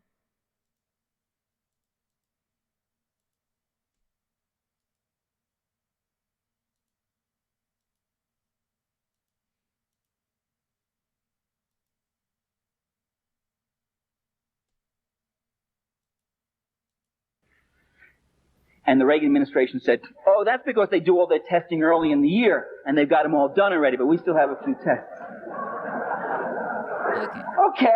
Okay, maybe that's it. So do all your tests, catch up, and when it comes December 31st, you say to them, we're going to observe it too. Didn't do that. January 1st came, and Gorbachev said, we will extend that moratorium several more months. And the U.S. said, oh, they extended because they don't test in the cold months, January, February, March. They don't test then. Although they supposedly do all their testing in the early part of the year. I don't understand that one. And then when they extended the moratorium yet a bit further, the argument was, this is a propaganda ploy. They're trying to appeal to the American people. And we, in order to reach the ultimate point of getting rid of nuclear weapons, will have to continue testing right now. What was a masterful phrase of double think. I mean, that was an actual quote. I wish I had it. I couldn't find it in my materials on the plane. What I'm arguing here, ladies and gentlemen, is that U.S. foreign policy is not foolish. It's not stupid. Yeah. It's quite rational. When someone says, what are we doing? We're opposing guerrillas in El Salvador and we're supporting guerrillas in Nicaragua. That's quite rational. Because the guerrillas in El Salvador want to change the social order, and the so-called guerrillas, they're not guerrillas, they don't live with the people and build their base in the country. The mercenaries and contras who are attacking Nicaragua want to bring back the old order. There's a very rational system. They're not foolish. They're not confused. They know what they're doing. It is to defend the class order, to make the world safe for hypocrisy.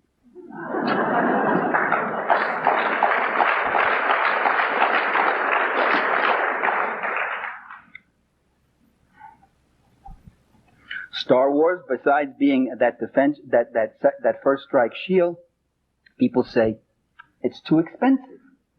What are you talking about? It's too expensive. That's one of its attractions. It's going to cost $1 trillion. It'll cost more than the entire New Deal WPA program and the Manhattan Project, which gave us the atomic bomb, and the Eisenhower Highway Project. Put all of them together, and the building of the railroads. Put all of them together. They won't cost as much as Star Wars. $1 trillion is for the first stage. They think the first stage. That's what the boys like who have the defense contracts. That's what they love. They see dollar bills. Getting there is all the fun. Whether the system works or doesn't work, the expensiveness is the major attraction.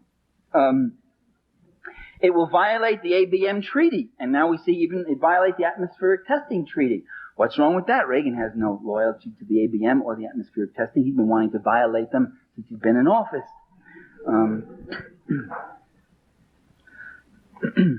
Now, having said all this and giving you this picture, I would like to add something else. That the ruling class rules, but it doesn't rule quite in the way it wants to. That in fact, we must not be overwhelmed by these facts or this analysis, but we must be enlightened. We could understand why they do these things.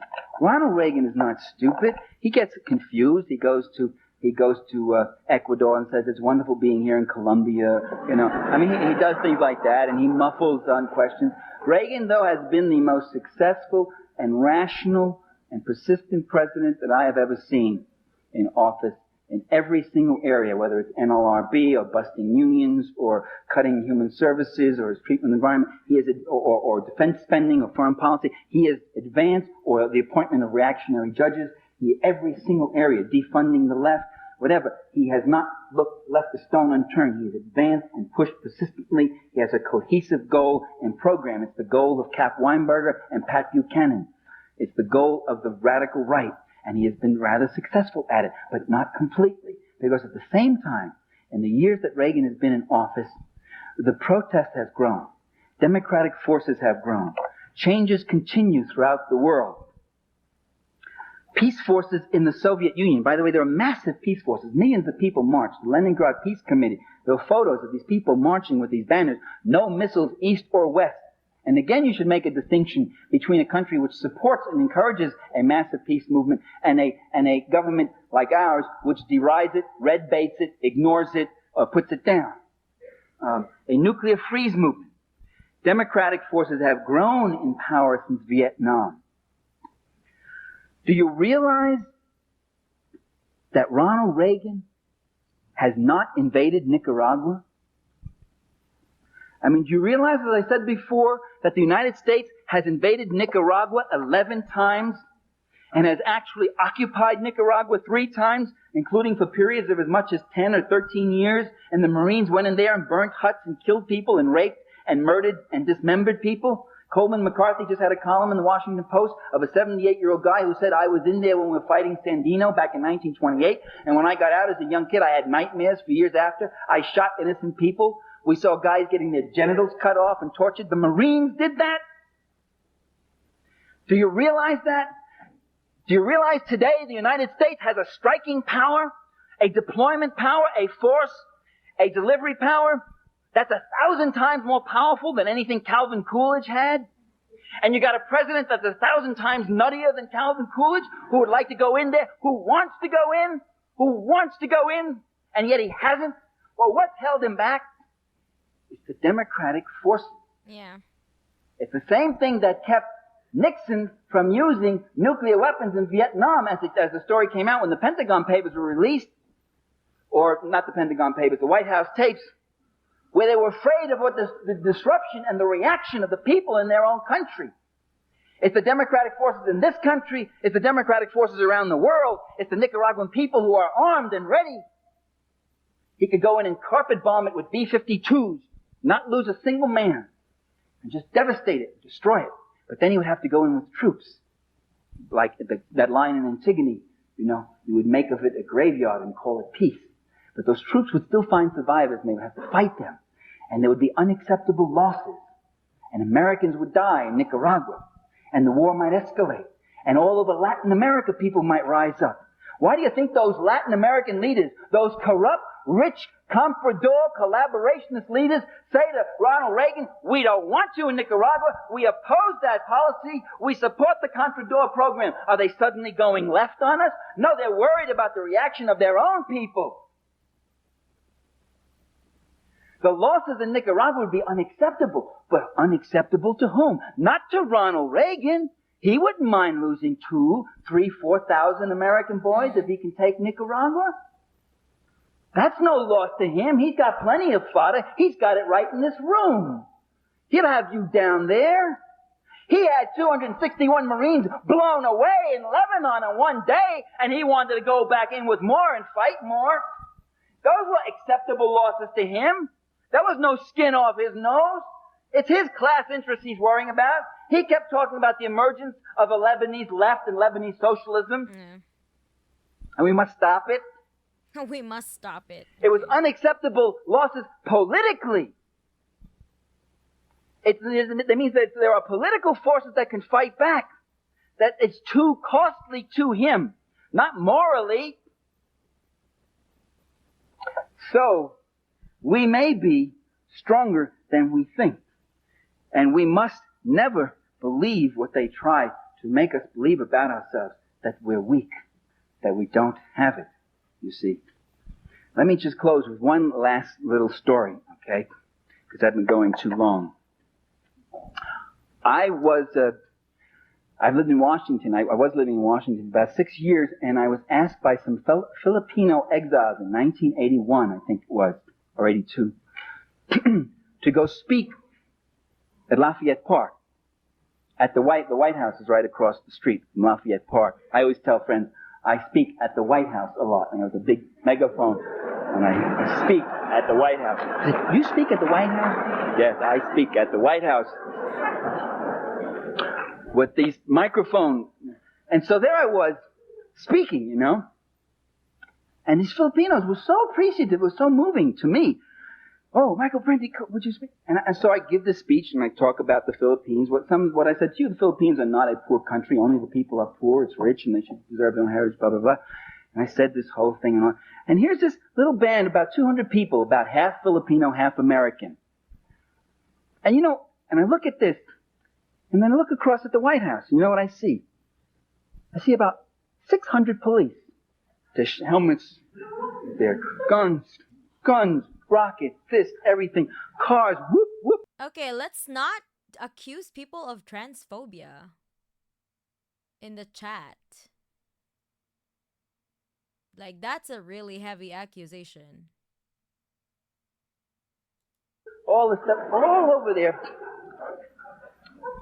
And I see limousines, a fleet of limousines comes up. It's Marcos, President Marcos, coming up to the White House porch. You can't see the actual porch, it's blocked off, but you can see the limousines go up there to get hugged and kissed by Ronnie Reagan, because he's a great defender of democracy, this Marcos.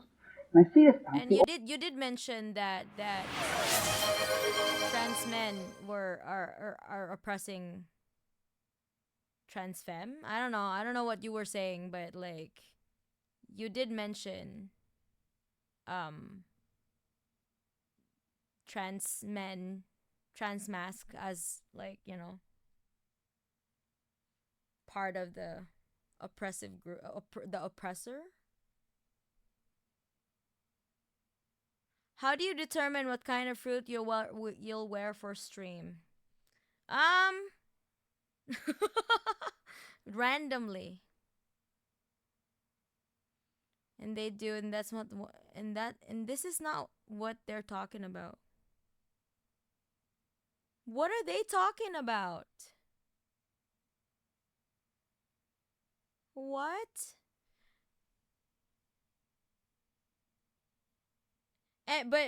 But to jump from accusing someone to be transphobic based on what? Nah.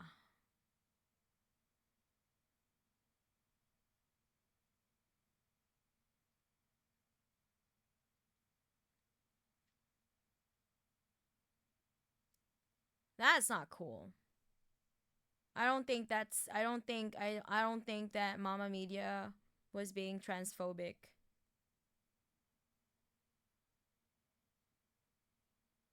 All this display of power. And I see these Filipino heavies, the securities, they come around, they're looking at the Filipinos, like checking them out. They recognize anybody. And I'm standing there with our brave little band of 200 people with our signs, and we're walking around chanting. And I do what a lot of people do in this situation. I start to bleed inside. I start to say, my God, look at that power. Look at that wealth. Look at the force. And we got this little band of people, you know. And then after I gave my talk, I wandered over we had a fence up and we had a display of pictures of Filipinos who have been tortured and found dead. Grisly photos by the Marcos people. and a Marco security guy, a Filipino thug, plain clothes, comes walking up. And he looks at the pictures, standing next to me, and he goes, and he sort of smirks, like, you know. And I never had such a feeling. I wanted to really, you know, give him one upside his head. But I've outgrown those days. So. And I'm saying, look at this. They got it all. What are we going to do? And look what's happened 3 years later. Just look what's happened. This incredible transition. Democratic forces mobilized. And this Marcos just blown away. Just remember who has the source of power. When the people get it together, they have a strength like nothing seen. When the democratic forces move, the forces of reaction must retreat. And these great generals and dictators and presidentes who sit there in their big palaces with their boodle and their corruption and their bayonets and their guns and their spies everywhere, they get thrown off just as a stallion was thrown off a little fly. So we speak truth to power. Just remember that. Speak truth to power. Mobilize. Organize, never be sad. Remember what the great Italian communist Antonio Gramsci said, you have a pessimism of the mind, but an optimism of the will. You see the worst, you consider the worst, you work against it, but in here, you work for what is freedom, for what is justice, for what is right. It is our destiny, it is our future. The future itself depends upon it. Thank you.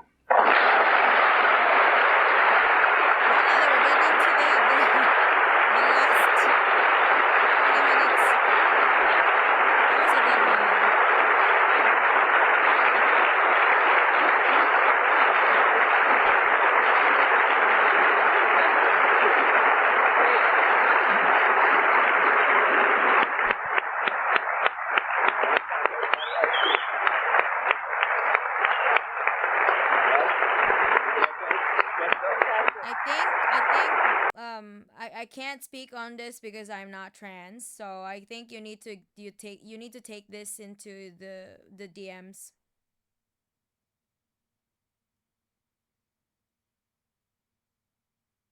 Oh my god, what is going on?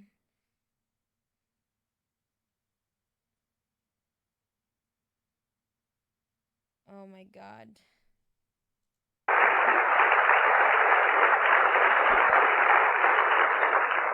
If you wish to ask Professor Parenti some questions, please come to the microphone. There are 2 microphones out here on the floor, and he'll be happy to take questions.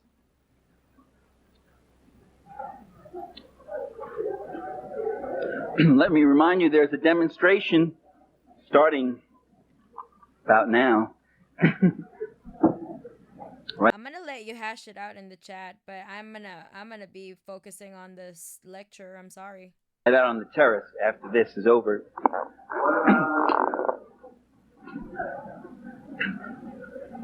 I thought I talked about Libya already. Gave you my analysis. Do you mean the recent events or the terror attacks? I don't know what the question was. Is Ronald Reagan really that smart? I mean, he gets with a power structure, or is he just being played by him, or is he really thinking this stuff out of his mind? I've always... I did speak away from the mic, so the real noob, yeah, that's my mic. Me. Thought the man is very bright. I exchanged with him when he was a Chubb Fellow at Yale, and I had gone back as a visiting fellow, and I asked him a couple of questions. He knew what it was about, and he answered them when he was governor of California. This was. I have never thought of Ronald Reagan as dumb.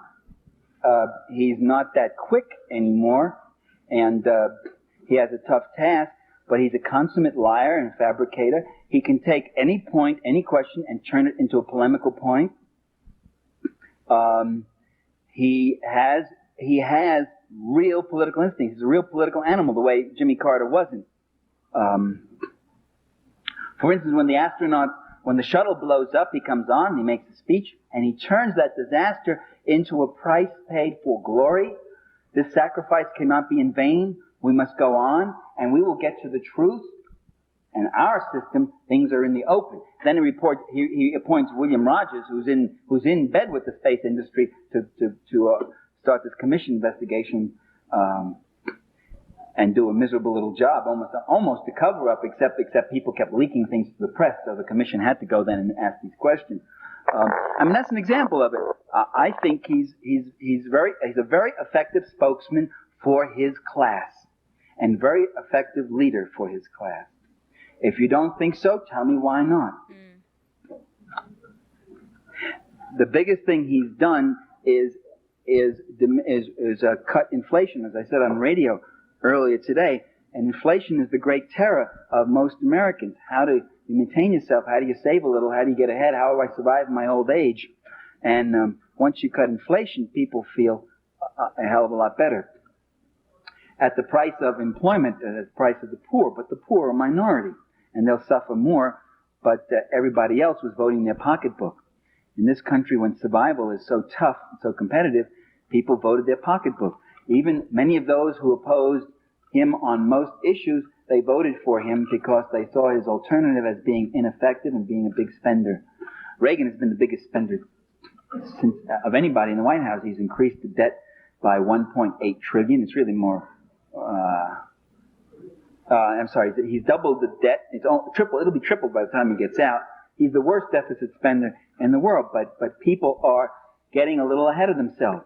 And when he said to them in 1984, he said, "Are you better off now than you were in 81?" And that's true. In 81, Jimmy Carter was president, and you had a 12.5%, 13% inflation. And that terrorizes people who don't want to spend their old age in a furnished room, who want to think they're going to be able to have a standard of living that's somewhat decent. I mean, the system plays on it takes advantage of the very insecurities that it creates. This stuff about he's a magic leader and he's all his personality, Teflon, and all that, that's not true. In 1982, when unemployment was increasing and inflation was high, nobody wanted his endorsement in the 82 congressional elections. His name was mud. It was only when the economy got a little better, and it got better because he got lucky with oil prices, got all these cheap imports from the third world, and he's cut the buying power of the working class and deflated prices in that way. I guess. I mean, nobody knows too much about. We keep conjecturing about what causes inflation, what doesn't, and so forth.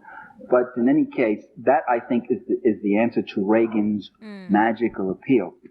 If this economy takes a plunge, you'll see people react in a different way. The economy comes first because that's the first condition of life and survival. Issues like the deficit or El Salvador are secondary, although there are surprisingly large constituencies around those issues. I want to talk a lot about communism in the Soviet Union, and I would like to ask a question which stems from my personal experience, which I must have said last year, East German citizens cannot travel outside of East Germany except for medical activities until they get to the system. And East Germany is generally considered a communist country or allied with the Soviet Union. I'm curious to ask, do you think that if East Germany is a communist country, does this restriction on travel in any way necessary? Well, during World War II, most of the destruction by Allied bombing was in East Germany. So after the war, East Germany was vastly more impoverished than West Germany. 1. 2, it was Prussia.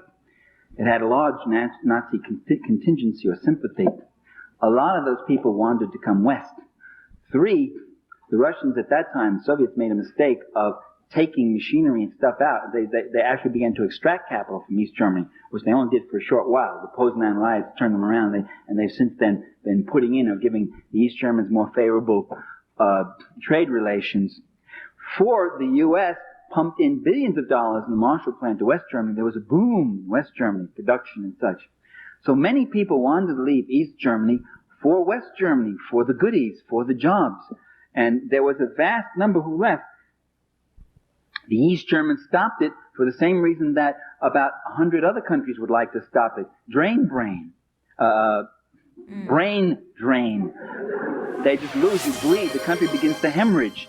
The other thing that happens with any kind of migration is once a substantial number of people go, that itself becomes the momentum. Others are attracted, family, friends, relatives. Once they come, they have friends and family or kin or spouses. Drain the brain. And they too want to come. And so this is why they stopped it, because they wanted to develop their own country. Whether that's justified or not is another whole question. I'm giving you the reason why the Berlin Wall was built. By the way, there are a few hundreds. New York Review of Book had an article some years ago. There are a few hundreds every year who go back from West Germany to East Germany. And they were interviewed, and some of them said, well, in West Germany I had a bigger apartment, I had this and that and the other thing, but that was it. I had nothing to live for. Everything was, I was isolated. I just had my career and me. I didn't feel part of the community. In the GDR, I feel like I'm working for part of the community.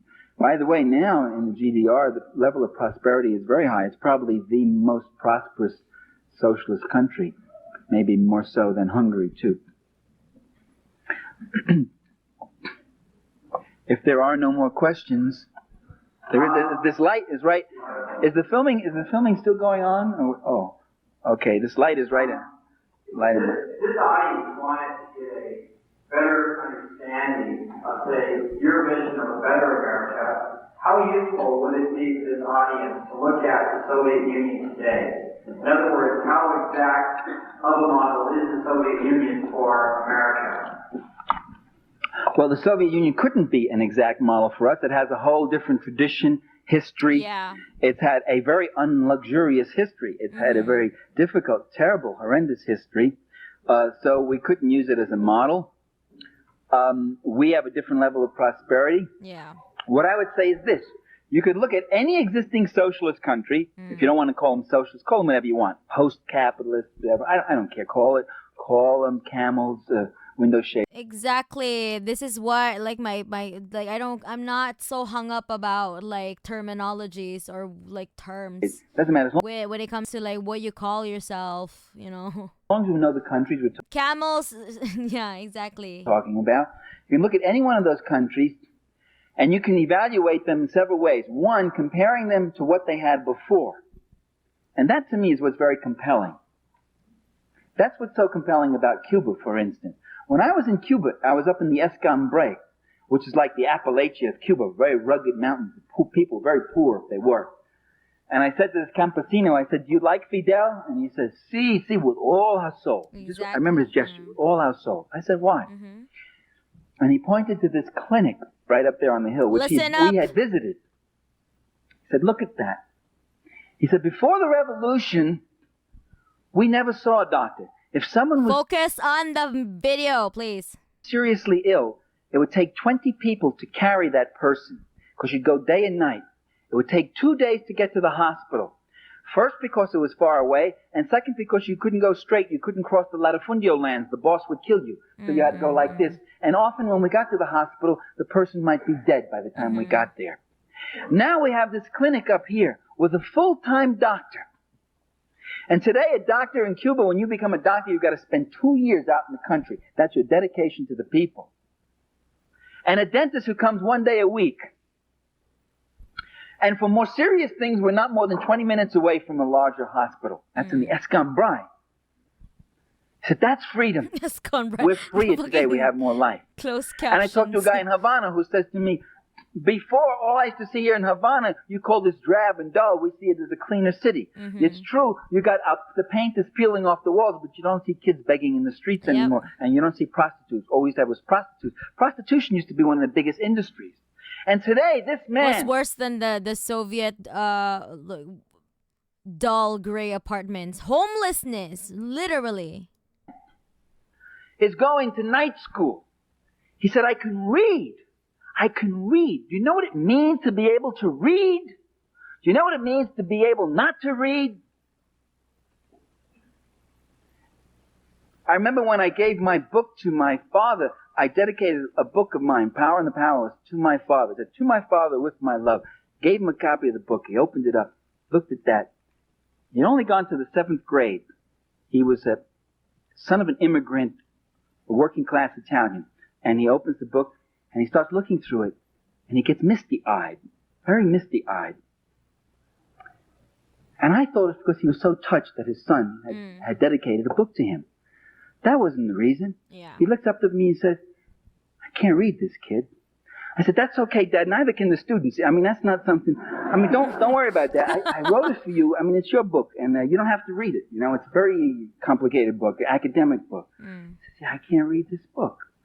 And the defeat, the defeat that man felt. That's what illiteracy is about. That's what the joy of literacy program. Exactly. That's what a lot of us take for granted, you know? The beauty of being literate, you know? That's why in Nicaragua you got people walking proud now for the first time. They were animals before. They weren't allowed to read. They weren't taught to read. So you compare a country to what it came from with all its imperfections. And those who demand instant perfection, the day after the revolution, they get up and say, are there civil liberties for the fascists? Are they going? Is it okay, Maria and Mama Media, is it okay if you take it into the DMs? Because it's really, really inching close to like a full on argument in the chat. Would that be okay for both of you to like maybe discuss it in the DMs?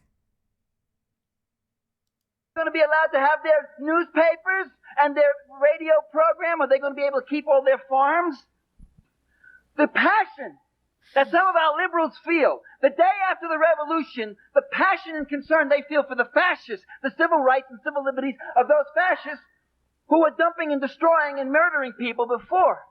Now the revolution has got to be perfect. It's got to be flawless. Well, that isn't my criteria. That's the other person. What's her name? The one who's the vibes person. This is what this is what they want. Perfection. You can't. That's not realistic. You're being. She was being idealistic about it. My criteria is what happens to those people who couldn't read. What happens to those babies that couldn't eat, that died of hunger? And that's why I support revolution. The revolution that feeds the Would that be okay if you take it to the DMs, is what I'm saying. And I thought, like, Maria, like, you said that you are going to drop it, but you keep on commenting. So I know that you were just trying to explain yourself, but it's really off topic from my chat, you know, from the stream.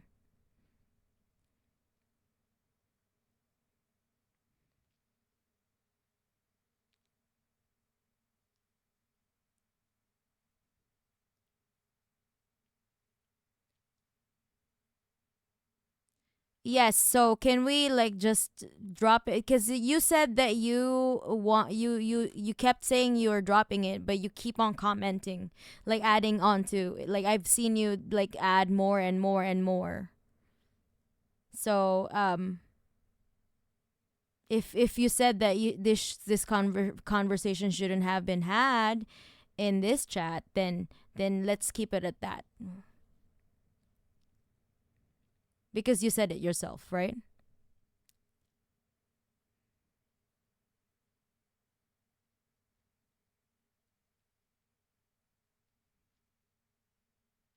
Okay, so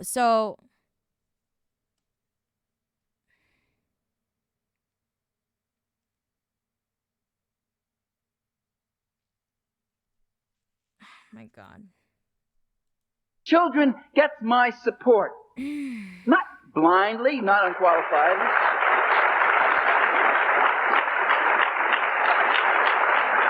And the Reaganite government that tries to stop that kind of process. I want to repeat it, like the video.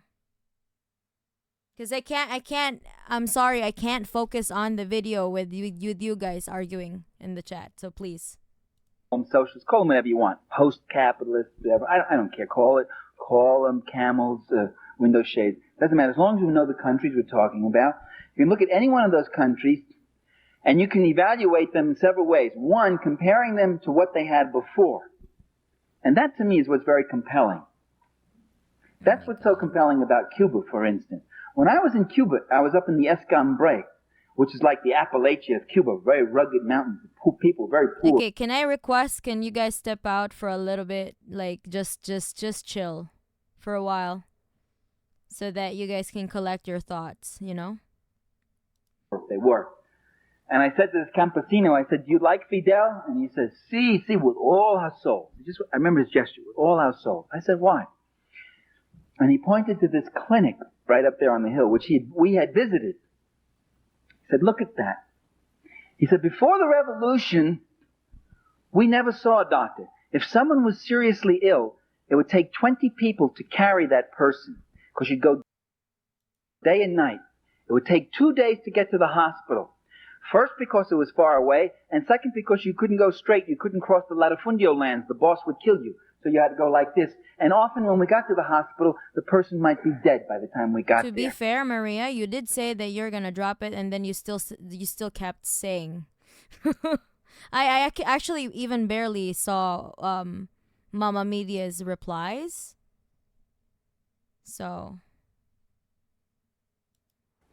I was just waiting for you. I was just letting you vent, cause it's not my issue. So I'm just letting you, speak your truth. But please, let's move on to let's actually focus on the stream. Would that be? Because I really want to. It's already 1 a.m. in my time, so I need to finish my stream. Now we have soon. this clinic up here with a full-time doctor. And today, a doctor in Cuba, when you become a doctor, you've got to spend 2 years out in the country. That's your dedication. Okay, I think we both of you guys can, To the people. Oh my God. And a dentist who comes 1 day a week. And for more serious things, we're not more than 20 minutes away from a larger hospital. That's in the Escambray. He said, that's freedom. We're freer today. We have more life. And I talked to a guy in Havana who says to me, before, all I used to see here in Havana, you call this drab and dull. We see it as a cleaner city. It's true, you got the paint is peeling off the walls, but you don't see kids begging in the streets anymore. And you don't see prostitutes. All we used to have was prostitutes. Prostitution used to be one of the biggest industries. And today, this man is going to night school. He said, I can read. I can read. Yeah. You know what it means to be able to read? Right, it's Escon Brian. And I'm like, what the fuck? This is closed caption. Reminds me of the Kenyan official. Every time China visits, we get a hospital. And every time Britain visits, we get a lecture. Right? Yeah, yes. Do you know what it means to be able not to read? I remember when I gave my book to my father, I dedicated a book of mine, Power and the Powerless, to my father. I said, to my father with my love. Gave him a copy of the book. He opened it up, looked at that. He'd only gone to the 7th grade. He was a son of an immigrant, a working class Italian. And he opens the book and he starts looking through it. And he gets misty-eyed, very misty-eyed. And I thought it's because he was so touched that his son is online had dedicated I know, the book right? to him. That wasn't the reason. He looked up to me and said, Let me end this stream. I can't read this, kid. I said, that's okay, Dad. Neither can the students. I mean, that's not something. I mean, don't worry about that. I wrote it for you. I mean, it's your book, and you don't have to read it. You know, it's a very complicated book, an academic book. I said, I can't read this book. And the defeat that man felt. That's what illiteracy is about. That's what the joy of literacy programs is. That's why in Nicaragua you got people walking proud now for the first time. They were animals before. They weren't allowed to read. They weren't taught to read. Yeah. So you compare a country to what it came from with all its imperfections. And those who demand instant perfection, the day after the revolution, they get up and say, the oh, vibes, there's civil people. liberties for the fascists? The dark side of authoritarianism. The dark side of the ML. Such, I don't know. Those accusations were just so weird, you know? It's so ahistorical too. They're going to be allowed to have their newspapers. You think that they were just doing it because they just felt like it? Like I felt cute today. Might, do the dark side of the things. Like the fuck? Radio program? Are they going to be able to keep all their farms? The passion that some of our liberals feel. The day after the revolution, the passion and concern they feel for the fascists, the civil rights and civil liberties of those fascists who were dumping and destroying and murdering people before. Authoritarians force my grandma to read. Yeah. Now the revolution has got to be perfect. It's got to be flawless. Felt cute today, might invade Poland later. Yeah. Well, that isn't my criteria. My criteria is what I'm happens still to looking those for the people light side of capitalism. Yeah, who exactly. couldn't read. Yeah. What happens to those babies that Exactly. couldn't eat, that died of hunger? Mm. And that's why I support revolution. The revolution that feeds the children gets my support. Fuck yeah. Not blindly, not unqualified. Mm.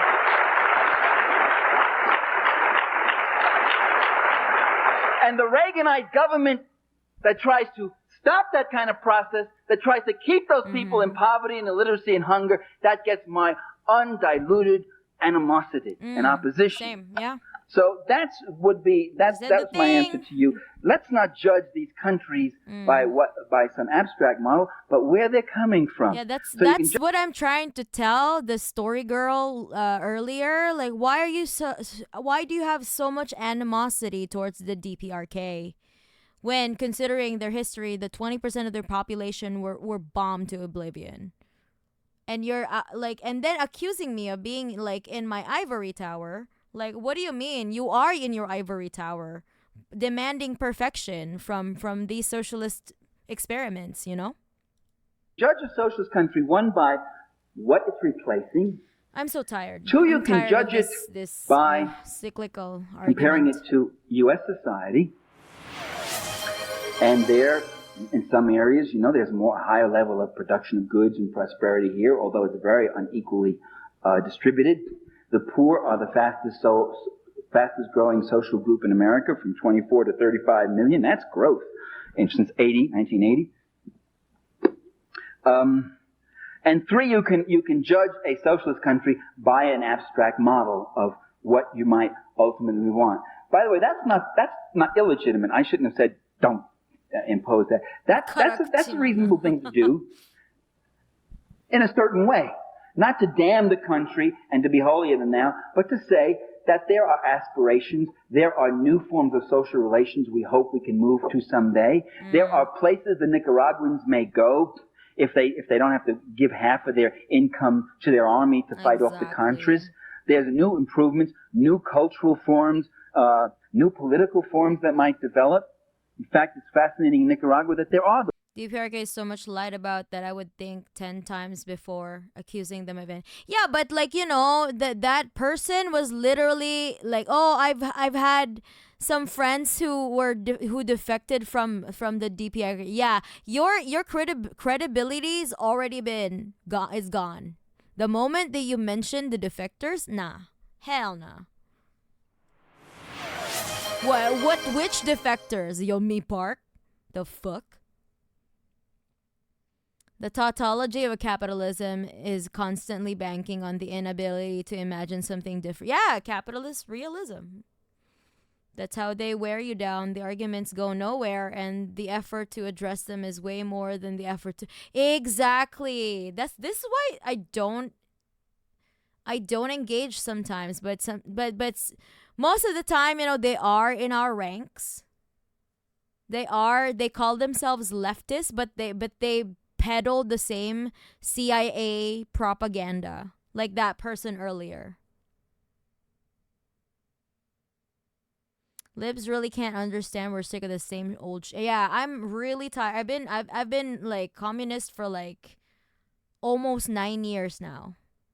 I still see the same exact argument. I'm so tired that I have to every single time, like just earlier today, like earlier this stream, right? Someone was like, "Oh, I like socialism better, but not communism." Like, okay, how do you define socialism then? They defined welfare state. They thought that socialism is welfare, like it suck them basically. Suck them nuts, bitch. I'm kidding. I'm just tired. I'm very exhausted. I'm mentally drained. To the point that the articles and testimonies contradict each other. Yomi Park contradicted herself with like her father died in different ways, The fuck? She can't even be consistent of how her dad died. We back was a little F, yeah. It's actually wild how relevant this lecture is. Yeah, exactly. A whole 40 years later, it's still relevant. This is why I don't buy the random tweets that make leftists look like lunatics when all the leftists I meet are little cuties. Let's go. Hello, Street Cat. Suck them nuts. Sorry, I'm not sure what you mean. What do you mean?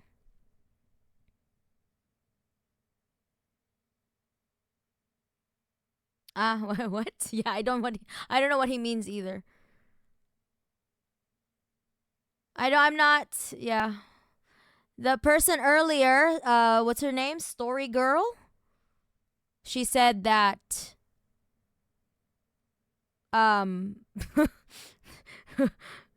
she said that the DPRK, you know, is authoritarian. And she doesn't like the DPRK because I don't know, vibes. So many make it all ego and demand interaction, or else just to hear their voice and flex their minuscule power for pure ego. Just easier to lean back and watch the child freak out and try to make about themselves as they miss the big picture and serve only to be divisive when we should be together in solidarity. Best to ignore those. That is true. Like I hate doing that to other leftists, but some of them really need to get a reality check, you know? Maybe they will do it in the future. I don't know. When capitalism fucks them over so much. But that's being I don't wish that for to anyone, you know? Like, I'm not an accelerationist, so that's the DPRK resurrection science.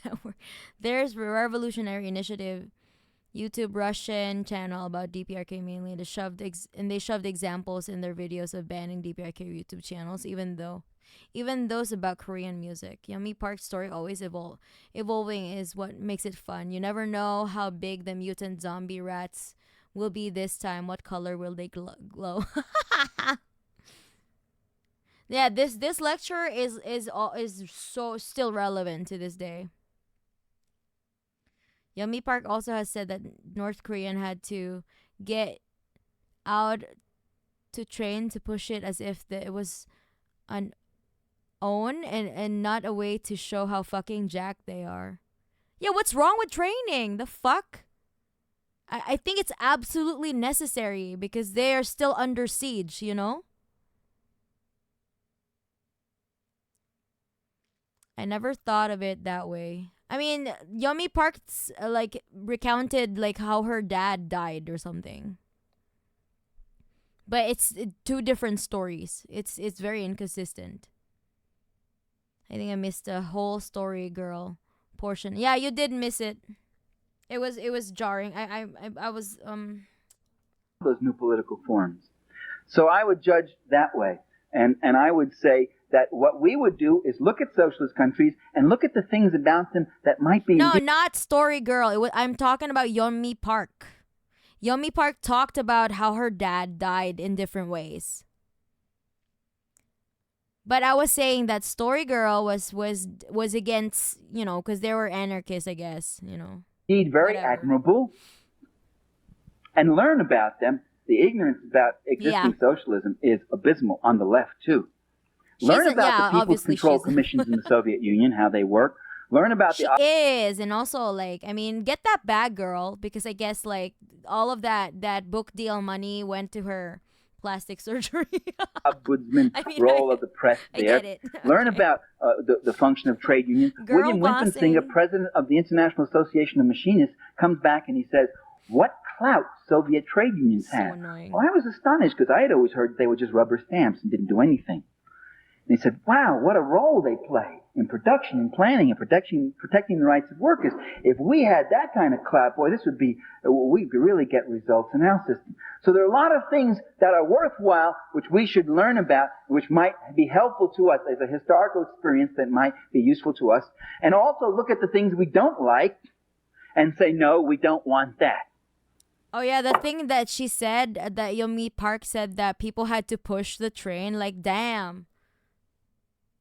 I thought that Yomi Park was also like, oh my god, they're making them train in the military. Okay, so that the train story that they had to push, like, I don't like how many thousands of people would it take to push a fucking goddamn train? Like, Yomi, come on, man, make an actual lie that's believable. Holy shit.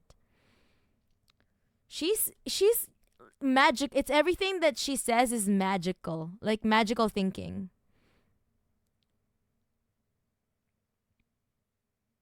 The bad vibes would be insane. But if they abandon the train, imagine the consequences. Yeah. Imagine believing that it would be easier to push a train to its destination than just walk there with your luggage. Giving me exactly. In the USA, you only get one dad killed by the state. In communist Korea, you have two dads killed. Exactly. She has two different stories. Damn. Like her dad died in different ways.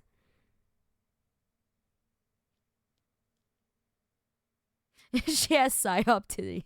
Those are the book deal, surgeries. Not gonna lie, before I became a communist, I actually believed what Yomi Park said. Like, I still have it in my Amazon, like I had it on my Kindle.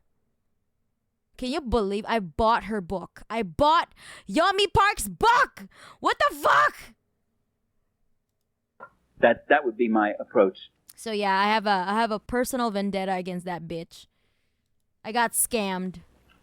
Anybody else? Could we just have? No, it was very inconsistent. Yomi Park sparkles like the vampires in Twilight when the sun. Like, she really makes the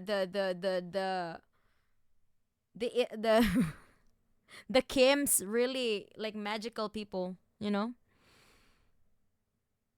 We all had blinds on some. Yeah, exactly. So you're to blame for the sparkling. Her dad is like Rasputin, basically died in 10 different ways. We all get duped somewhere along the way. Just another reason why we need one another. Exactly. I mean, what I only barely heard about it on 60 Minutes and just assumed, but yeah, becoming a leftist somehow reveals a lot of shit. Yeah. I think if I dig deep enough, it's still on my Kindle. Like, if I re-download it because I already paid for it, yeah, it kind of sucks. It's in my purchase history. Fuck. I'm making an ancient gamer joke about Final Fantasy VI. Ancient gamer. It's sorry, streamer. This new information means you'll be canceled now. I don't make the rules. You have to be a flawless communist from birth, or you can't be in the movement. For real, yeah. Yeah, guys, I can't do this anymore because I gave at one point in my life I gave Yomi Park my money. Fuck. I heard that they executed one singer in the DPRK with mortar 3 times already, and yes, yeah, she somehow just reappears in different functions. Yomi Park, yeah, shit.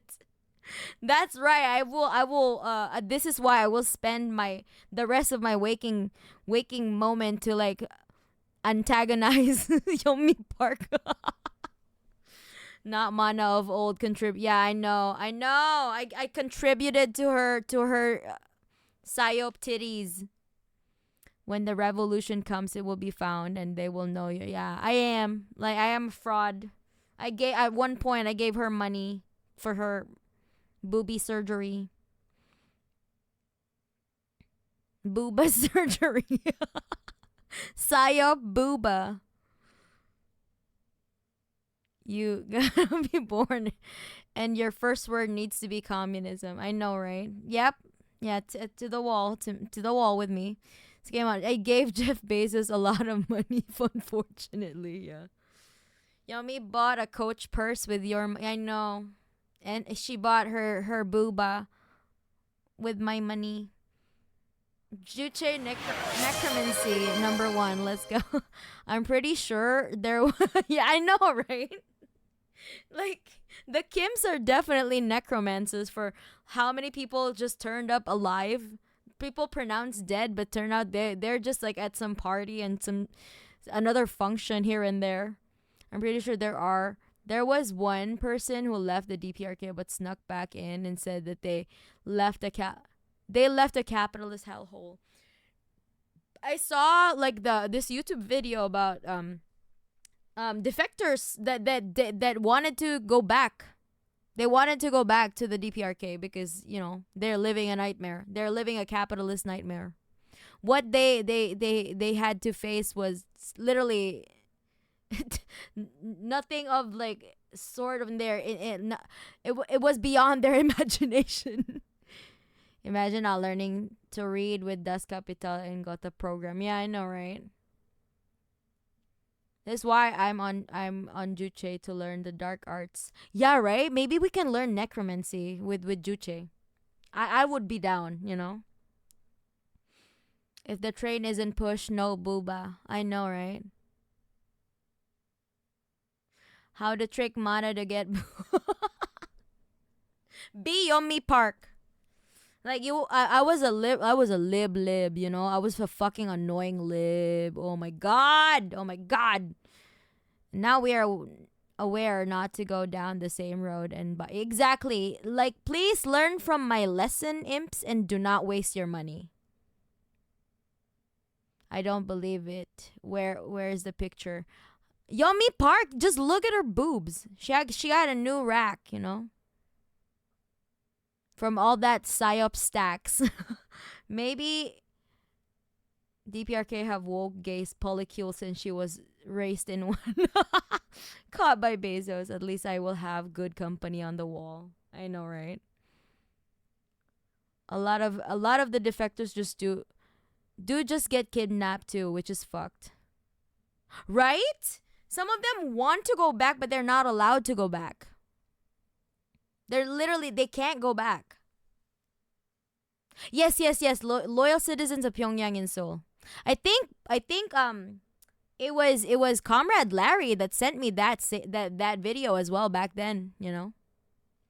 People in the DPR just built different. They can be shot multiple times and stay alive and even push trains with ease after. Exactly. They have superpowers at this point. I don't judge the DPR. They get so fucked over by America that it's like judging someone who's being abused for not making better decisions.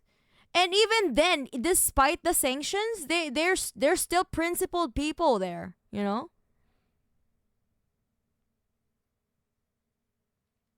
Like, they're not even making bad decisions. Yomi Park is one of the most obvious surgery jobs out there. I know, yeah. She like her face, her entire body, like, yeah, no.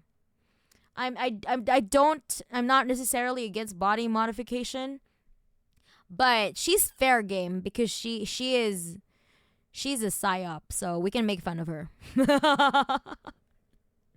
Fuck that bitch. I made a bigger mistake of supporting the BS Free Tibet stuff while I was in my 20s. I know, right? I think I also was into, like, I was a lib. Like, I was onto, like, every liberal garbage out there. Remember what's that? The Coney, what's his face? The Coney scam? The Coney 2012 or something, whatever. Yomi Park looked better fed in the DPRK than the US, yeah.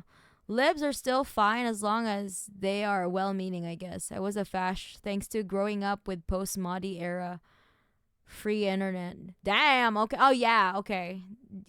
India is just a totally different society. Not gonna lie, though.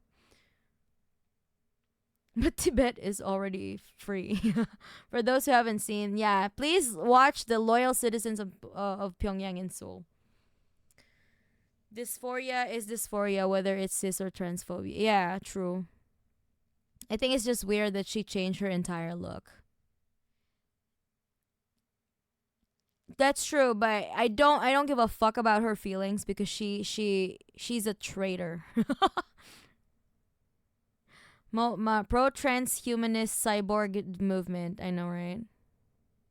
We all felt, oh my god, yes, Coney, 2012 or whatever. Yep, that one. After leaving DPRK, we really have only two options for capitalist propaganda, or live in poverty with no way of going back. Yeah. You just have to live in South Korea to know which is better Korea. It's not the capitalist one, for sure. I'll pay next round a lot, yeah. It was a riot. Coney was an African gorilla they tried to make the center of a news cycle. I don't know how much. Yeah. I didn't look much into it. I bought into the propaganda, and later on it was just like a fucking Christian missionary scam. Why don't we have just the last two questions, because my answers tend to get long and it's late, and contrary to what you read in the paper, same, Parenti. It's late. It's 1:30 a.m. here. Good. I need to go to bed. I'm not getting what they printed. I saw those figures. That's not what I was getting. I think Sender is skimming, but go ahead. Just voting for Obama.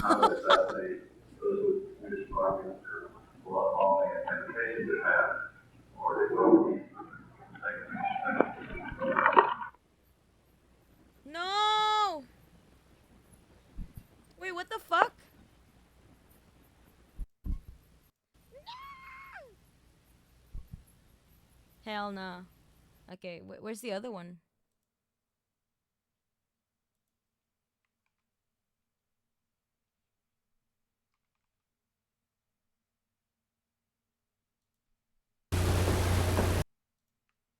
I want to finish that one. There's no more questions. Freedom. We're freer today. We have more life.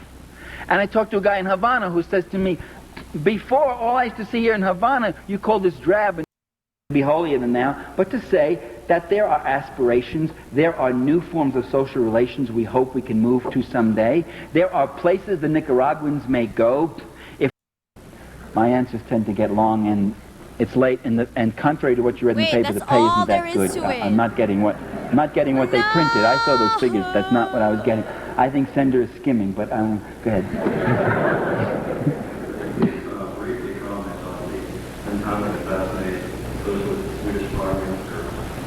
It's a broken tape. Oh no, the tape is broken.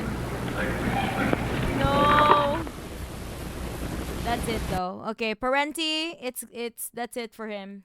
But the revolution that feeds the children gets my support. So that's the takeaway. We can't expect perfection right away, like communism now. No, we can't. That's very idiotic, So anyway, imps, thank you for sitting with me here. and arguing again. I mean, I did ask for it, so I did say that let's argue. Maybe next time I'm not gonna say that anymore, so it's not gonna be an open forum to argue in the chat. But thanks for sitting in with me and watching the lecture, and also like taking part in the discussion. Although sometimes, the discussions are a little bit different from what is being, shown in the video, but it's all good, let's just try to be a little bit more respectful towards each other, and like not jump into conclusions without further like asking, like further inquiries before we make our judgments, You did miss Yellow Parenti, first time chatter, no waves. I'm sorry. We're just ending the stream, I just wanted to say I love the song Fate Beyond. Thanks being a metal communist. Thank you, Near C. Thank you for listening to Fate. Fate Beyond, I wrote that for my inner child. I see music as very therapeutic, so that's where I channel. I highly recommend getting into music because that's where you can channel all your negative energies. So it's a really good way to vent. You know, if rather than towards each other, let's just channel it towards music, you know. Be charitable, it goes a long way. Although I do have my limitations, especially when I'm being accused of, you know, being in an ivory tower. Yeah, that's I don't tolerate those types of, you know, narratives. So yeah. Oh yeah, thank you so much. Oh yeah. Thank you so much for being here with me today. If you want to join my Discord, I mean, it's you can join, you know, and but it's heavily vetted. I vet it personally, so like enter at your own risk. You may or may not be allowed to enter, but like I gatekeep my community because uh that's like my inner circle, you know. That's where my regular imps are. And I intend to keep my community safe for everyone in the server. All right, so everybody, thank you so much. And was that let's read Jugasvili's comment. Where is that? Why is it so long? Where is it?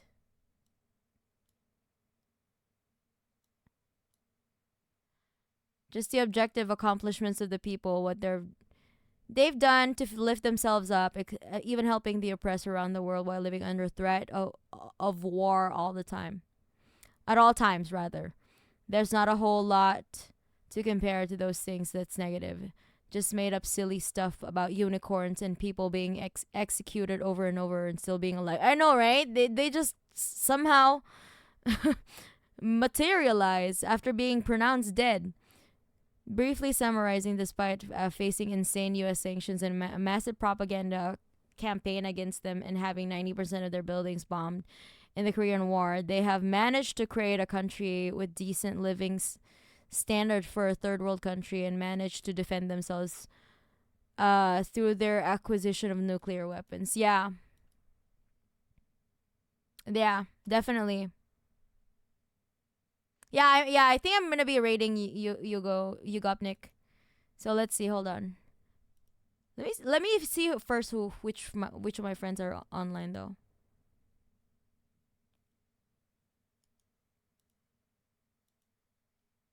Dore.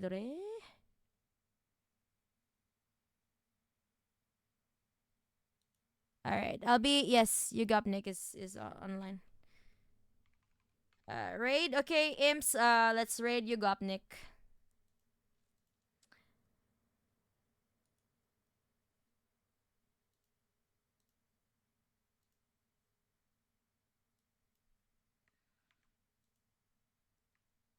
All right.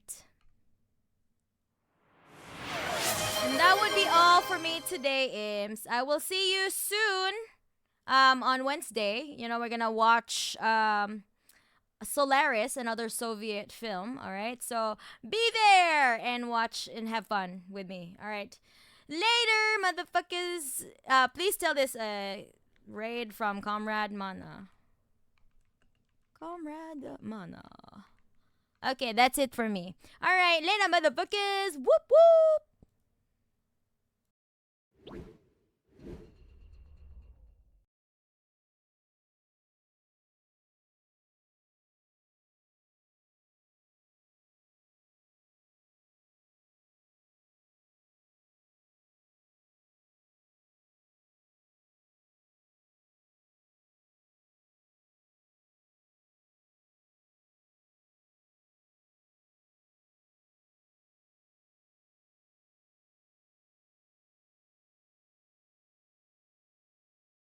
Of Ukraine and the dying of so many fucking people is coming back to bite America in the ass, which is crazy.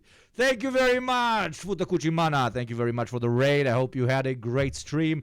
Everybody, please go and give our dear comrade a follow. Thank you very much. Welcome everyone. Those who are new here, we do Marxist analysis of shit. I'm a Balkan guy. I sit here and I scream about things that I care about, and it's fucking fun, and I love my chat, and things are fun, except when there's war. That is not fun. Thank you very much. If anybody was considering fucking oiling me up, now would be the time to make our dear friends feel welcome. Thank you very much. There's also an ad playing in 4 minutes and 20 seconds if that is another piece of inspiration. But thank you, Fudakuchi. Thank you very much. Let me also give you a subby. Thank you very much. Zelensky saying that, basically paraphrasing Vance, that decades of this old relationship between the United States and Europe is ending, and that Europe needs to adjust to that. Here's a little bit more Zelensky said earlier today. Some in Europe may not fully understand what's happening in Washington right now, but let's focus on understanding ourselves right here. If you're coming into the conversation right now, we're talking about the American-European Union split over the current negotiation of the potential stop of the war in Ukraine, right? That's pretty much it. European Union, and especially Ukraine, slowly realizing that Americans long-term are not a stable partner and looking at alternatives, the start of a